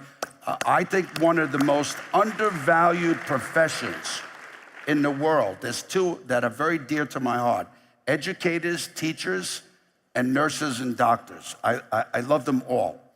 So one of the things that's very important to me in our leadership is self-esteem and dignity. Everybody that comes into our organization, every single person. Now, in Vision 2030, it's written into Vision 2030, we as a kingdom will do whatever it takes to develop our people to not only their full potential, but how you see yourself, the best embodiment of your own image of yourself. But where we don't have capability, we will attract the best and brightest minds from around the world to help us on our journey to our fulfillment of Vision 2030. When people come to and have the privilege of working in the kingdom, they will be treated with respect and dignity, because they will help us accomplish our goals on a brilliant future as Saudi Arabia moves from a G20 country to a G10 country. So I thank everybody that's here from all the countries around the world. This is a magical place. And one of the things that's very interesting in a highly polarized world now is that the Kingdom of Saudi Arabia and its society are highly optimistic and highly positive, thanks to a very dynamic Crown Prince. In a 50-year career, I've never had the training and development budget that the Crown Prince has given us. And even when there were sacrifices to be made during COVID, His Royal Highness never took a penny out of any of the Giga Project budgets in support of the training of our wonderful people. He never took a penny away from education and from development. So here's a few things that we say to everybody when they come to work. You are entitled dignity. You're entitled respect. You are entitled self-esteem. Because if you feel respected and dignified and trained, every educator knows this, all your receptors are opening. But now there's a few differences that you're addressing on this initiative. The young people now who are in leadership positions need a different skill set because technology is changing at such a rapid pace that probably one of the biggest skills that young people need now is the ability to pivot and to be audible in your thinking. Now, I come from a family of 5 children. My older brother, who's number 1, I was number 2, and my sister, who was number 5, over a 20-year period, we all went to the same elementary school. So over that 20-year period, my cousins who were older than me for other 20 years, in my school in Brooklyn, New York, the same textbooks that we had were not revised and hadn't changed in 40 years. 40 years. Could you imagine now in today's educational environment, your curriculum not changing in 40 years? It could change in 1 or 2 years. So the big thing now is not learning 1 and 1 equals 2, 2 and 2 equals 4, repeat after me, 4 and 4 equals 8. You can't do that anymore. Why is it this way? What happens if it doesn't go that way? What's your reasoning? What's your logic? And then for leaders, how do you look at each other and motivate each other? Because how do you take 1,000 people, 10,000 people, 100,000 people? How do you take a society of 38 million people and accomplish what the Crown Prince did? And that is, we are marching forward to 2030. We are marching positively. We believe in ourselves and those who will help us on our mission, and we will have the best technology. We will have the best teachers. We will have the best coaches, the best mentors to teach lateral thinking, the ability to throw an audible, because it's not that regimented anymore. So the skill set of the next generation is critical. But more important than the fundamentals of learning are the ability of fundamentals of leadership. Who am I? Do I have a positive image of myself? Am I healthy? Am I happy? Am I recognized? Do you see me? Do you hear me? Does what I say to you matter? So we say something in Didea. We say there's only one Didea, right? And that's a point of pride. But you know where that came from? That every single individual is capable of contributing to Vision 2030 and should. So I know I only have a minute left, and it is an unbelievable honor for me. As a matter of fact, I'm thrilled because before walking on this stage, I saw the boy, not the old man I am now. I saw the boy, and what happened is those who encouraged me, every single person in this room, regardless of your age, is capable of being a mentor. You talk to any successful Forbes 500 entrepreneurs, women or male, you know what they will all tell you? At some point during their life and some point during their career, someone believed in them other than their mother and father. I love you, go, right?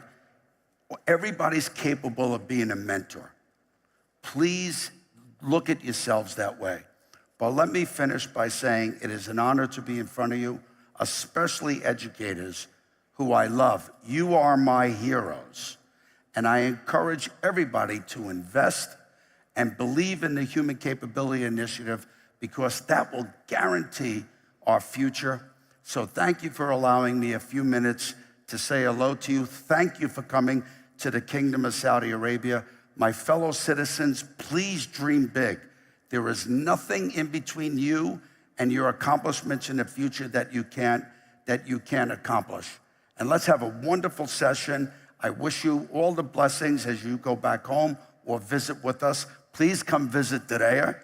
You are most welcome to the birthplace, and I wish you a great initiative. Thank you very much.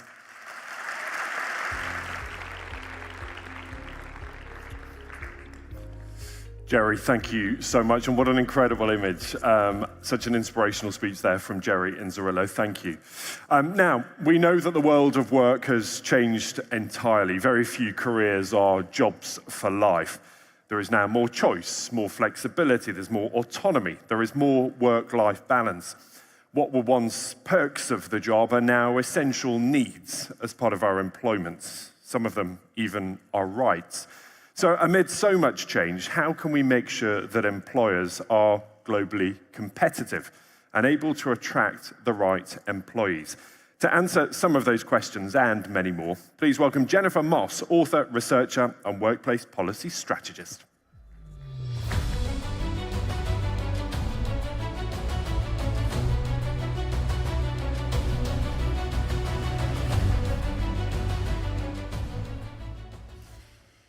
It's so great to be with you. I just want to thank His Royal Highness and the Human Capabilities Initiative for hosting and curating this brilliant event. I think all of you will be going home, taking this knowledge back to your countries, to your workplaces, to your communities. And I am honored and humbled to be here. So this question, why are we here, which is the title of my next book, sounds like a big question, doesn't it? Why are we here? Well, this is the question that every single individual at work is now asking themselves after the last 4 years.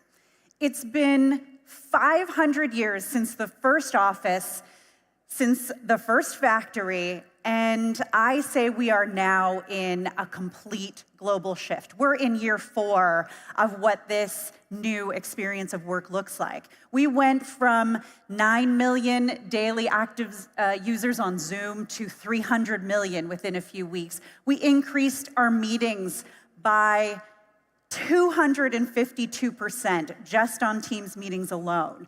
We went from 4% of the global workforce to 37% working remote in a month. Here in Saudi Arabia, that number exploded. We went to 65% of people working remote with just in a matter of weeks. We are feeling this shift, this massive and rapid and global shift.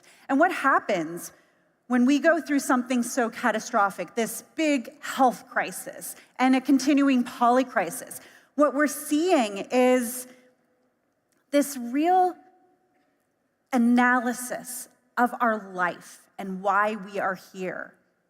We had this really interesting thing that happened when you look at facing your collective mortality, when the entire world went through questioning the finitude of their lives. We have some people, according to the research, what they do is they get fearful. We create this confirmation bias. We get anxious. We want to isolate. We want to remove ourselves from the world. And then there's this other group, this incredible pro-social thing happens where they actually start to say, I want to leave a legacy. I want to do something incredible. I want to change the world. And we can build up those people inside of our workplaces if we just start thinking differently about the fact that we are changed, we're different. What we've also done is what I say is jumping the timeline. How many of you are familiar with Marvel movies? Have any of you watched a Marvel movie? Well, there's this idea of us jumping into another universe, a multiverse of work, and this trajectory that we were once on, it's totally different now. We are in this multiverse of work because of that rapid change, and it's completely shifted the way we think about work.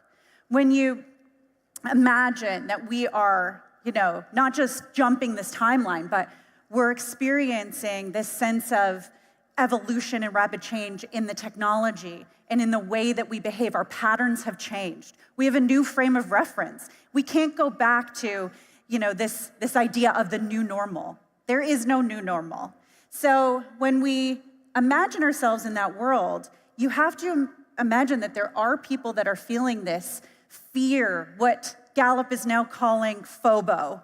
A lot of us have heard the term FOMO, JOMO, joy of missing out. Well, now there's a new term that Gallup has developed. It's called fear of becoming obsolete. And young people right now are feeling this fear, this anxiety of becoming obsolete. And so what we need to do is talk about the human sustainability part in our adoption of technology.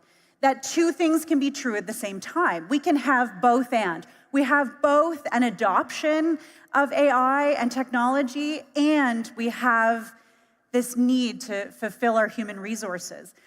When you look at Korn Ferry's report that there'll be 8.5 million people in the next 5 years that we won't be able to put into jobs because they will not be skilled enough for those 8.5 million jobs, which will actually cost 85 trillion dollars in deficit of talent shortage. We don't want to miss out with a shiny object because we're focused on AI. We need to blend technology with human capabilities, and that's what's so exciting about what's happening here. We want to reduce that anxiety by having compassionate integration of technology. We want to communicate and be explicit about why technology is important, but also that people will have jobs. We do that by building up people's knowledge and understanding and reskilling and upskilling so that they feel that they have a place in society. Gen Z is a really interesting dynamic, as well as those that are leaving the workforce. We're seeing right now in Saudi Arabia, 20 to 30% of employees right now say they're going to retire early. In the US, 10,000 people are turning retirement age every single day. And in Canada, it's 1 in 5. We're seeing this across the board. Actually, in the UK, just read today, it's 1 in 4. So we are seeing this workforce that's exiting, and they have no desire to stay because they say they don't fit into this workplace. If we want to make sure that we don't have a talent shortage, we need to be thinking about that group, as well as Gen Zs right now who say that they don't even think that they'll be able to afford a home one day. I mean, these are the type of behavioral sciences, personality, these economic drivers that we need to be thinking about. We talk about retention and attrition. We talk about all these topics, but are we really thinking about what the mindset is of our workforce and what are the barriers to getting them to stay in the workforce? Even benefits, now we're hearing about these novel ways of attracting late stage workers, mature workers, to keep inside the workforce, things like grandternity leave, which sounds really interesting, this idea of keeping people to stay inside the workforce with new benefits, as well as thinking about financial wellness and well-being for those Gen Zs. They believe in this group, which is going to become 80% of the workforce, millennials and Gen Zs, that well-being is a right, not a perk. They think that that's just as important as being paid. We need to make sure that corporate hygiene is what it's called, the table stakes stuff, is being managed so that we don't increase burnout. That means we have to make sure that we manage workload, that we make sure there's fairness, that there's community, that people feel psychologically and physically safe at work, that they have community, that they have friends at work. All of these things are the root causes of burnout. If we don't address them, then we will see a workforce that is disengaged. And right now, our global workforce is the most disengaged that it has been. We can create happiness by looking at people leaving legacy. We do that by thinking about hope as a strategy. And a lot of people come to me and we hear all this pushback and this idea that hope isn't a strategy, hope is a wish, hope is a myth. Right now, we are seeing highest levels of hopelessness across the globe. Gen Zs feel hopeless 3 times a week. But when you have initiatives like this, at the Human Capabilities Initiative, this plan for these 2030 goals, it gives people hope. And that's why you're seeing so much engagement within the workforce here, the opportunity for us to feel like we can be thriving. We actually can operationalize hope inside of our organizations, and we do that by being explicit. No more conversations about above and beyond. Let's tell people what their expectations are and watch them live up to those goals. Let's watch them as they learn how to develop new skills in technology and AI that makes them feel like they're future ready. Let's operationalize it by creating plan Bs and plan Cs, plan Zs to get to those goals. It's Dr. Robert Snyder's hope theory that talks about agency, which is autonomy, pathways, the plan, and then the goals to which we can get there. We all have that ability to have meaning, purpose, belonging, attaching our instrumental values each day to what we do, and that's going to be the legacy that I think that we can build here, and then we can model that and explore how that looks across the rest of the world. Thank you.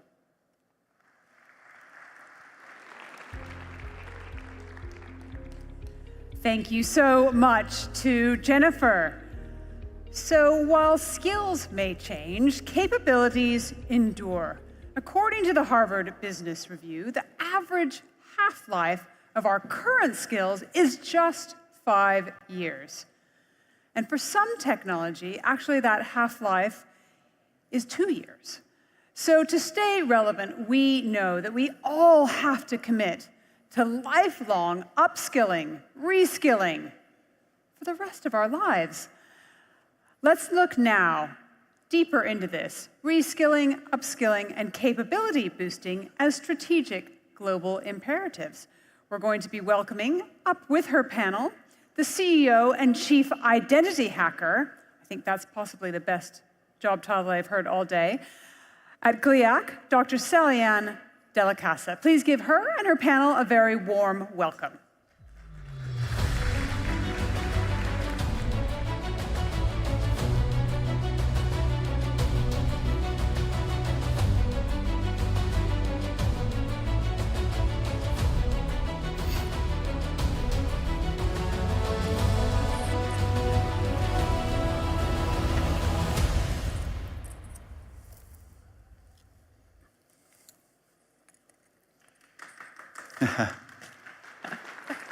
There you go. Hello and welcome, everyone, to our panel. What an absolute privilege it is to be here today and also to have our CEO of this event. Thank you for hosting us. Thank you for having us at this wonderful event today. What I wanted to do with this panel is I want you to imagine that you are, or all of us are, together sitting under a tree. And our audience is going to be part of an intimate conversation we are having around skills, reskilling, and a global perspective. But as friends sitting under a tree, we get to contradict each other.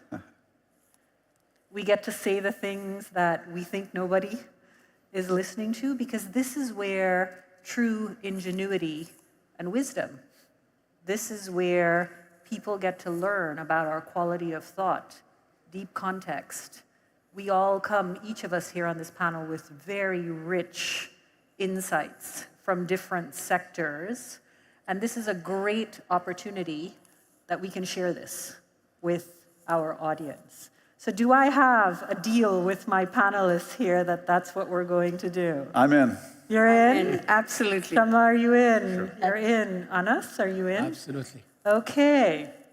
So let's start with Saudi today is a 92-year-old startup. I want you to think about that. We're a 92-year-old startup where we are agile, where we are pivoting, where we are iterating. And I say that because, you know, I used to be the former head of people of Careem. And what I see today in Saudi resembles what's happening in a startup environment. So we're going to talk about skills in that startup environment. And I'm going to start with a discussion.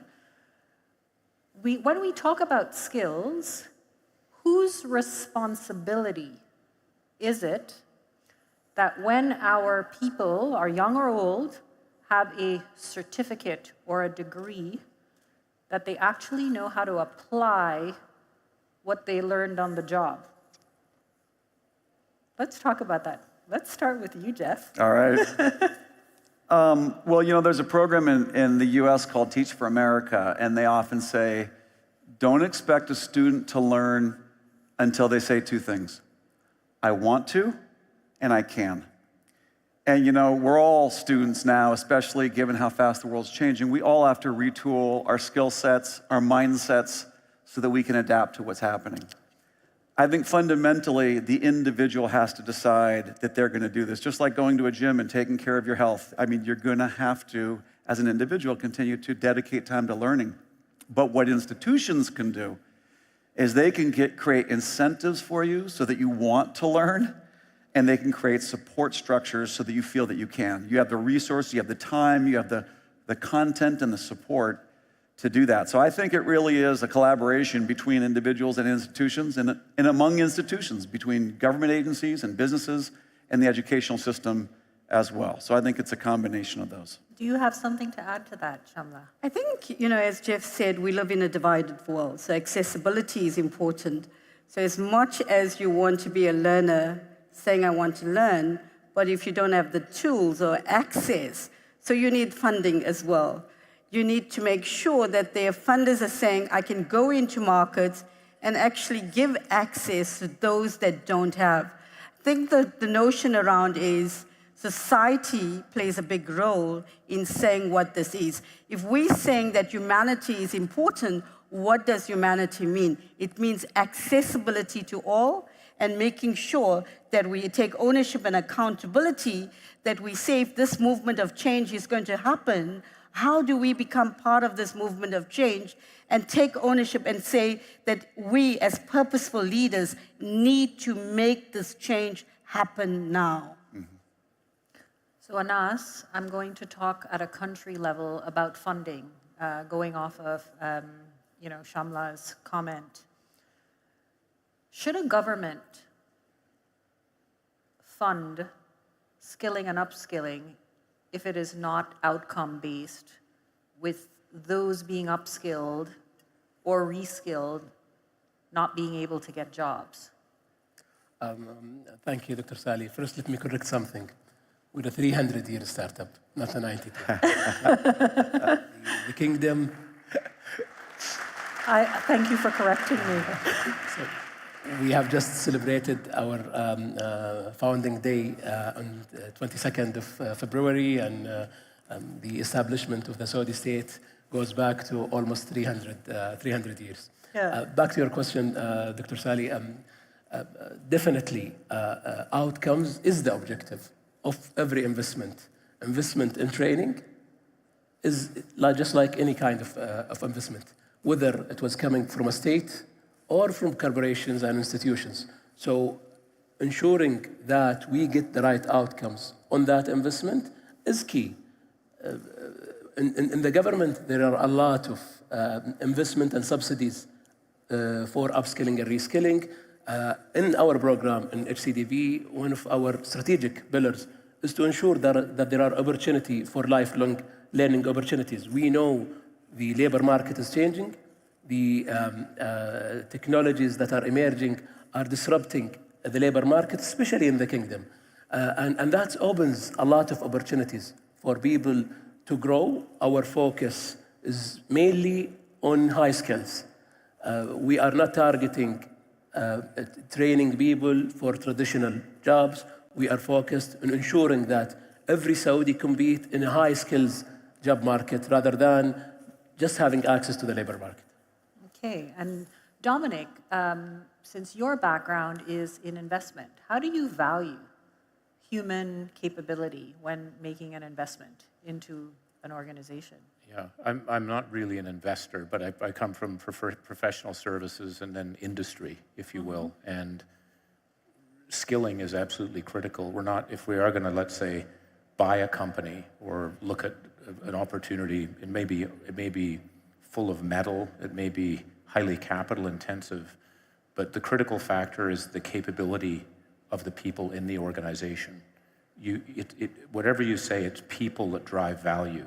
It's not the assets, it's people that drive value. It's talent to value.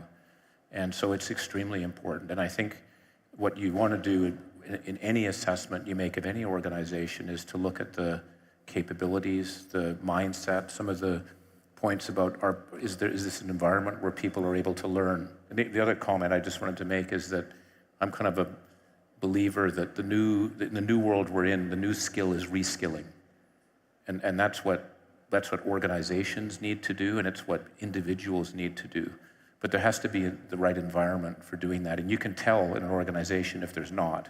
And I would not invest in a high quality, seemingly organization if there isn't that element of talent development and culture for growing people. I would simply not invest in them. Okay. So Jeff, I have a question for you around green skills. And there's a reason I'm going to ask actually also Shamla around green skills. So open jobs right now and over the next 5 years, job families in the top 3 areas, green skills or green jobs are right up there along with AI. I know we're going to talk about AI. These jobs are interesting because I've noticed over the last couple of days very little is being said about green skills and green jobs, and it's very big for the kingdom in particular. Can you shed some light in terms of how does Coursera assess the type of content and what drives content for a particular region? Yep. And the second part I want to add to that question is, does Coursera treat learners, so I think most of us on the stage might be Gen Xers, 43 to 58.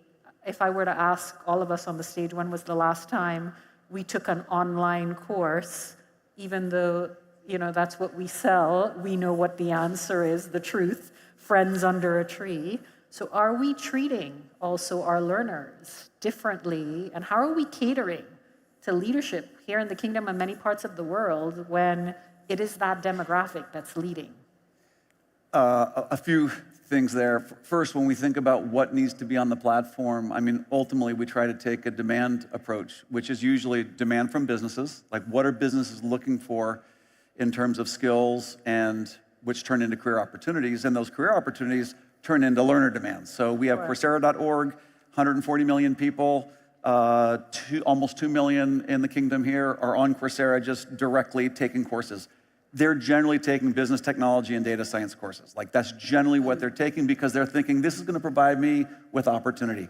I love the startup metaphor, by the way. A huge part of what it takes for a country or a business to be a startup is a belief that there's opportunity in the future, and then a willingness to work really hard and to get feedback and be honest about what you're learning and what you're doing well and where you're maybe not doing so well, and then adapting. But so a positive, optimistic outlook and then a realistic, iterative loop. And a lot of that comes from the demand signals that you're getting. So we look to market demand from businesses and individuals mostly. In terms of where the content comes from, it really is institutions. It's universities, it's KAUST, it's Al Faisal, it's Stanford, it's Duke. It's also Google and Microsoft and industry as well. On the green skills and sustainability, we have a lot of courses that are taught on these topics. Some are like specific job roles, but a lot of it is, we're seeing a lot of demand from companies saying there's an element of almost everybody's job which is having green skills. It's a little bit like on the leadership side, having a mindset of inclusion and social equity. On the sustainability side, it's really kind of for your company and industry, how is your business model sustainable? And for a function, if you're in supply chain, if you're in finance, if you're in customer service, how do you make that function sustainable? How do you do your job in a way that is sustainable? So I think sustainability in a way is a skill set and a mindset that's going to be pretty much applicable to a lot of, it might not be a specific job, but it's part of almost everybody's job. But are you then putting that as a layer across, just like probably AI is a layer across every single Absolutely. job? It's in the Leadership and Management Academy, and it's sort of a part of being a good leader is building a business and leading teams in a way that's more sustainable. And Shamla, why don't you talk to me, since you do, you are one of the leading platforms when it comes to custom executive training. Why don't you talk to me a little bit about what you do in terms of upskilling a different demographic, a Gen X demographic? Good. I just want to build, thank you, Jeff, for mentioning Duke as your partner as well, because I think for me it is the sustainability underpins whatever we do. being a sustainability leader. I think what Gen X you have to think about is actually making sure you cater for their learning styles. Because if you don't cater for their learning styles, you could lose them in the process. And then, as Jeff alluded to, it's problem-centric, content-centric, and making sure it's highly immersive as well. Because as you know, that if you are teaching content, it has to be immersive. So a lot of times that you can't have content, people just reading content. You have to interact with that content. I think for me, that is more exciting than just having content. Because right now, you can access content anywhere. So why would you have content, right? So you need to actually engage with the content. Anas, what is HCI doing in terms of skilling, reskilling? What are some of the initiatives that you have going on? Sure. So HCI is the event. Yeah. So this is part of a bigger umbrella, which Sure. is the Human Capability Development Program, one of the Vision 2030 programs. Our mandate is very clear and straightforward. We are tasked to ensure the competitiveness of the Saudi citizens. And we call it human capability because we look at it from rebirth all the way to post-retirement. We should look at human capabilities when the child is born, because what we do in the first 1,000 days will have an impact on the first 3 years, and what we do in the first 3 years will have an impact on the next 12 years, and all the way to post-retirement. So, and the program, we're future focused. We're focused on skilling, on upskilling. So ensuring that everyone have the right educational base, ensuring that we prep people for future global and local labor market, because it's going to be a one market anyway, and also ensuring that there are always opportunities for lifelong learning, whether through digital platforms like what we do a lot with Coursera or with other partners, or through investment in green skills and in academy. And I also want to maybe comment on you saying that there wasn't a lot of emphasis on the green skills. I think a couple of the announcements that we did yesterday are addressing that challenge. So if you look at CAPSARC, public policy, it's all about public policy in the energy. And the transition that we see in the energy would require a lot of policy adjustments. And that's what CAPSARC is doing as a local think tank. SB transitioning into energy tech. This is also a move to make sure that we widen the mandate for SBSP to ensure that we address the renewable energies. We adapt to the green transition that we're witnessing globally. So I know now we are good friends since you are challenging me. And you said, wait a minute, you are wrong. We did speak about green skills. I like that. I have a question for you, Dominic. Do you think 5 years from now, a university degree has any street value? Yes, I do.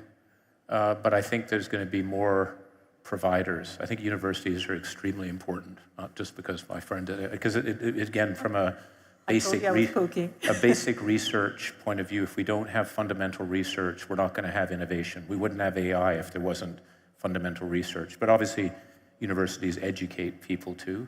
I just think there's a broader group. It could be Coursera, it could be Google, Microsoft. I think it's also companies that will be providing more. And I actually think you'll see more companies, in a sense, providing the degree, if you will. If I'm at Rio Tinto and someone has been trained in the Google system on digital analytics, that's good enough for me versus the university background. And I think we're going to see more, if I could call it, interoperability, and because organizations are training people.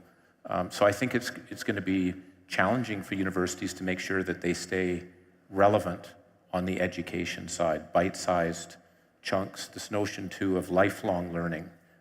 One thing, I'm very grateful that you put me into Generation X. I'm actually an old dog.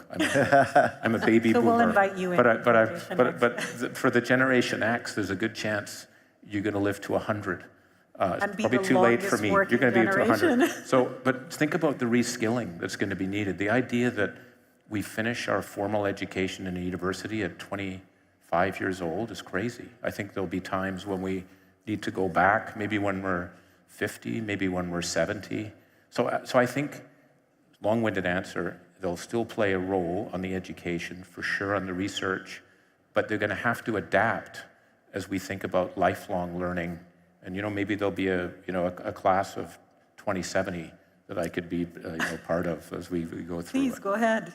Yeah, I was going to say, I have even just today, since my day started this morning, I've met with the National E-Learning Center. We have a big partnership with NELC. Yeah. And there was a lot of conversation about a vision to facilitate and support this human capacity development, to actually marry together industry and university so that you can have certificates literally on Coursera from Google on data analytics, and they can be recommended for use in colleges. So I agree that the degree is not gonna go away. It's gonna have to change and become a lot more relevant. And I think collaboration between industry and university will be required, and that visionary policymakers will lay the groundwork and provide the incentives to make sure that that collaboration happens. It's totally possible, and we're doing this today with 233 universities where the industry micro-credentials are being earned as credit, and Prince Sultan University and KAUST are two of our top examples.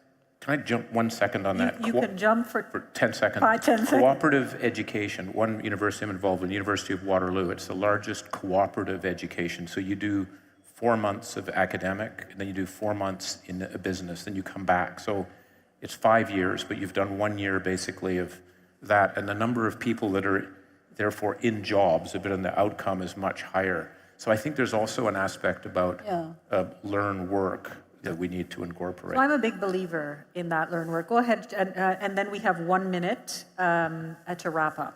Go ahead. I think you're absolutely correct. There are already models in play at the moment, and from a policy and a regulation, it has to change.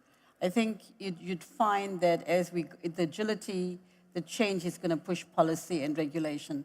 And the notion is, yes, it will be there, but fundamentally it would look different. So I'm going to ask this question since we are in the kingdom. What is it in terms, and particularly to our learning providers, upskilling and skilling providers, that includes me, I have an answer for you on that question. What are you doing towards working with local upskilling and skilling providers, like we do have Coursera here? Yeah. Can you tell us what you're doing? Well, yeah, for me, I mentioned this earlier today, there's capability in a world of change. It's going to require collaboration. So I do think collaborative ecosystems of institutions, businesses, governments, and campuses, together with individuals, is fundamental. Ecosystems within a country, within a region, and globally.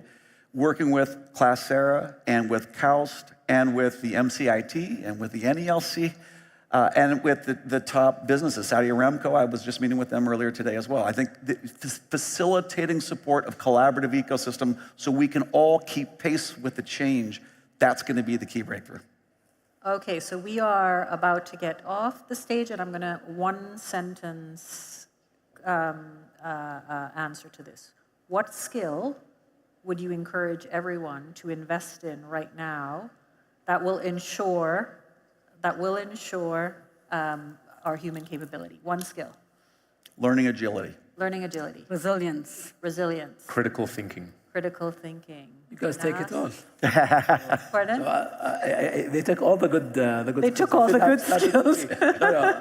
So, I think all of the above plus soft skills.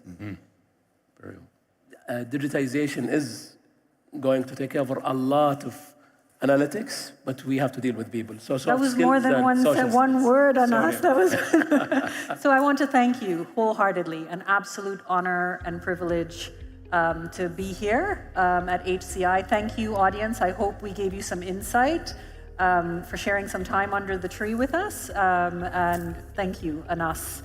What a fabulous, fabulous event of your team. Thank you.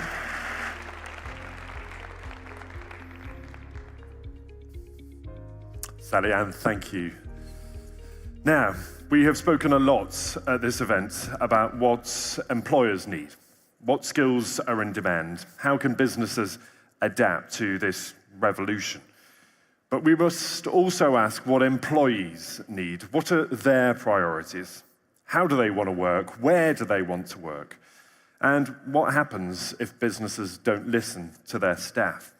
So, to shed some more light on that, I'm delighted to welcome Olivier Dubuisson, who's former head of Future of Working at Novartis and co-founder of Rhythmic.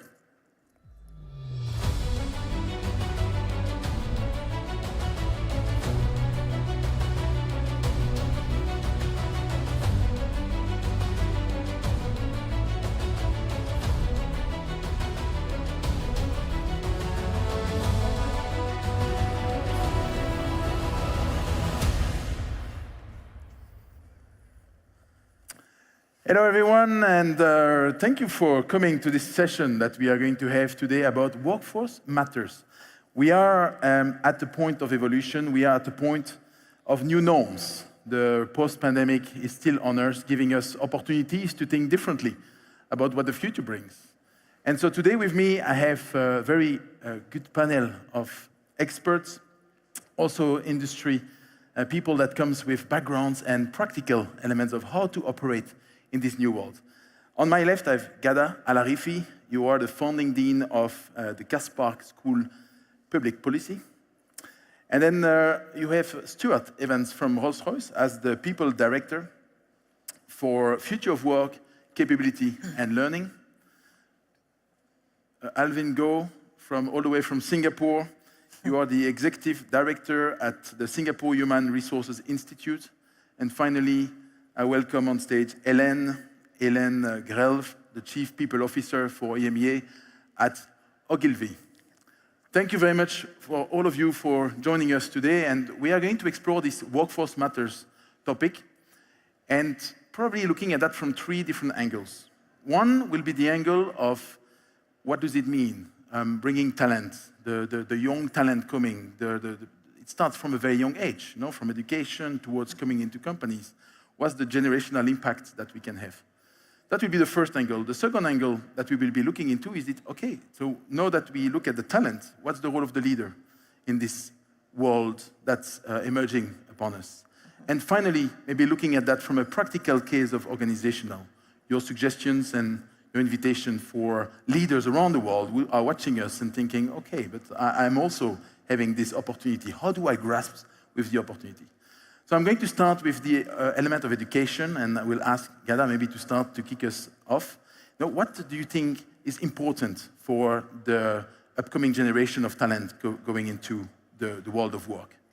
Well, I'm coming from an educational perspective, coming from academia, and how we can see this generational shift in the way how they learn, think, and work, and how organizations, they should adapt to that, So it's used to be that the employee have to adapt to the employer's work, but with the Generation Z, the retention rates are going down, etc.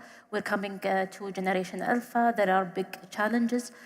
So companies and employers, they need to adapt on how they operate, how do they give feedback, and how do they have programs for bridging that gap between academia and the workforce.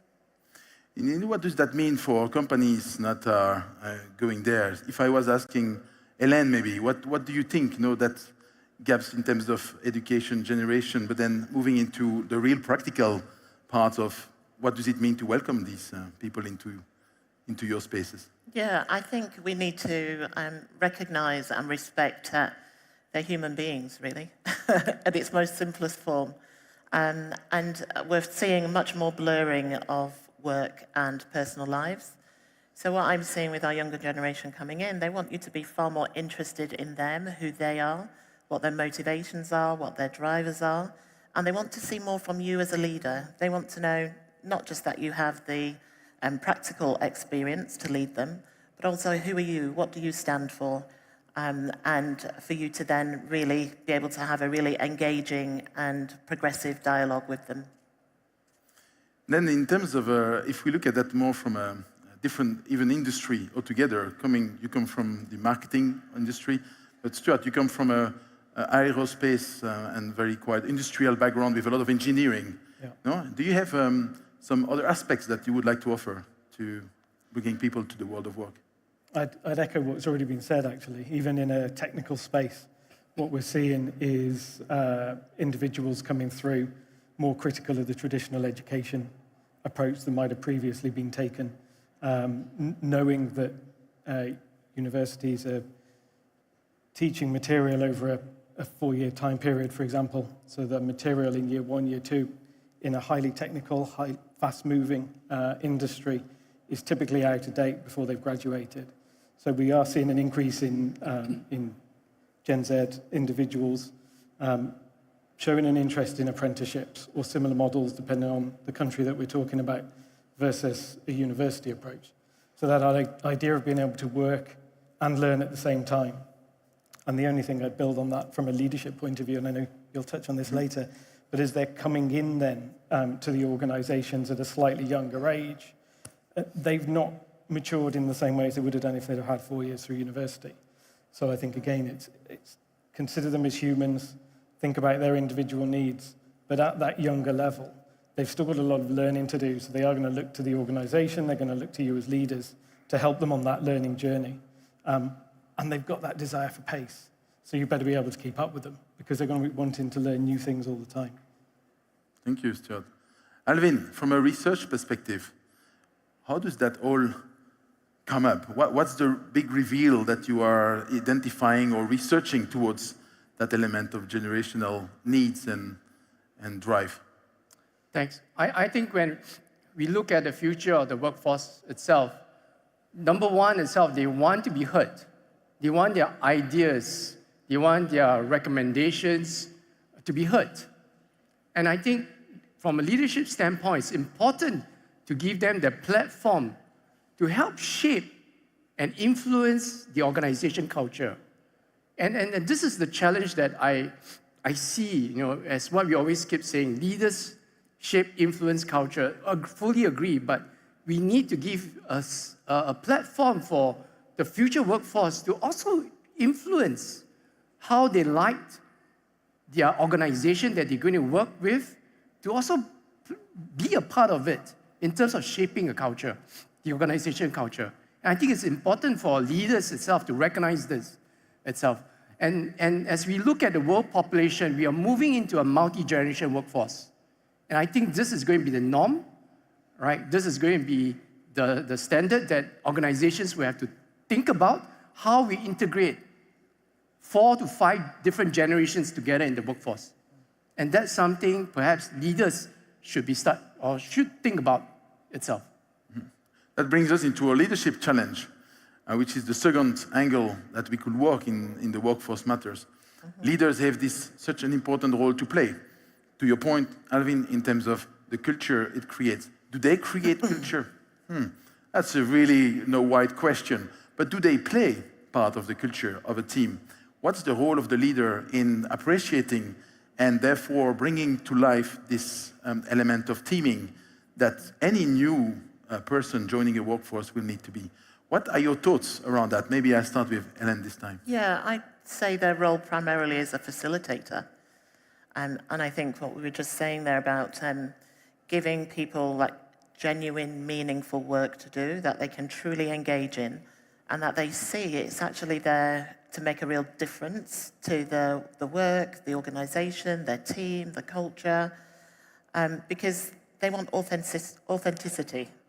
So coming up with projects that don't go anywhere, that's almost the worst thing you can do. But if you can think of real actionable projects that they can contribute to, that's a real motivator. And then think about how do you get the best of all the different people that you can working on that, and what can you do to ease the collaboration? How can you take away any barriers that might exist from them being actually effective in what they want to do? These are bold questions for leaders to wonder for themselves, into that. What's the perspective, Gerda, maybe you could offer in terms of the advice you have for them, or even the research that you have managed to do in your sector, which is a very different industry of energy? Definitely. As my colleagues mentioned, that newer generations, they appreciate more feedback. They want more feedback as apprenticeship and other. In addition to the feedback, they want the leader to listen. And they want to understand the impact of their work on an institutional level. So we give people continuous work or different amount of work and different projects, and we don't tell them why. How would this, why and how would this contribute to the ultimate goal of the organization? What is the impact of their jobs and why they are important? So I think it's very important to increase communication, feedback, and explaining the impact of the work they are doing. Bringing them into the purpose of why the work and what does it create for them. I think that's very profound. And yeah, it's to create the purpose, to have a purpose. And I believe Generation Z, they're always looking for a purpose. They want to work on something that is meaningful. You bring me here to some of the research that says, those people can be engaged and not belong. It's a question mark.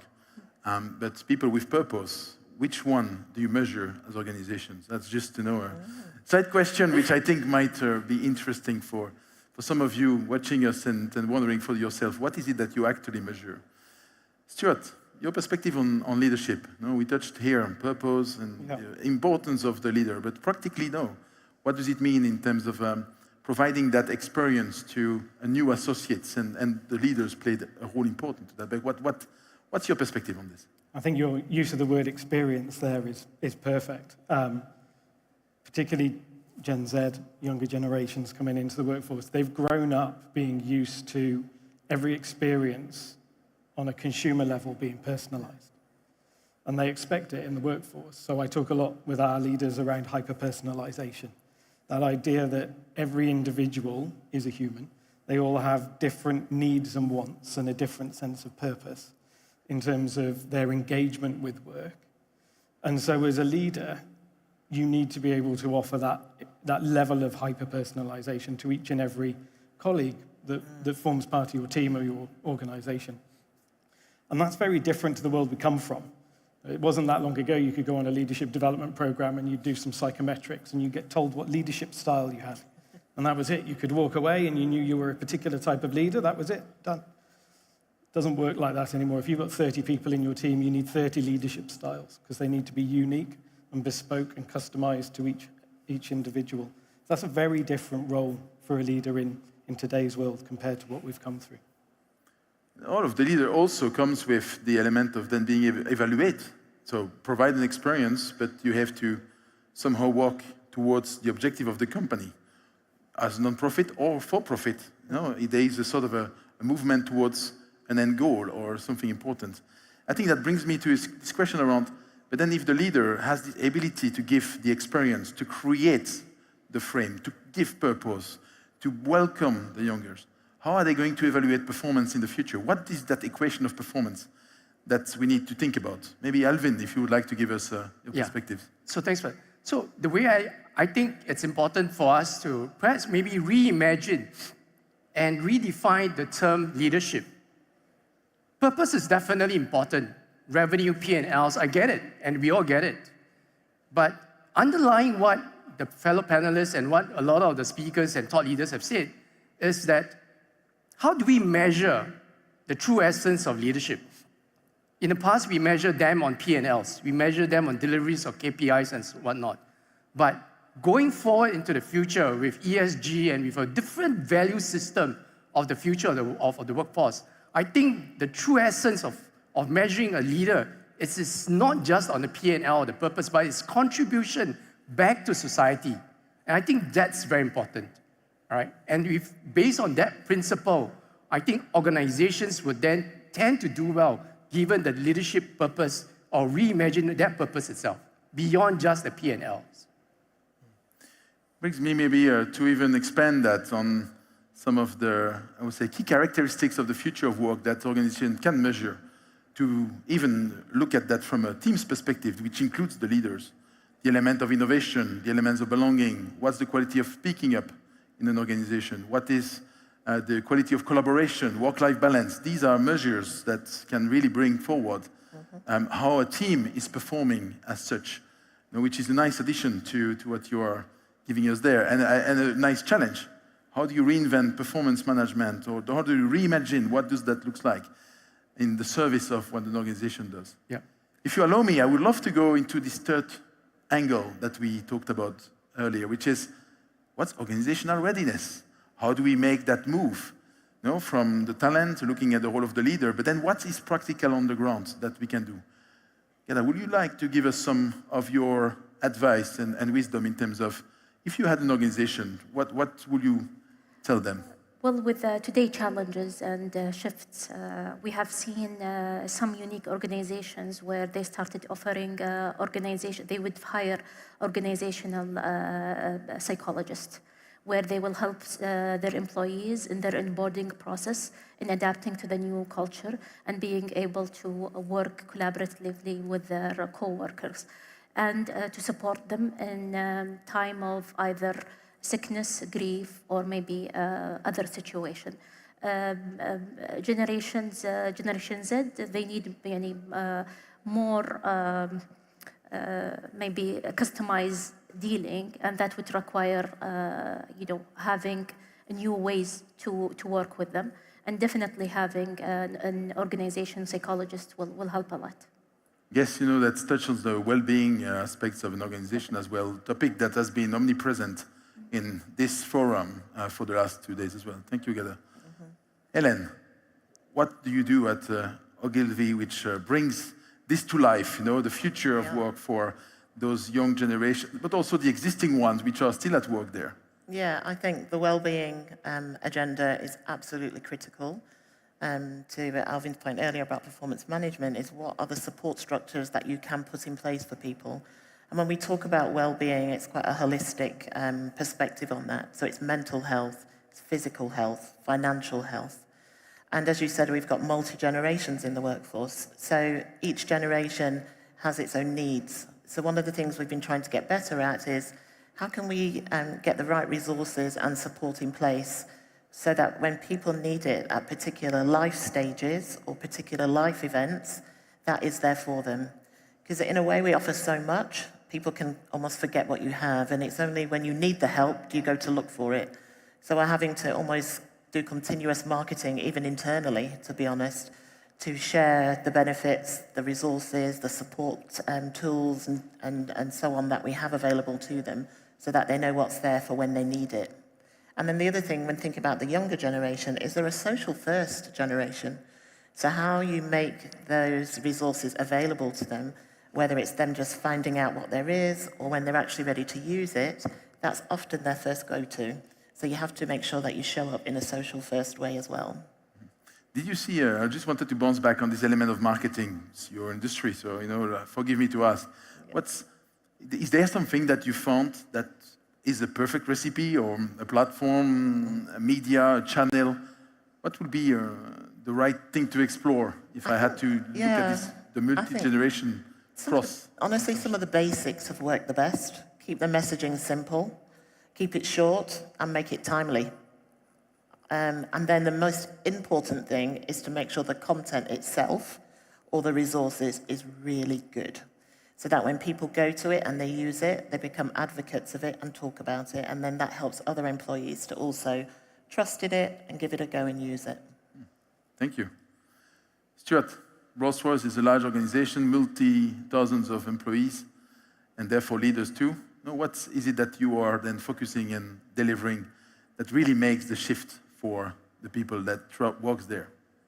Yeah, there's a few things we are doing, some longer than others, and some that we still need to do, like many other organizations. But first couple that come to mind are building on the hyper-personalization element. That applies to the organizational structures as well. So when we think about what used to be termed, or many companies still term as the employee value proposition, again, that's one thing. And what do we offer as a company to the employee? And we've reframed that as the colleague deal. So seeing it as a two-way thing. So we have to be there for each other, the organization for the individual and vice versa. And so the benefits package, if you like, is more flexible. So each individual has an ability to tailor a package to their life. So it blends more with what it is that they want out of work. The second thing we're looking at is just how we organize work. So we've traditionally obviously had organizations with hierarchies and job descriptions in a box. And so moving away from jobs now, we're thinking about how do we align the skills that our people have with the work that we've got in the organizational system. So we're effectively moving out of business silos and centralizing key resources and skills in a pooled environment that enables us to better allocate them out swiftly wherever the work is in the organization, but again offers that opportunity to learn and grow and develop that we know younger generations are seeking. I think where we still need to go probably is enhanced flexibility beyond that. So thinking about moving outside of traditional employment contracts to engaging skills more fluidly up and down the supply chain or with partners. And then thinking about things like 4-day work weeks, self-managed shift patterns. So again, putting control in the individual's hands so that they really own that relationship they have with work. Which brings me to, there is an underpinning thing probably that everyone has on its mind is the technological advancement of the world and how that underpins all of your effort. I wanted to ask Alvin to give us that maybe angle of technology. What do you see and the role that it could play in this welcoming of future talent? I think from a technology standpoint itself, despite what the World Economic Forum and some of the thought leaders have said that by 2030, certain jobs will disappear. But based on the research that we've done, what we are seeing is that by 2030, jobs will still be around, but the tasks and activities related to some of those functions in between the jobs would disappear, but replaced by technology, replaced by AI, to make the job holder more effective and efficient. And I think that's how the future of workforce should be actually embraced, right? We should always constantly look at technology as a platform that will enable us to add more value, to add value creation to the role that we play. That's what I always say to some of my younger HR professionals out there. Don't just find a job. Find a job whereby you can constantly add value. And I think that's the position that many of us would have to rethink how we go about redesigning roles and jobs itself. I'm sure that you all have a very good angle on technology as well, but I'm conscious that we are going to come to a close. So before we close, I would like to ask you each one question. In the audience, we have a young talent, someone who is 16 years old, and you have to give them your advice and wisdom around what they should be curious about and what will you actually tell them to encourage them towards this future of work within large organizations, small organizations, profit, non-profit. What will you say? I will start with Gada and then go on. Well, my advice is very simple, is ask and have active listening. Okay, listen and ask the right questions. Thank you. Yeah. Mine also quite simple. I think it's never lose that growth mindset. We know that children are born with a growth mindset and you slowly lose it over the years. Never lose it. Learn to discover how it is you learn and make real effort to keep a hold of that throughout your life. My take is this. My advice would be to really unlearn and relearn and recognize that if you're going out into the workforce today, a lot of our organizations will be at transition point from a brick and mortar to a very tech-driven type of organizations. Stick with it, add value, right? Come up with ideas, work with leaders who appreciate you to then move the organization forward as one. Thank you. Hélène. I think I would say be curious and stay curious. So whether that's about you personally as an individual as you continue to grow, the team around you, the organization you work in, the world around you, things are always evolving and changing. So be curious and stay curious. Thank you. Well, that's with these words of wisdoms that we are going to thank you for contributing to this panel around Workforce Matters, taking us through generations to come and inspiring leaders to take the steps towards what they can actually do in organizations. Thank you, Gada. Thank you, Stuart. Thank you, Alvin. And thank you, Hélène. Thank you for all of you. Thank you. And thank you to Olivier as well for chairing that session on Workforce Matters. hearing what employees really want. So we're going to develop that theme a little bit further because my panel coming up now has huge expertise on attracting, retaining, reskilling, and rewarding talent. We have different industries represented. We have banking, payments, energy technology, and we're going to widen that out with a look at LinkedIn. Let me actually get a sense of folks in the audience. Who here is on LinkedIn? Okay, anybody not on LinkedIn? I don't see a single arm up in the audience, so that's pretty interesting. So we will have the ability to look into the future as well with the Korn Ferry Institute. Welcome, everybody. How are you? Good, thank you. All right, good. Well, we're going to skip to the end. We're going to skip to what everybody is already talking about, and that is artificial intelligence. According to LinkedIn's latest Future of Work report, more than half of us will see our jobs disrupted or augmented by AI. Olivier, you are VP of Talent Solutions for EMEA and LATAM at LinkedIn. So in a moment, I'm going to get you to give us some concrete examples of what we're going to be seeing. But it looks like technology, just in the nick of time, you're ready. Can you hear me? People can hear me. Yeah, Great. we can hear you. Give us some concrete examples of what we're going to see. All right. Well, hi, everybody. Lovely to see everyone. Great to see that people are on LinkedIn. That was good, right? Did you like that? I love that. I love that. My two hands were up. Right. Concrete examples. Well, maybe I'll start by saying that, certainly at LinkedIn, we see AI as having the power to change many types of works, in different ways, right? In bringing more satisfaction to people in the work that they do because they're going to be able to focus on what is most important to them, increasing productivity. We've heard about this over the past 2 days, but also serving as a differentiator for many organizations.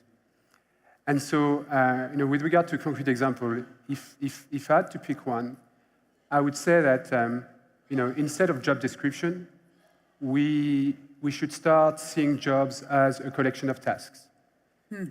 And tasks that will evolve regularly as AI progresses and AI advances. And you could put those tasks into 3 buckets. There's a task that AI can take on for you already today, right? Like summarizing notes, summarizing emails.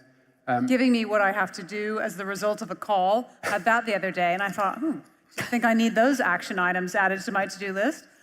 Absolutely, absolutely. So that's one. Then there's a second bucket, which are the tasks for which AI is going to help you to do them better and also increase your productivity, right? And so that can be writing content, writing code. I think some people may have been using Copilot for Microsoft, but I mean, there's a lot of things today. I think actually 40% of people today are already saying that they have AI helping them in some ways in their work. And then there's the tasks that are unique to your skills, right? And often those are people-related skills. Collaboration, communication, creativity. I mean, those that we used to call the soft skills and probably in the future we'll be calling the power skills. And if you take a skills-first approach, you can start to visualize the skills that you're going to need to remain competitive in your job. And if many of the tasks of your job falls into the first bucket, then you can start to think about the new skills you need to develop for your next job or for your next career. So I would say the 2 key takeaways would be, one, skilling and reskilling is going to become essential in tomorrow's world, or I should say today's world. And the other one is soft skills are going to be a big differentiator. And if I may, just to close off on this, there's this quote from Minouche Sharik, that's from Alexandria, and she's president of Columbia University, that I really like. She said, in the past, jobs were about muscles. Today, jobs are about brain. And in the future, jobs will be about the heart. And I think it's an interesting paradox. It's a nice paradox because AI could usher us in a world that is actually more focused on the human rather than less. Okay, well, that's hopeful. Jean-Marc, you're president of the Korn Ferry Institute. Tell us about a world when artificial intelligence is like oxygen. What does it look like when technology knows whether people are listening to me in a meeting, online, for example, or when my computer knows that I'm not being as productive as I could be? Yes, I mean, let's make it very concrete. Everybody in the audience has at least one smartphone. I heard yesterday from my Saudi colleagues that there is an average of 2 smartphones per Saudi inhabitants. So we spend our life inputting data into a phone, into a computer, the team meeting that we have, or Zoom meeting, email that we do, text that we write. All that translates into data that then translates into codes that then goes into some type of large language model, which is the AI engine. And Microsoft, as Google and others, they are using this data to feed back to us as information on what do we do at work each time that we interact with one of these instruments.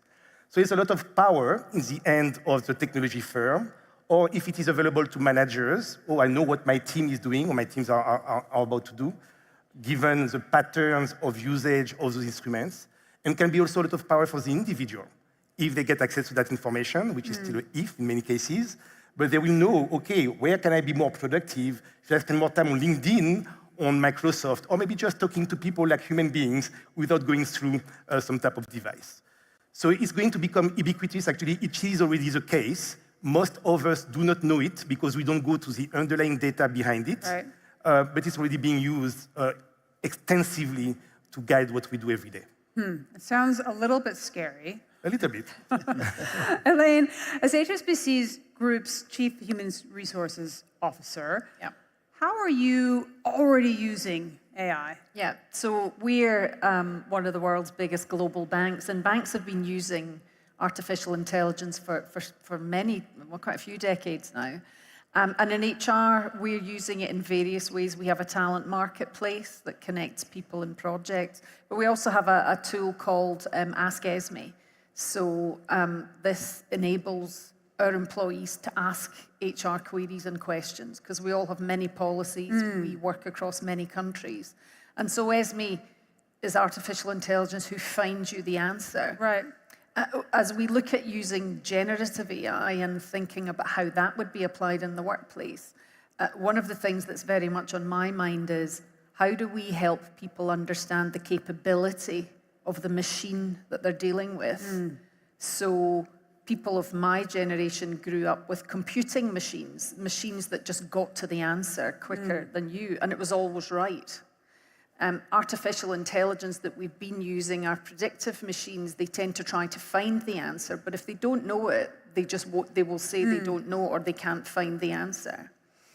Generative artificial intelligence, of course, is trying to create an answer. It will come up with an answer and it may not be right. Right. And so one of the things we're very conscious of is as we bring new tooling into the workplace, how do we help people understand the capabilities of the machine they're dealing with and not just trust that the machine will always be right. Trusting the hallucinations that might be coming out of the generative AI. Yeah. Michael, Chief People Officer at MasterCard, how are you using artificial intelligence? Yes, so a little like Elaine, that the business has always had artificial intelligence for things like cybersecurity, fraud detection, fraud prevention, those kinds of things. Usage of data to help consumers and businesses making informed decisions. So it's always been there. From a HR perspective, we have an internal talent marketplace, and this is really about helping the employee experience as well as the manager experience. And what it's like is essentially all our employees, about 85% of the 34,000 employees, have put their profile onto this platform. They put their skills, their interests, what they're looking to develop, and there is a matching process that goes behind the scenes where managers have put a project or a job or their availability as a mentor, and behind the scenes, these algorithms start presenting to the employee or to the manager profiles of individuals, and it does a match. And you either do the thumbs up, thumbs down, and the machine actually begins to learn your preferences about what you're looking for. So that is something that we've been doing, and it's at scale. The people like it. And people like it. And we're seeing increase in retention levels for employees. We're seeing managers beginning to have an access to internal talent that typically they only see within their own business or function, but they're able to get talent from other parts of the organization. And for a global organization, this is a beautiful thing. So I think that's a really great use case of what we're seeing. And it's not just the technology or the platform. This is a real transformation in terms of the way that managers need to think about deploying and accessing talent within the organization, and for the employees to think about how do I think about my career and my skills development using a platform like this versus the traditional classroom training. This augments a lot of those other traditional channels that we have. Interesting. Ms. Emil, Chief People Officer, Enterprise HR at Baker Hughes. How is an energy company embracing AI within human resources? Thank you so much for having me. It's a great pleasure to be back in the kingdom. So we're an energy technology company, and we are very excited about the new era of digital automation and AI capabilities. We are using it in the HR function in our talent acquisition space. We are using it more from a retention standpoint, and we are using it in lots of efforts around DEI. But if I give you two concrete examples, so when we speak about talent acquisition, we have an AI-enabled tool that helps us with the screening of candidates that eliminates all the bias, for example, when it comes to gender diversity. Because we are as well, we have lots of positions that are field-based, manufacturing-based. So eliminating that bias really helps us. Has it made a difference? Have you seen a visible difference in terms of the people that are hired? And we can see as well the increase in our female hires across the globe. And another thing, it also helps us with the job descriptions, because it can really help you eliminate lots of things and can help you predict as well how candidates look at certain positions. Interesting. So words, it'll suggest different words in case it's too male-oriented, for example. Correct. Correct. And the other example I'll use is very similar maybe to Michael. So we are using a tool that helps internal employees rate and update their skills with a line of sight of what are their aspirations from a career progression standpoint. So it really links what skills and gaps you have to what you want to do in the future. So that's working very well for us as well. Interesting. Olivier, from your perspective at LinkedIn, give us your views on some effective strategies for growing, nurturing talent. Great question. So the part of the business I belong to at LinkedIn focuses on solving three challenges: the skills gap challenge, the hiring challenge, and the retention challenge. And if you think about growing and nurturing talent, actually this addresses two of those challenges. The skills gap, which is probably the most critical because ultimately it's about performance. And also the retention challenge, because one of the top 5 reasons people stay in a role is actually the opportunity to learn. And so with regard to specific strategies, for us there are two when we talk to our clients that we really promote. The first one is creating a culture of learning. And the second one would be internal mobility. But starting with creating a culture of learning, if it's at the center of your people strategy, then you're going to engage your team to learn. And that's obvious. But the reality is, in general, people want to learn, but they end up only being able to do learning activities in their spare time, which is one of the key challenges. So it's funny because I think in the industry, and for years we said to people, well, you've got to take responsibility on your career. And that's true, right? And that's the end of the deal. But if we don't create the environment for them to learn, then we're not fulfilling our part of the deal. So that's about the learning culture. When it comes to internal mobility, for me, there's a stat that's always very interesting from my research, right? There's 75 more chances of retaining someone who's done an internal move than someone who hasn't. Internal mobility actually pushes people to develop new skills because they're going to focus on the skills of their next role, right? Which is a much better driver and forcing mechanism than just saying to people, right, go and grow your skills. And then even when they get that new role, they won't master the skills from day one. Right? So they're going to organically grow and work on those. And I was talking to one of our clients, who's a CHRO, and she said something that I thought was very smart. She said, the challenge with the 70-20-10 learning model is not the 70%, because that's learning on the job. It's the remaining 30%. And the magic with internal mobility is that, in a way, you are putting more and more skills into the 70% bucket. So your employees are going to learn continuously. Interesting. Jean-Marc, give us another glimpse into the future. You're our future gazer. Given AI, upskilling, diverse workforces, we're going to be able to need to personalize our experience at work much more. A little bit what we heard there from Olivier. We're going to need to do it at scale. So what do you think this looks like? Maybe we can start with an example. Talking to colleagues here and to client organizations in Saudi Arabia, we heard oftentimes that, and we heard that during the last 2 days, there is a big need to upskill or reskill people, in particular at the mid-level, mid-management level. So assume that you have a manager who went to some of those academies that we heard, but still is struggling, is not really winning in his marketplace, and wants to evolve. AI can help in a way that can help today, will help even more in the future. Today, this manager can take an assessment. We talked about that, and Michael just gave this example in this organization, and understand what are my strengths, but also what are my gaps. Understanding the areas that I need to develop, what do I do with them? Right now, this person will go into a training program with many other people, if they are eligible to it. Typically, some of those training programs are reserved for high potential or senior people. With AI, it is possible to give feedback right away in a very personalized way. Say, oh, you need to develop a critical thinking or strategic perspective or ability to collaborate, as you just said, one of those power skills that Olivier was talking about. We are going to tell you how to do it. And more than that, AI is going to produce a video to tell you exactly, in your situation, given your unique profile, this is what you should be doing, and then give you a roadmap with exercises, activities to really put it into practice, to be able to develop yourself as an individual, given your unique skills. So personalization is that. It's unique to you, given your needs. You can use the power of technology in a way which was not possible before. The second element of scale, because AI is ubiquitous, it is not too expensive to develop. There is some cost, but over time it will be cheaper and cheaper. And above all, it makes this video and this content available at low cost.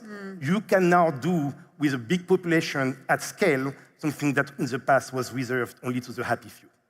Interesting. So let's talk about reskilling. And with the nature of people's jobs changing so quickly, how do we keep them up to date? So I'd love to hear a specific example of what you're seeing and what people are learning. Lizamil, why don't you give us a start? Okay, so traditionally in the energy sector, we used to train and develop our employees vertically. So if you join, for example, drilling, you will always be developed as a driller. Today, with the shift to remote operations, we are developing people in lots of different ways where they will be more horizontal, where you have a holistic view of how things will operate. But we are investing a lot in new energy. This is something that is completely new. So we are investing in geothermal, in carbon capture. We are investing in hydrogen and all the skills and competencies that are associated to that. Not only that, I think we are even going for competencies that can go across the board when it comes to, of course, I take digital enablement or digital tools and project management, change management as foundational. But for us as well, we are trying to differentiate how people and employees will differ in the future, like what Jean-Marc said. So critical thinking, creativity, problem solving. These are areas where we are investing a lot and helping our people through the transition. Michael, given what MasterCard does, I wonder if it's important that people learn some aspect of programming within the company as well. Yes, so what we do, we basically say, okay, things like digital acumen, as an example, depending on what job you're in and what job family, so a product manager or software engineer or someone within HR, there has to be a level of proficiency. There's a common standard which everyone needs to have. And then depending on your job, you may need to have a higher level, expert level of proficiency. If you're a software engineer, you really need to know which tools to use, how you can be more productive, versus someone within HR who may need a basic understanding so they know how within our particular function they can adapt or use or recruit for that particular skill set. So we've looked at a couple of things. One is around the job family. So for us, it's product managers, software engineers, consulting skills, sales. They're probably the predominant job families we have. We have set up guilds, and these guilds are deep subject matter expertise in a particular functional skill. And then we have what's called learning academies, which are more of the horizontal. So anyone in each of these job families can look at what are the skills that they're needing to develop and almost like a matrix, develop whether they need to go up or down, have a moderate level of understanding of proficiency in these particular areas. And we see, given the level of disruption in each of our industries, that kind of a model of learning agility and adaptability is a really important aspect of what you need within your human capital system and in your learning infrastructure as well. So Elaine, we heard Muzamil saying that renewable energy was such a big topic for an energy company. And I imagine as a company that lends money to folks within the energy technology, that it's important for bankers to also be learning about this whole new world. How does that work? Yeah. So, I mean, one of the most in-demand skills is working in sustainability and understanding how that applies to your client base and your environment. And as an international bank with quite a big footprint in developing markets, that's really key to us because many of our clients are working on their transition plans to net zero. And so a bit like Michael described for programming, the skills that are required to take very established relationship bankers who work with particular sectors like power and utilities or telecoms, the energy sector, cement. How is that industry going to have to change as a result of net zero? So taking relationship bankers, but also with risk people who underwrite those type of loans. And I guess one of the things, Michael mentioned the academy thing, we've built this kind of world-class academy, same thing, everything from just being curious through to that really precise learning about your sector and how that new economy is going to evolve. And as well as the academy, how do we bring people together to learn together? So we're finding the blend of these great platforms, but also getting those people in a room, getting the scientists in from our sustainability unit, together with the bankers and the risk people, and getting them working on what is happening with our clients, what's happening to their value proposition and their business model, and then how can we best interact with them to support them in that work. So still in-person training, Very much so. I mean, I think we all found, we went into the COVID years and we found that we could operate remotely and we thought this is the new world. And of course, it has changed the workplace massively, but also the in-person is just critical. So on AI, we're taking a group of about 60 executives to China, to Europe, to California later in the year for a really deep immersion into AI. If I bring it to locally here, we have a long-term partnership with Saudi Awal Bank, SAB, and we partnered on a global ambassador program for them to take 40 of their best talents around the world on 3-month secondments to just connect, to make connections, but also to build skills, to see the world from another angle and to be able to bring back great insights for their clients. So we find we've really had to structure in-person programs as well. Interesting.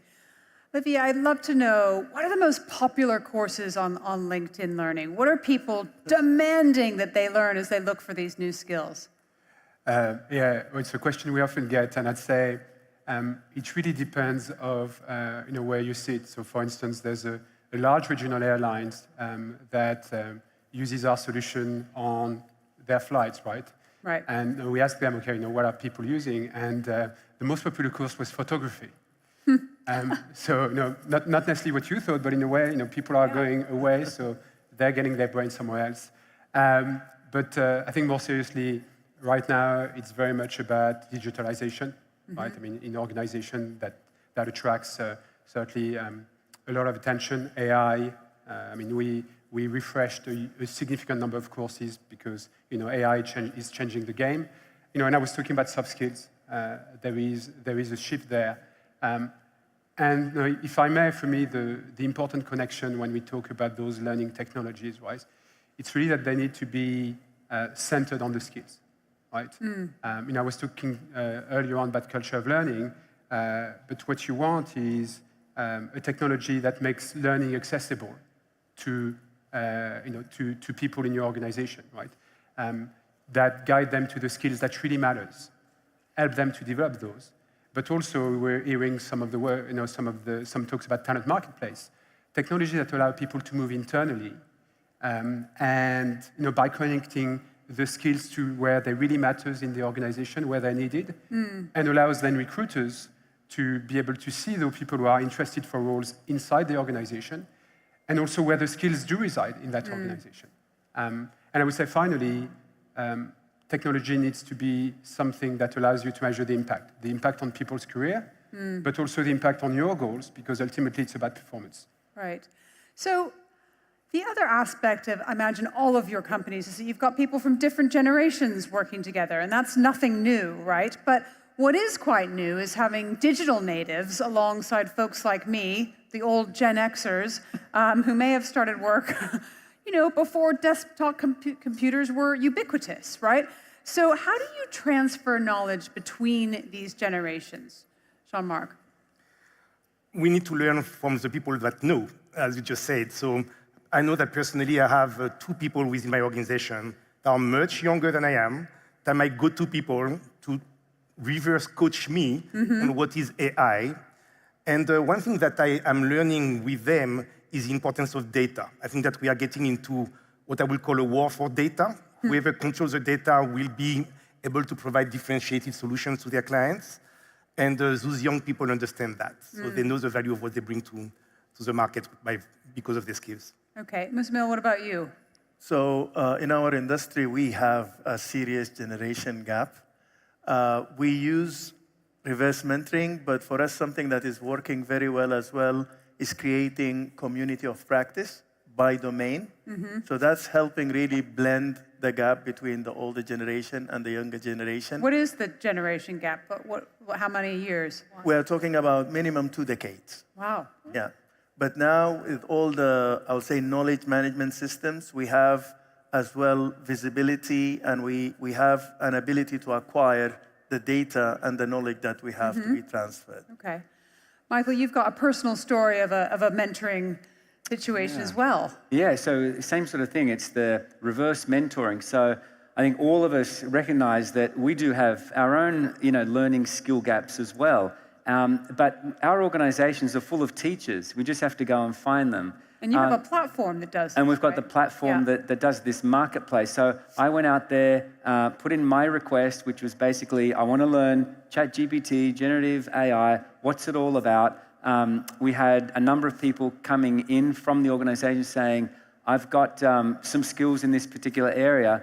I selected one of the individuals, and I guess there's 2 parts to this. One is around, during those sessions that I had with him, not only did I learn the skills and got a lot more familiar with the platforms and how ChatGPT works, but there's another benefit as well from an organization perspective, that you start to build networks and you start to build connections. And I think from a cultural perspective with an organization, which is all about relationships and networks, there's this other aspect which I think humanizes this whole piece, and that the senior executives are not just in this ivory tower that have all the know-all knowledge, but actually allowing this to happen, I think has a real benefit in the organization as well. Tapping into to talent elsewhere. Elaine, what about you? Maybe flipping that on its head, very similar, but I'm a big believer in the concept of leaders as teachers, but it doesn't just happen. So we run programs for across the world, and we get some of the best of our leaders to go away and work on what can they teach, what can they bring to others. And of course, very few of us get time to consolidate our knowledge and experience and thoughts and so on.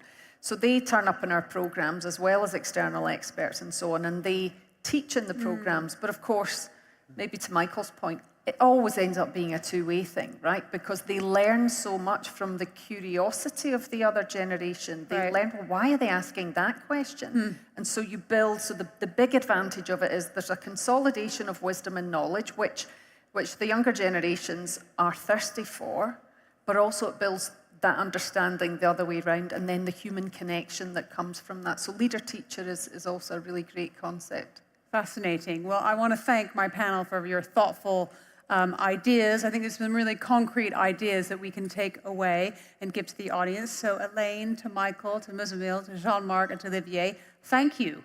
Thank you for having us. Thank you very much. I'll let you guys depart that way. So we've spoken just now about how AI is already being used to manage human resources. And we heard yesterday from both universities and businesses how they're training their people to understand and interact with AI.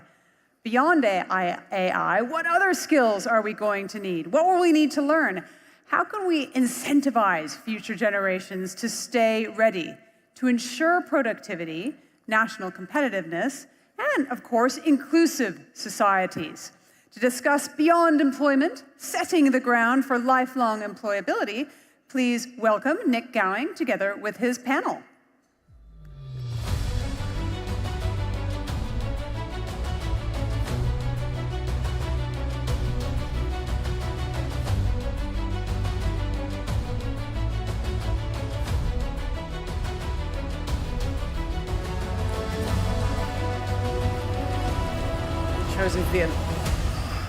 Hello again. Well, so what other skills do we need? What is employability going to be like in the future? Let me ask, first of all, each of the panelists to introduce themselves. Let's go to the far end, to Wing On Lee.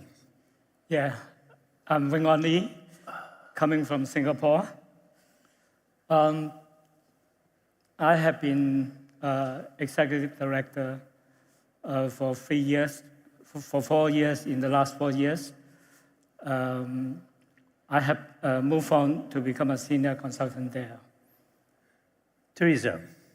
So I'm Teresa Martin Retortillo. I work at IE University and head the lifelong learning unit for the university.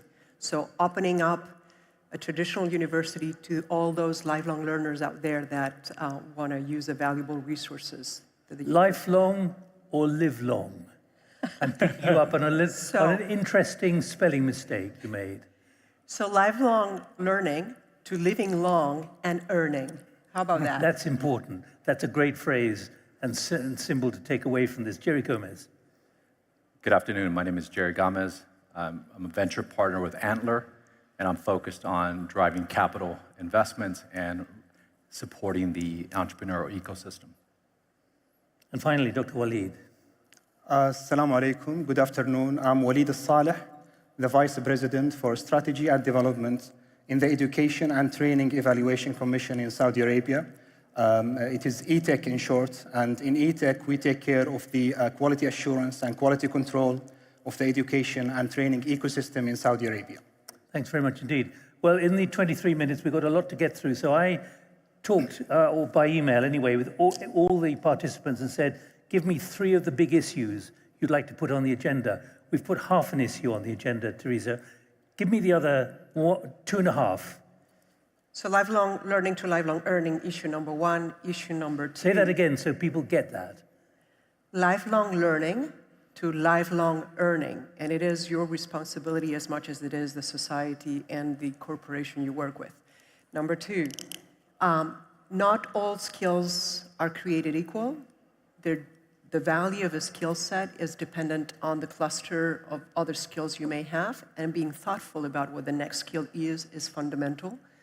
Three, one can learn, as been evidenced for the debates that we've had today, certainly at 10, 15, 20, at 40, at 50, at 60, and at 70. So believing you can learn, it's a key component, and I can talk about how can we, do this better, especially when you're past your school age.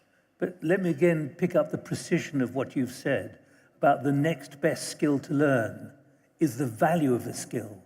That's not something that comes to most people readily. So it's interesting because we've been talking about skills being the next currency. For adult learning, what happens is we have little time to learn, and so we just need to be very thoughtful about what is the next skill that we're going to invest time to learn, and how does it help us chart our career in the right direction. So that price and value of a skill is a function of what existing skills we have. What we see at IE Lifelong Learning is there are a number of skills that actually have a multiplier effect. One is leadership. If you actually put good leadership skills into a strong set of skills, you can have a greater impact of the things you do. Second, there are transversal skills. There are two transversal skills that are very powerful.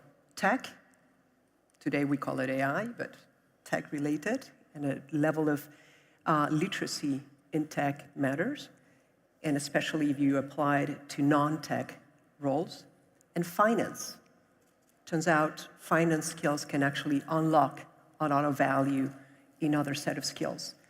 And so just leaving that out there for those of you who are thinking about what to learn next. And please, anyone take up any points that are made, but do you think people understand what a skill is? I think they do for the most part. So we've unbundled the degree, we've unbundled the jobs, we've unbundled. And so, what is the next set of capabilities that you need to demonstrate to actually drive the results and keep you relevant at your job place?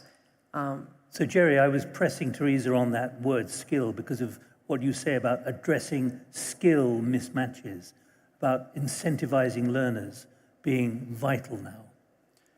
I had the opportunity to sit in on an earlier panel, and they were talking about the change in speed in which the industry and the world changes.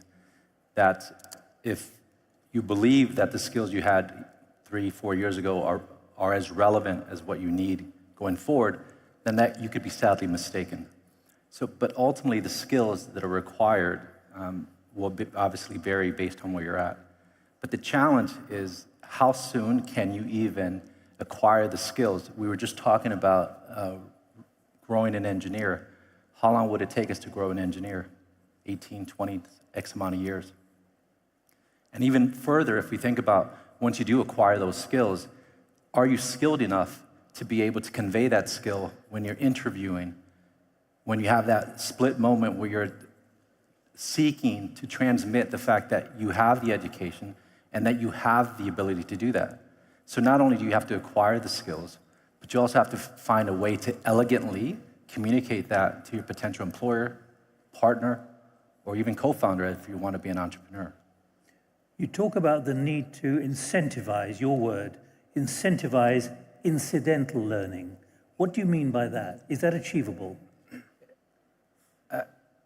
It's achievable, but incidental learning has a deficit, meaning you can acquire the skill set, but will anyone recognize that incidental learning if you don't have a diploma or a degree? But then you move into that potential dichotomy where you end up seeking a degree, not the skill.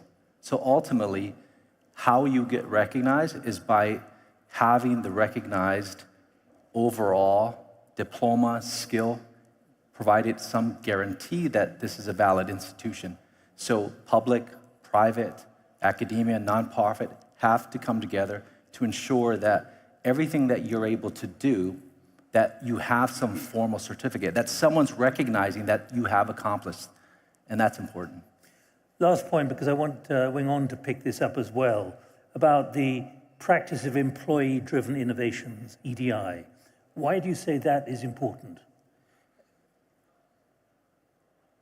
If we think about when we walk into any office or workforce, and if you are taking on a job, and in that job, you simply are trying to figure out how to deliver that KPI, can you think of the last time an organization onboarded you in a very elegant way, where you felt like, wow, I have it locked. I feel I'm prepared to take on my role. Very quickly, HR will get you from the point of selling you the dream of what's cool about that organization to very quickly, they hand you a laptop and they move you on.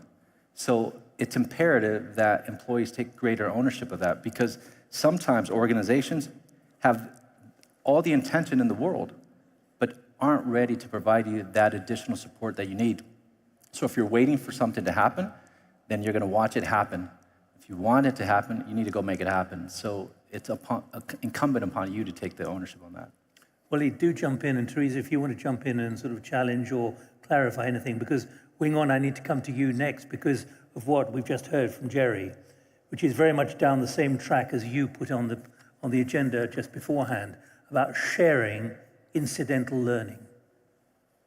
Incidental learning is almost the bulk of learning in the workplace.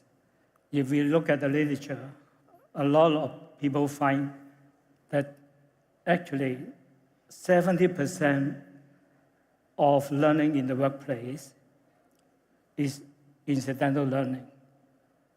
And if we take this percentage serious, it means that actually when we work, we are not only working, we are not only delivering, we are not only deliver and do what our boss asks us to do. Because in the working process, we face different problems. We face different customers. We face different stakeholders and issues. We simply resolve them on site. We adjust our strategies depending on where the question comes from.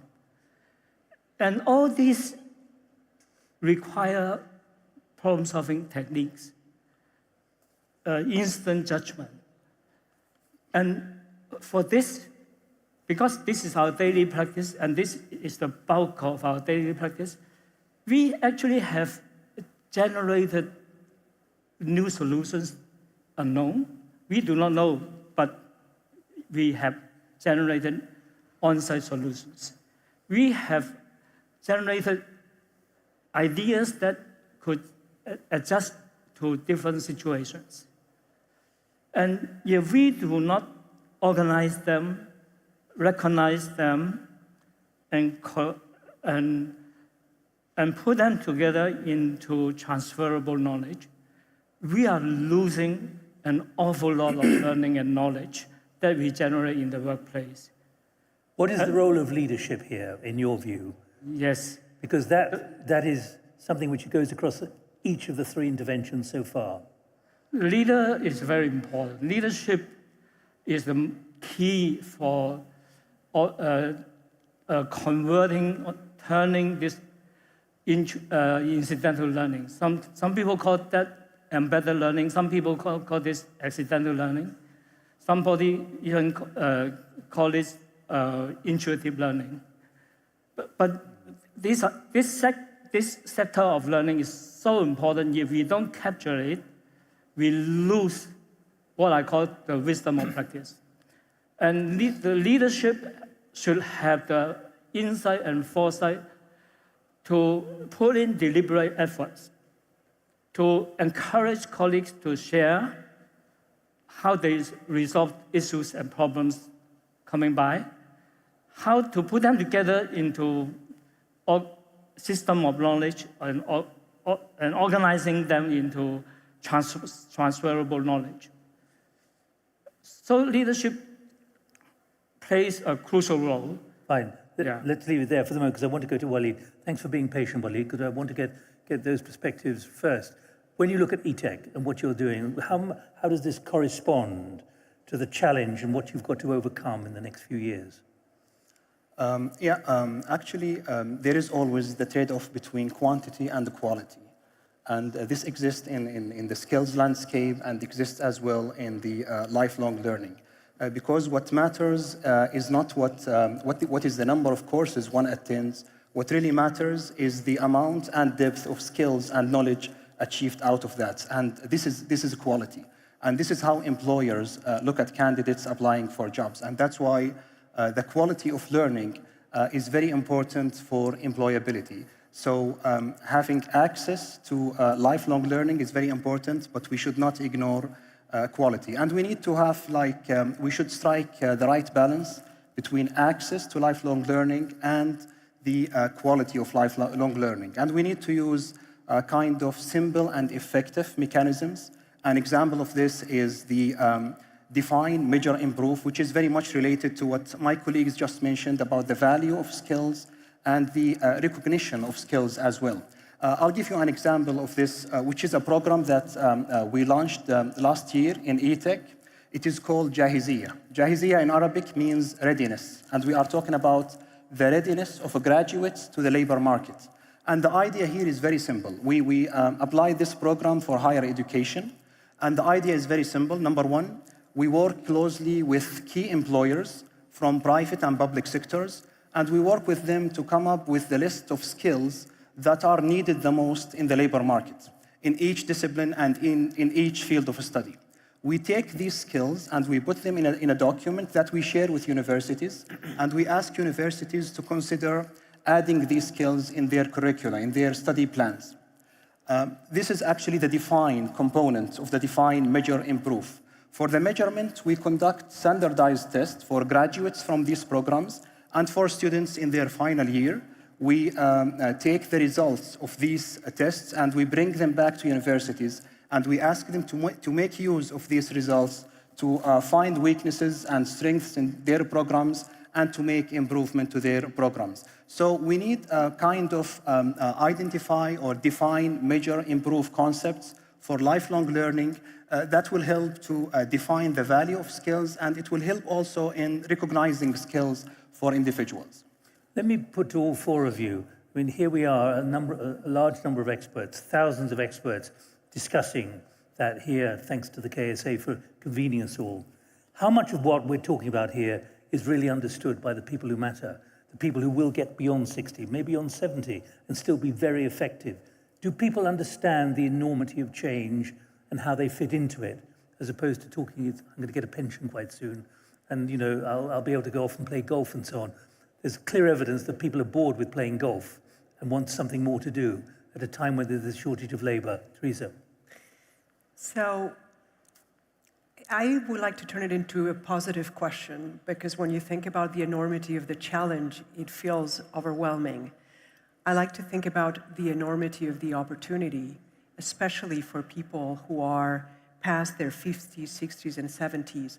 And I know in the kingdom, it's probably no more than 10% of the population beyond 60. In Europe, we're talking about 20 and 25% of our population. So it's a real asset if these individuals recognize the value of actually acquiring new skills, new competencies. They may not need a program, and it's bad that a university says that. Those skills can be acquired on the workplace.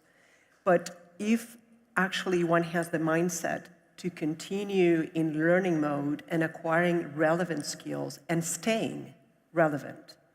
We heard in the panel earlier about the wonder of some of these experienced senior people who actually have incredible abilities for negotiation, for problem solving, for mentoring. And so putting those resources to work and really allowing them to stay relevant at 60, 70, and 80 is a tremendous opportunity. Jerry, what's your view? We've got 6 minutes to run, so I'm going to keep pushing you because I'd like to come to a logical takeoff point at the end.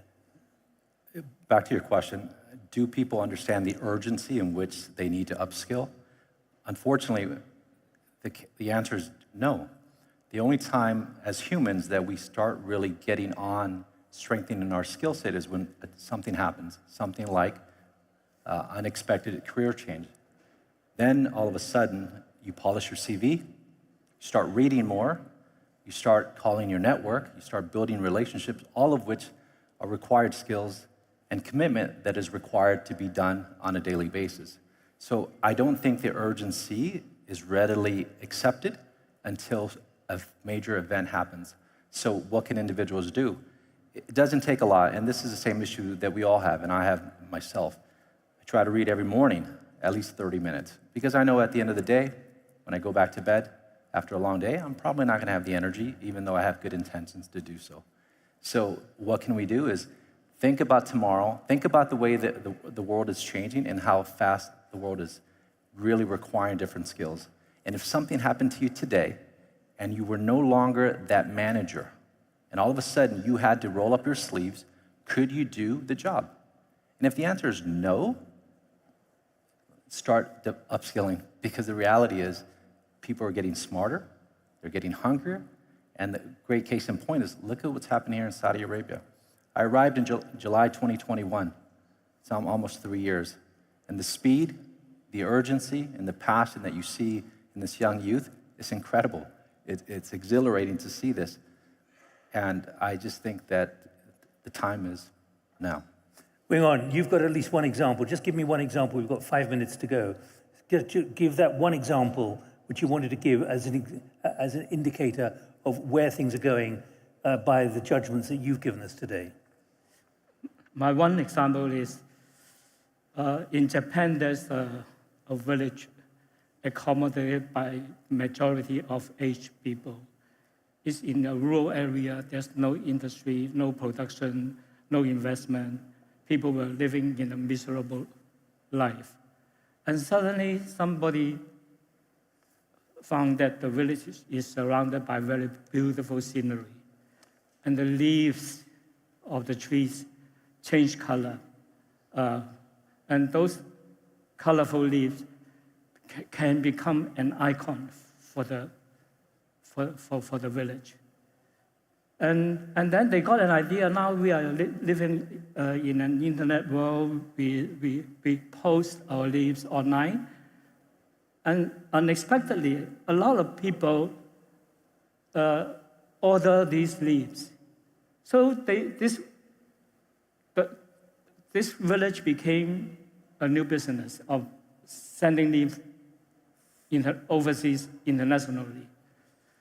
And then further, they found that for some people who are specialists in food and drink, they think the leaf can be a good decoration for the dishes.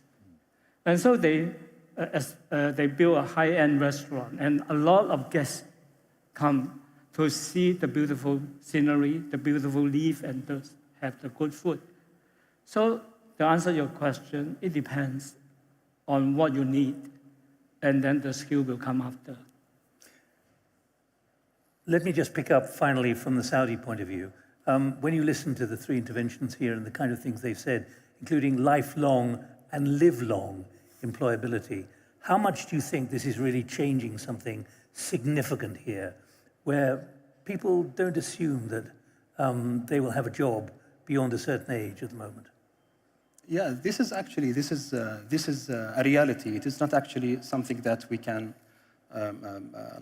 find different opinions about, because today skills needed in life and skills needed in the workplace are changing. So it is not an option for us to address this issue. And one of the things that I didn't like is that some people, they look at these disruptions to the skill landscape in a negative way. And actually, we should look at it in a positive way.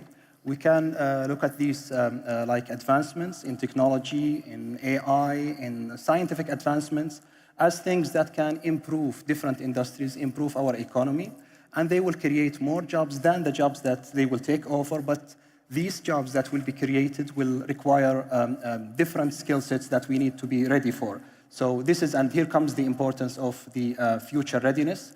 and we need some clear, ambitious initiatives to address that. Here in Saudi Arabia, we have, if you look at Vision 2030, you will find some of the level 3 objectives addressing the building a lifelong learning journeys. We have one of the vision realization programs, which is the Human Capability Development Program, having one of the 3 key pillars. One of the 3 key pillars is actually related to providing lifelong learning opportunities to everyone. And under this key pillar, we have a good number of initiatives to make access and quality of lifelong learning a reality. Well, we've got a motto for you, even if it came from a typo from Teresa. Here we have lifelong learning to live long earning. Let's all remember that one, because it may be the saving of us keeping early onset Alzheimer's away from us. Thank you all very much indeed. Thank you. Nick, that is a phrase we can all take away with us. Thank you to Nick and his panel. Now, we have spoken a lot about finding employment over the last 2 days, creating the jobs of the future. But what if you want to go it alone? You want to turn your brilliant business idea into a business? Well, economies need to foster innovation and nurture entrepreneurial spirit, not only because it is a conduit for investment or growth, but also because societies with higher rates of entrepreneurship are actually seen as more resilient. So what exactly is at stake? To discuss with our next panel, please welcome Lucien Ziegler, who is principal at Pilatus Capital and managing director of Red Salt Advisory Company.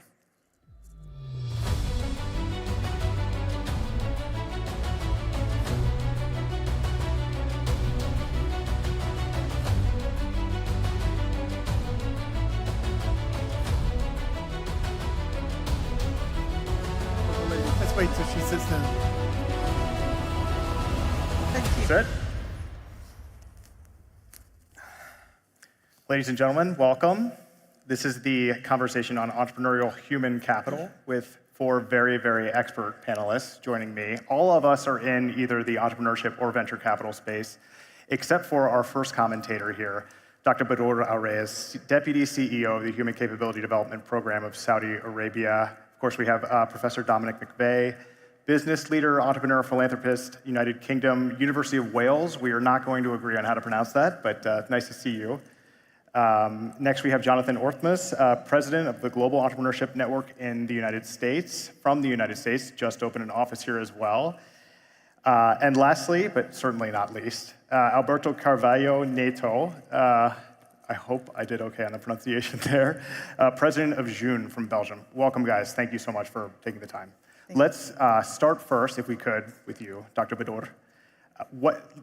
If you can just kick us off with what the Human Capability Program is. What is its role in developing entrepreneurship here in Saudi Arabia?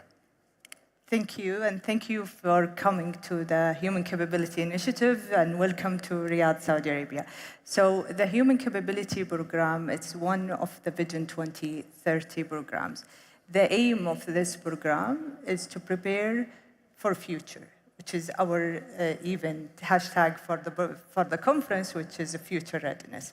The outcome of the program is a globally competitive citizen. And how we reach that is by instilling values and also develop basic and future skills, and also as well as enhancing knowledge. So these are the 4 components that the program working on, and we take the life journey from early childhood to lifelong learning through developing some initiatives and KPIs. So this is how the program is developed, and we are working from K-12, vocational and higher education to opening opportunity for upskilling and reskilling.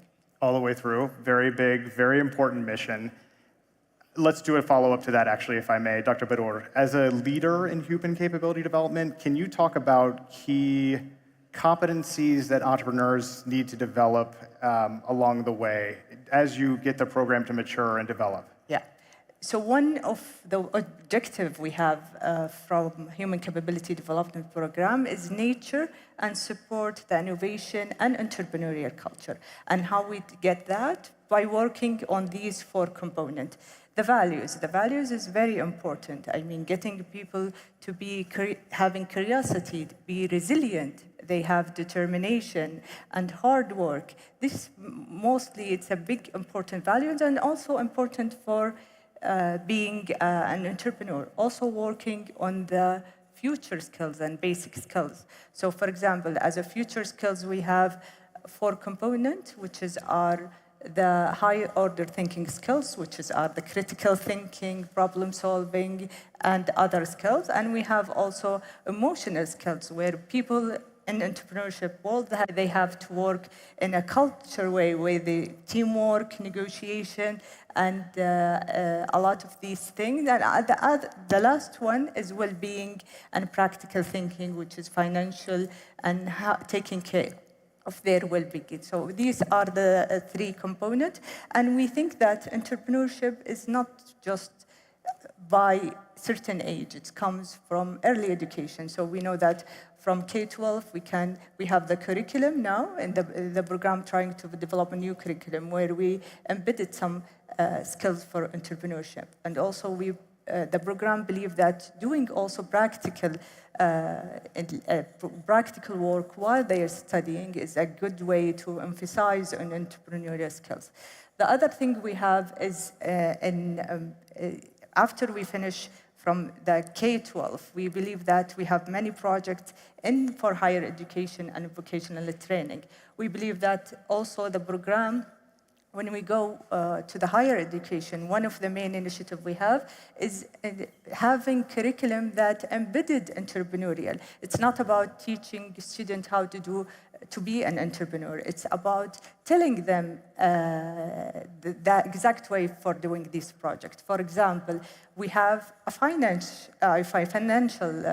subject. So we try to do a fintech curriculum that tells students how to do their fintech while they're doing their financial subject. The other thing the program also believe on is enablement for the educators and professors and training, because the program believe that in higher education and training and vocation, there is a lot of ideas coming there. And forgetting these ideas is not good, and just only believing in the idea. So we don't want either that or this. We want to be able to take the journey completely. So we try to put policy to enable these professors and training with their students to continue in their startup journey.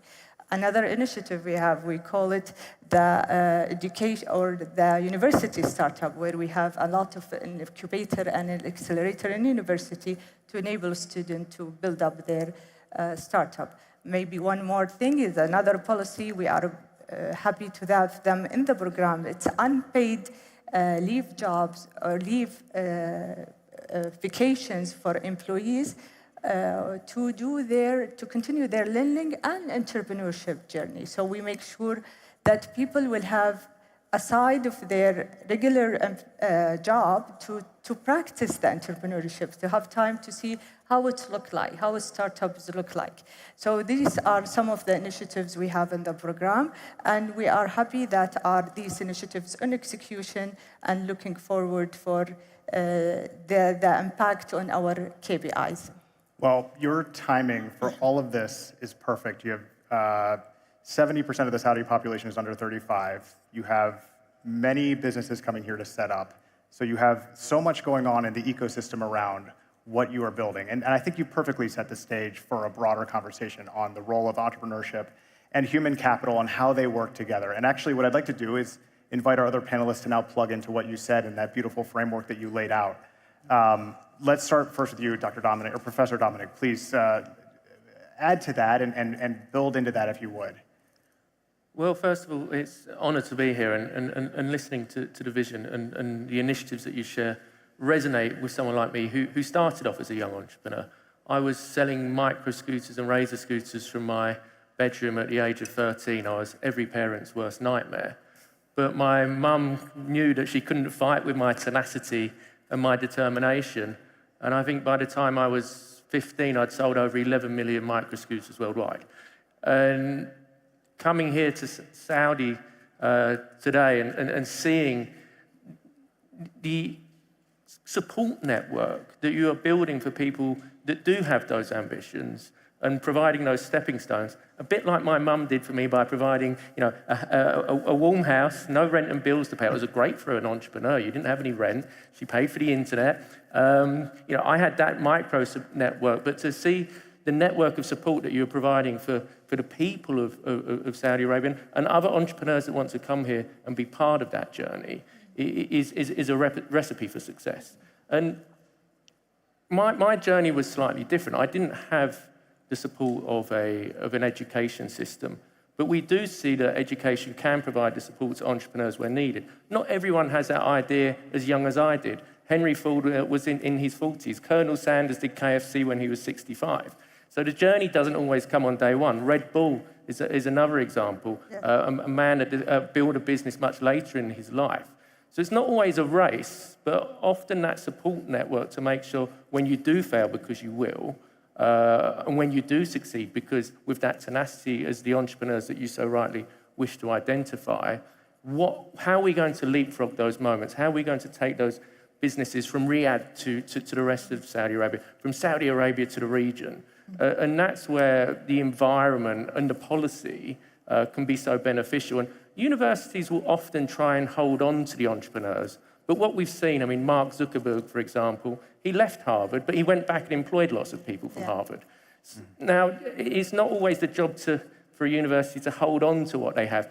Really, if they had thought it through, and Harvard is pretty good at these things, you would have some ownership on the Facebook mechanism and work with them to make sure that students are employed in a more formalized manner without curtailing the opportunities and the thinking that entrepreneurs have. Because once they get a bee in their bonnet, and I can tell you, I would have left home if my mum hadn't supported me. I was that determined to get my business going. But it's that tenacity, the resilience that you talk about. These are key words. And often, though, I do find there's times when I'm running out of ideas, but the best thing is not to just jump onto the one that comes to you next. And it's that time, and that's why I often say, I was fortunate that I'm in a position in life now where I can take time and reflect. But as a young person, I wanted to do everything. And finance, I was the youngest person to ever be investigated by the tax authorities in the UK. Now, all was clean, all was good, but I had no experience. And the reason I was investigated is because I didn't know how to file the paperwork properly. And these are the things that entrepreneurs just kind of think about later. But actually, had I had the support of our tax authorities to show a young entrepreneur what is possible, I wouldn't have necessarily had that challenge. At the same time, it was a great learning to set a person up in life understanding the implications of revenue and investing. So every theme you touch upon resonates very well with me. And it's a real pleasure to be here today and hopefully come back and see that progression in the very near future, I'm sure. It is great to see that sort of support network being built out organically here and professionally in a way that supports entrepreneurship and the development of the venture capital ecosystem, which fuels it, if I may be a little biased in saying. And I think that's a brilliant answer. I also know, I've never met your mother, but I'm sure she was very glad that you didn't leave and start your business, and she was glad that it was based there. Jonathan, a fellow Washington, D.C. guy, I'd like for you to plug in now as well. Talk to us about the work you've done developing entrepreneurship and building out a global network as you have done. Well, thank you. And first of all, thank you for including me. And actually, I don't normally like being the last panel of the conference, but actually here, it's been the best position to be in because we got to see so much of this extraordinary content. And I have to start by congratulating the Human Capability Development Program because it's just yet another example that there are more and more of now here in the kingdom of how you've actually set a new benchmark globally. Because traditionally, in our field of entrepreneurship, we've tended to look at it in a much more structured way, in a very different way to the way this initiative has encouraged dialogue. And so I think it's a great example and one that should be followed by other nations. Let me add just a couple of thoughts. Obviously, I agree with everything. I had my first startup between school and university, and began that same journey of experimenting at a time when there wasn't the infrastructure. And I think there's so much that's being done right here in the kingdom. One of the things I'd like to, though, remind us, particularly there's so many educators involved in this initiative, is that, frequently I go on the stage, and for those that don't know us, we're a global nonprofit. We work in 200 countries. We build ecosystems and support entrepreneurs and investors. And we're all about how do you make it easier for anyone, anywhere to start and scale a company. And why do we do that? We do that because we think the world needs more entrepreneurs. Of course they need more entrepreneurs because all of our bureaus of labor statistics, I'm an economist by training, will tell us that almost all the net new jobs come from firms less than 5 years old. Certainly in the United States over the course of the last 25 years, that is solid data. You can't dispute it. And so we need people constantly starting companies. Yes, because we want to grow the economy, and in this case, we want to diversify the economy, and we want to generate jobs. But there's something else that frequently gets forgotten. And every now and again, I have the great privilege of going with a minister or a head of state onto stage, and backstage, they say to me, I'm not going to say this publicly, but I'm not so sure about whether we're actually going to get the number of new firms formed here that I need for the level of investment we're doing in the startup ecosystem. And I'm like, yes, it takes 10 years. This is part of what we've learned of the field. You have to have a long-term horizon. You have to build the infrastructure. But there's something else that I would always listen and learn to in that instance. I would argue from the experience that I've seen that encouraging people to find an idea, test that idea, iterate it, form a team, figure out how it's going to solve a problem, have some fun while doing it, build relationships, understand how to build and be a part of a community and network. I don't know a single CEO that would turn around and say that that wasn't a person that's more employable to them than someone who had not gone through that experience.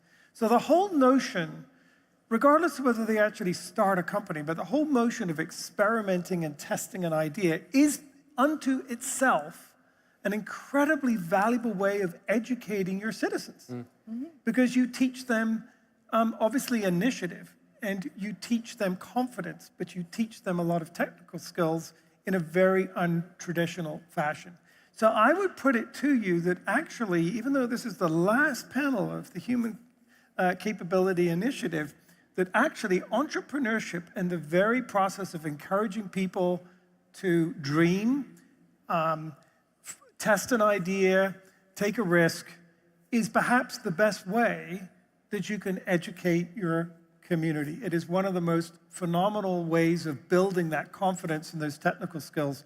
So even if at the end of the day they don't start a company, or if they start a company, it doesn't scale, maybe it doesn't deliver the jobs that that minister was hoping all that investment would deliver, even if that doesn't happen, you've still got a net gain in the human capability development that occurred for that individual or that team. So that was a message I would like to very much convey, that this is a zero, it's basically got, it's a low risk to be investing in an entrepreneurial ecosystem, because if nothing else, at the end of the day, you've got the educational value. If I may just sort of say that in a different way as well, don't be afraid of failure. Failure is part of the process, and if you embrace failure as a learning point, what can be developed when you have that confidence entering the ecosystem in that way is very powerful. And I think we've taken failure out of the Rubicon. You know, when I teach kids entrepreneurship, I always turn around and say, first of all, we're not talking about how to start a business today, guys. We're talking about how to conduct an experiment, okay? That's all we're doing. And so you're going to collect data from that experiment. And I never use the word, it's either going to succeed or fail, because that's for further down the road. Yeah, true. Well, moving on as well, Alberto, we were chatting beforehand, and I was like, this gentleman needs to be on my podcast. You are so interesting, and I want you to now to plug into what we're talking about. Entrepreneurship is something at the heart of what you're doing. Tell us about what you're doing first, please, and then chime into this discussion and maybe tie it into what's being built here in Saudi Arabia. Hello, thanks. First of all, thanks for being here with so much and so experienced panel. It's always very interesting. Just to go to the failure first, just to build failure, if you really don't learn with it, okay? If it's a resilient and if you learn with it, it's a process, it's a constructive idea. That is the idea that we try to put always on Jan. About Jan, we are a European young organization of entrepreneurs. We were born in 1994. And since then, we are trying to support events, not just inside Europe, but also relations outside, in a regional way. We try to improve the most we can with the skills, with education. So we have many programs of mentoring, and all our events around the world is always supporting some way the schools. So some of them, at least we have the goal to support 100 schools per year. And me personally, I'm working on the water sector and energy, on BWG and BWater, but I'm a farmer. So as a family farmer, I like to raise, of course, relations, networking, and that is really important. So we are raising for as a farmers, and we need to keep like that to improve our skills. As a businessman or a leader, we need to check and understand that we should improve ourselves on the way that we get the best professional, the best person we can. And if we try to make that as a mentoring in self every day, we will try to understand that more we grow up, more we need to give back to the society. And that is something that I would like also to say, that the last 5 years that I came to Saudi Arabia, I see lots of improvements, lots of growing up. That is something that I would like also to say congratulations, most also for this forum, because it's really important to achieve that and also to open the mind to get these ideas. So, and that should be step by step. Each cultural, each region needs their own time, but it's amazing in the way that we are going, because we are doing all these events all over the world and supporting with the needs to improve the education on entrepreneurial level. And we're starting also with schools like kindergartens. Like Jonathan said, it's really important to skip this mood. And then, of course, not everyone needs to be a businessman, but if we are the best version of ourselves, we are already getting the best for the world. We need to understand that the world evolution came by individual ideas, but mostly was with the society that we improve it. So we need to spread our message and, of course, pick up the best ones and try to improve on that. Doing these improvements, we believe that events like, for example, in Europe, we do the business rail, that is, and in China, events that we organize on a rail, on a train, and we make speed meetings between the businessmen, because sometimes our skills and the business, we match not on the first logo that we are, but on the second, on the family business and so on. In Africa and Saudi Arabia, we are trying to do also the business trip 4x4. So we cross Africa from, for example, Luanda to Mozambique by car. We organize forums on each capital, and we support the schools on the way. We would like also to do that in Saudi Arabia in the end of this year. And also one of the best events that we do is the business cruise. So we put a group of CEOs in a cruise, and we put them alone for 3-4 days, and we need to discuss the things. We cannot run out. So that is the idea of the business cruise. And all this process, we need to choose one kid to be as a mentor. So we need to choose someone as an entrepreneur level. And what we are trying to do and to achieve now that we are almost 40s, is to try to help the other ones on the way that we didn't got this help. So when we are 18 or 19 or 20s, if someone pick us and give us some advices, probably we didn't make so many mistakes, okay? So we can make the short line. And that is the idea. Try to use here, of course, the panels, and like Jonathan said, that was amazing that we are the last one, because I learned a lot during these last 2 days. So we need to be humble and to understand that we are always on a process. And that if we're still on a process in a constructive way, we're going to achieve good results. Thank you. Count me in for that road trip. That sounds awesome across Saudi Arabia, just maybe in the fall or winter, not in the summer. But we have to wrap up, unfortunately. But my favorite question to ask ever is, what would you tell yourself if you could go back in time and speak to a younger version of you? I'm going to ask a different version of that question, which is, talk to some of the young entrepreneurs in the audience here today. Advice, strategies, how do you seize opportunities? And I'd love to start with you, Dr. Badur. How do you sort of overcome these obstacles, seize opportunities to achieve your goals? Maybe in that questions, I would like to speak on my previous role in entrepreneurship world. So as a previous entrepreneurs, I would like to advise a young entrepreneur to always create a great creative test or MVP, which is to go back to the Jonathan thing. Always do something that is testable. It's not about ideas. It's about testing the idea and see the market, if it's approachable, if it's marketable, if it's going to the customer directly. And going back to, we have a lot of technologies, AI coming, and we have something also beyond AI. So always looking for best way to do these MVPs. This is from entrepreneur perspective. The other role I played previously as an investor, always investors looking for a great team, solid team, and resilient team who can play together well, who can be creative in doing things. So this is from maybe investor point of view. The third point of view, which is the last, as an enabler, always as an entrepreneur, be adaptable. The market is changing, a lot of technology is changing, so it's great to move on from the regular classic business model to a new creative way and be adaptable and changing based on the market's needs. So these are 3 advices. Brilliant. Professor Dominic, chime in. Well, such good ideas to follow on from, but for me, often, and you've touched upon it, the idea is just an element of it, but really the biggest competition is yourself, because if you've got to get up and got to get on and you've got to do it. And so often people don't. They might dilly-dally, they take their time, they procrastinate. Well, that is not going to get you anywhere. Yeah, so often the biggest fear is that step. Now, some people may say, I have a job, I can't quite afford to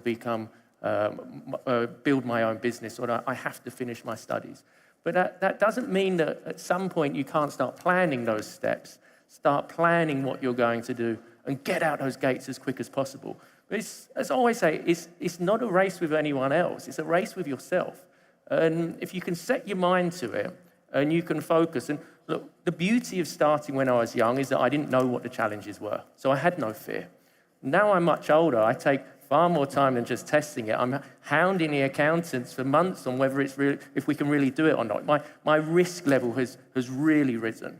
But when I was younger, I had no risk element at all. And I feel now that I would be much more successful if I took far more risks. Now, I'm not suggesting anyone takes unwise risks here, but often the challenge is yourself. Get out there, get on, do it, and you're in an incredible kingdom which is here to support you. And you said looking back 20 years ago, well, I'd like to fast forward and start again here. Jonathan, yeah, please. And I know we're out of time, we'll be quick. So I would echo everything that's been said. I think very inspirational. I would add on to it, burn the business plan. I was mentioning about a book written by Carl Schramm recently, which suggests that, one of the things we need to do as entrepreneurs, if you're a young entrepreneur, is have confidence in your own ability to be in control of your learning experience as an entrepreneur. There are so many things that you can do from your peers. You can get information on demand as you need it. You can be extremely adaptable and flexible. And remember, it's been 10 years now. I haven't seen much in this conference, but since we all started doing design thinking. And if you go to high school in Silicon Valley, by the way, design thinking is just built into every form of learning experience that you have. And that is innate in a younger population that automatically has been used to using their own tools, their own platforms. They have their own trusted source of information.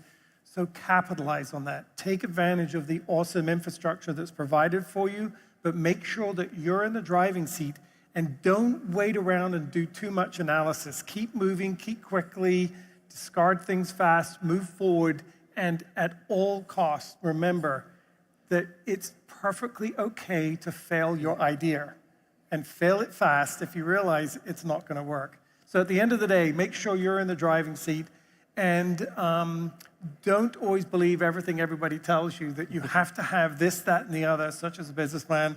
There are indeed certain industries that's necessary, but there's a lot of people out there that will be your mentors and your peers to help you along the way. So network and enjoy that knowledge too. +1 to that. Alberto, bring it home for us, please. Very close and faster. Be happy being your best version. Open your eyes and check the market, locally but also internationally, and think out the box. Just that. Thank you guys so much. Dr. Beror, thank you so much. We appreciate it. Thank you. Thank you, Harry. Thank you so much. Fascinating to hear those thoughts. We are sadly approaching the close of our program, but there are some important things for us to hear first. I hope you agree that this first ever Human Capability Initiative has been a remarkable, agenda-setting, thought-provoking gathering of some of the finest minds from all over the world. But I would now like to invite the chairman of the Executive Committee of the Human Capability Development Programme, His Excellency Youssef Abdallah Al-Benyan, to take the stage for some closing thoughts.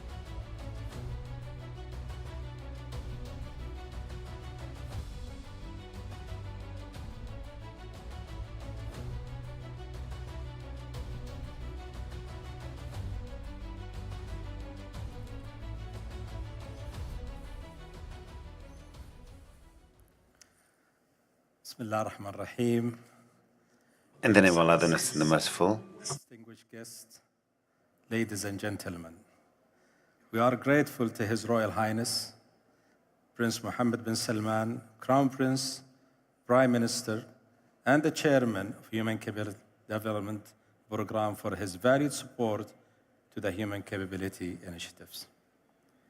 It's because of his vision, his passion for human development, and ultimately his leadership that we are all here today. I also extend my deepest appreciations to our speakers, panelists, and participants, many of whom have traveled a long way to be part of the first global platform for human capability, the Human Capability Initiative. Our lively discussions and engagement undoubtedly put us as a step closer toward unleashing the potential for human capabilities, catalyzing international cooperations, and maximizing resilience towards labor market uncertainties. In short time, we have achieved so much over the past 2 days. And today, I think it's giving me the opportunity to scale impact by sharing best practices and engaging stakeholders across the sectors, addresses challenges hindering human capability development through discussions on innovation policy design and technology solutions, and showcase success stories and in the same time underscore the transformative impact of human capability development on individual lives. People are ready for tomorrow's. People are ready for tomorrow's challenges, and we are ready for tomorrow's challenges as well. However, we must continue to work together to ensure that everyone has access to quality education and training and the leads of sustainable employment, even on an environment of uncertainty. Let us stay committed in advancing policies, programs, innovations, and more importantly, the business that promote human capability. Let us foster an environment that nurtures talent, facilitates growth, and empowers everyone. As we close today, allow me to extend my deepest thanks to the All Human Capability Development Programs Committee for their support through the last year. Their input has been vital to the success of these initiatives. And of course, thank you to our sponsors, speakers, partners, internationally, organizations, and NGOs and the private sector for their trust, support, and contribution. The Human Capability Initiative was an opportunity time for us to come together, share knowledge, and learn more from another. Yet, we did so much more. Our conversation ignited innovation, sparked curiosity, and created the most important elements, collaboration. Let's not do it once, but continue in the same path to do it continuously on collaborative model. Let's continue driving the discussion forward. For future waits, no one should wait for another. We should always engage to bring the best out of us. Let's seize each opportunities and make sure that we shape the future brimming with potential. Future readiness start today, and thank you all for listening, and I wish you a great evening. Thank you very much.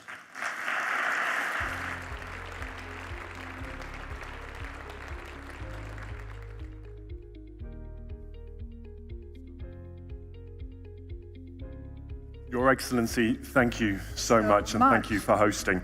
What a wonderful event. It's totally been our pleasure to guide through people through this agenda, so thank you so much. Thank you much, so much. Now, that does bring us very close to the end of our program. Thank you so much for everyone who's joined us here in the room or outside in some of the other sessions. Thank you if you've joined us here in Riyadh, but also if you've joined us right around the world as we've been streaming all of the events from here to the rest of the world. It's been a total pleasure to be here to guide you through what has been such a packed agenda and, of course, some of our discussions. I'm Ben Thompson. And I'm Edie Lush. And in a moment, we'll be thanking our partners who made all of this possible, so don't go anywhere. But before that, we want to share with you some of the highlights of the inaugural HCI 2024. The future is human. The future is ours. We can be future ready. I'm truly honored to welcome you to the inaugurations of the Human Capability Initiatives. This is not just any journey. It is yours and mine to claim. I extend an invitation to all. Let's work together to ensure everyone has the skills, the knowledge, and resilience to thrive in the future. In a number of other countries, life expectancy is declining. Humanity is its own greatest resource. It suggests that education's primary purpose is to make us better than the others. I welcome this first Human Capability Initiative to explore the challenges and opportunities for people to thrive in the 21st century. Putting the human at the heart of all of our thinking is absolutely central. Young men and young women that are delivering the vision of 2030. We can unlock potential to create new legacies and transform not just industries or nations, but a generation. We have two very, very special announcements for you today.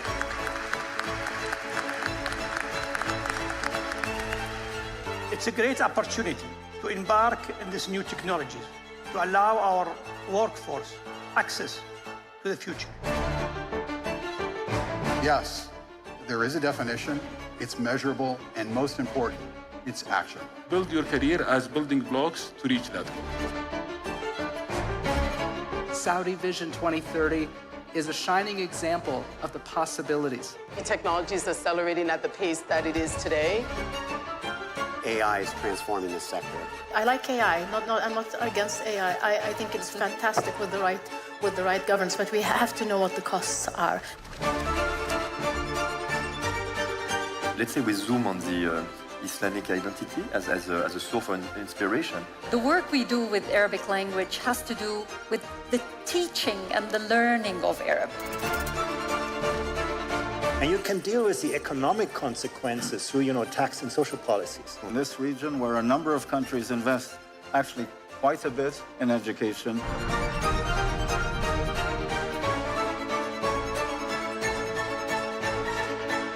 And we're providing thousands of opportunities for young Saudis to build rewarding careers.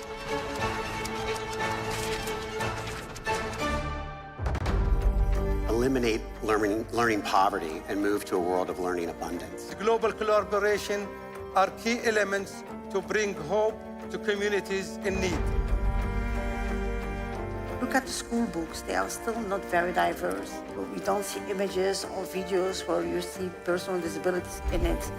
Government is responsible for education, for public education. Together, we can work towards a fairer and more inclusive world. Education is a main driver for economic prosperity. When it comes to doing human capability development, it's adaptive work. Education and training is in itself the most important sector in which to invest.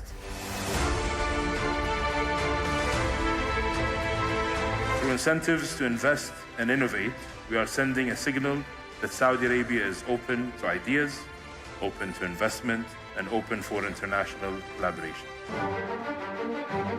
Collaborative ecosystems of institutions, businesses, governments, and campuses, together with individuals, is fundamental. Ecosystems within a country, within a region, and globally. And I think the kingdom is in perfect position to take a lead in the world for virtual tourism in the next decade. Be true to her Saudi nature in hospitality and opening up her doors to tourists and created a business out of that. I extend my heartfelt gratitude to His Royal Highness Prince Mohammed bin Salman bin Abdulaziz, the Crown Prince, Prime Minister, and the Chairman of Human Capability Development Program Committee for his visionary and leadership and unwavering support in making the Human Capital initiatives reality today.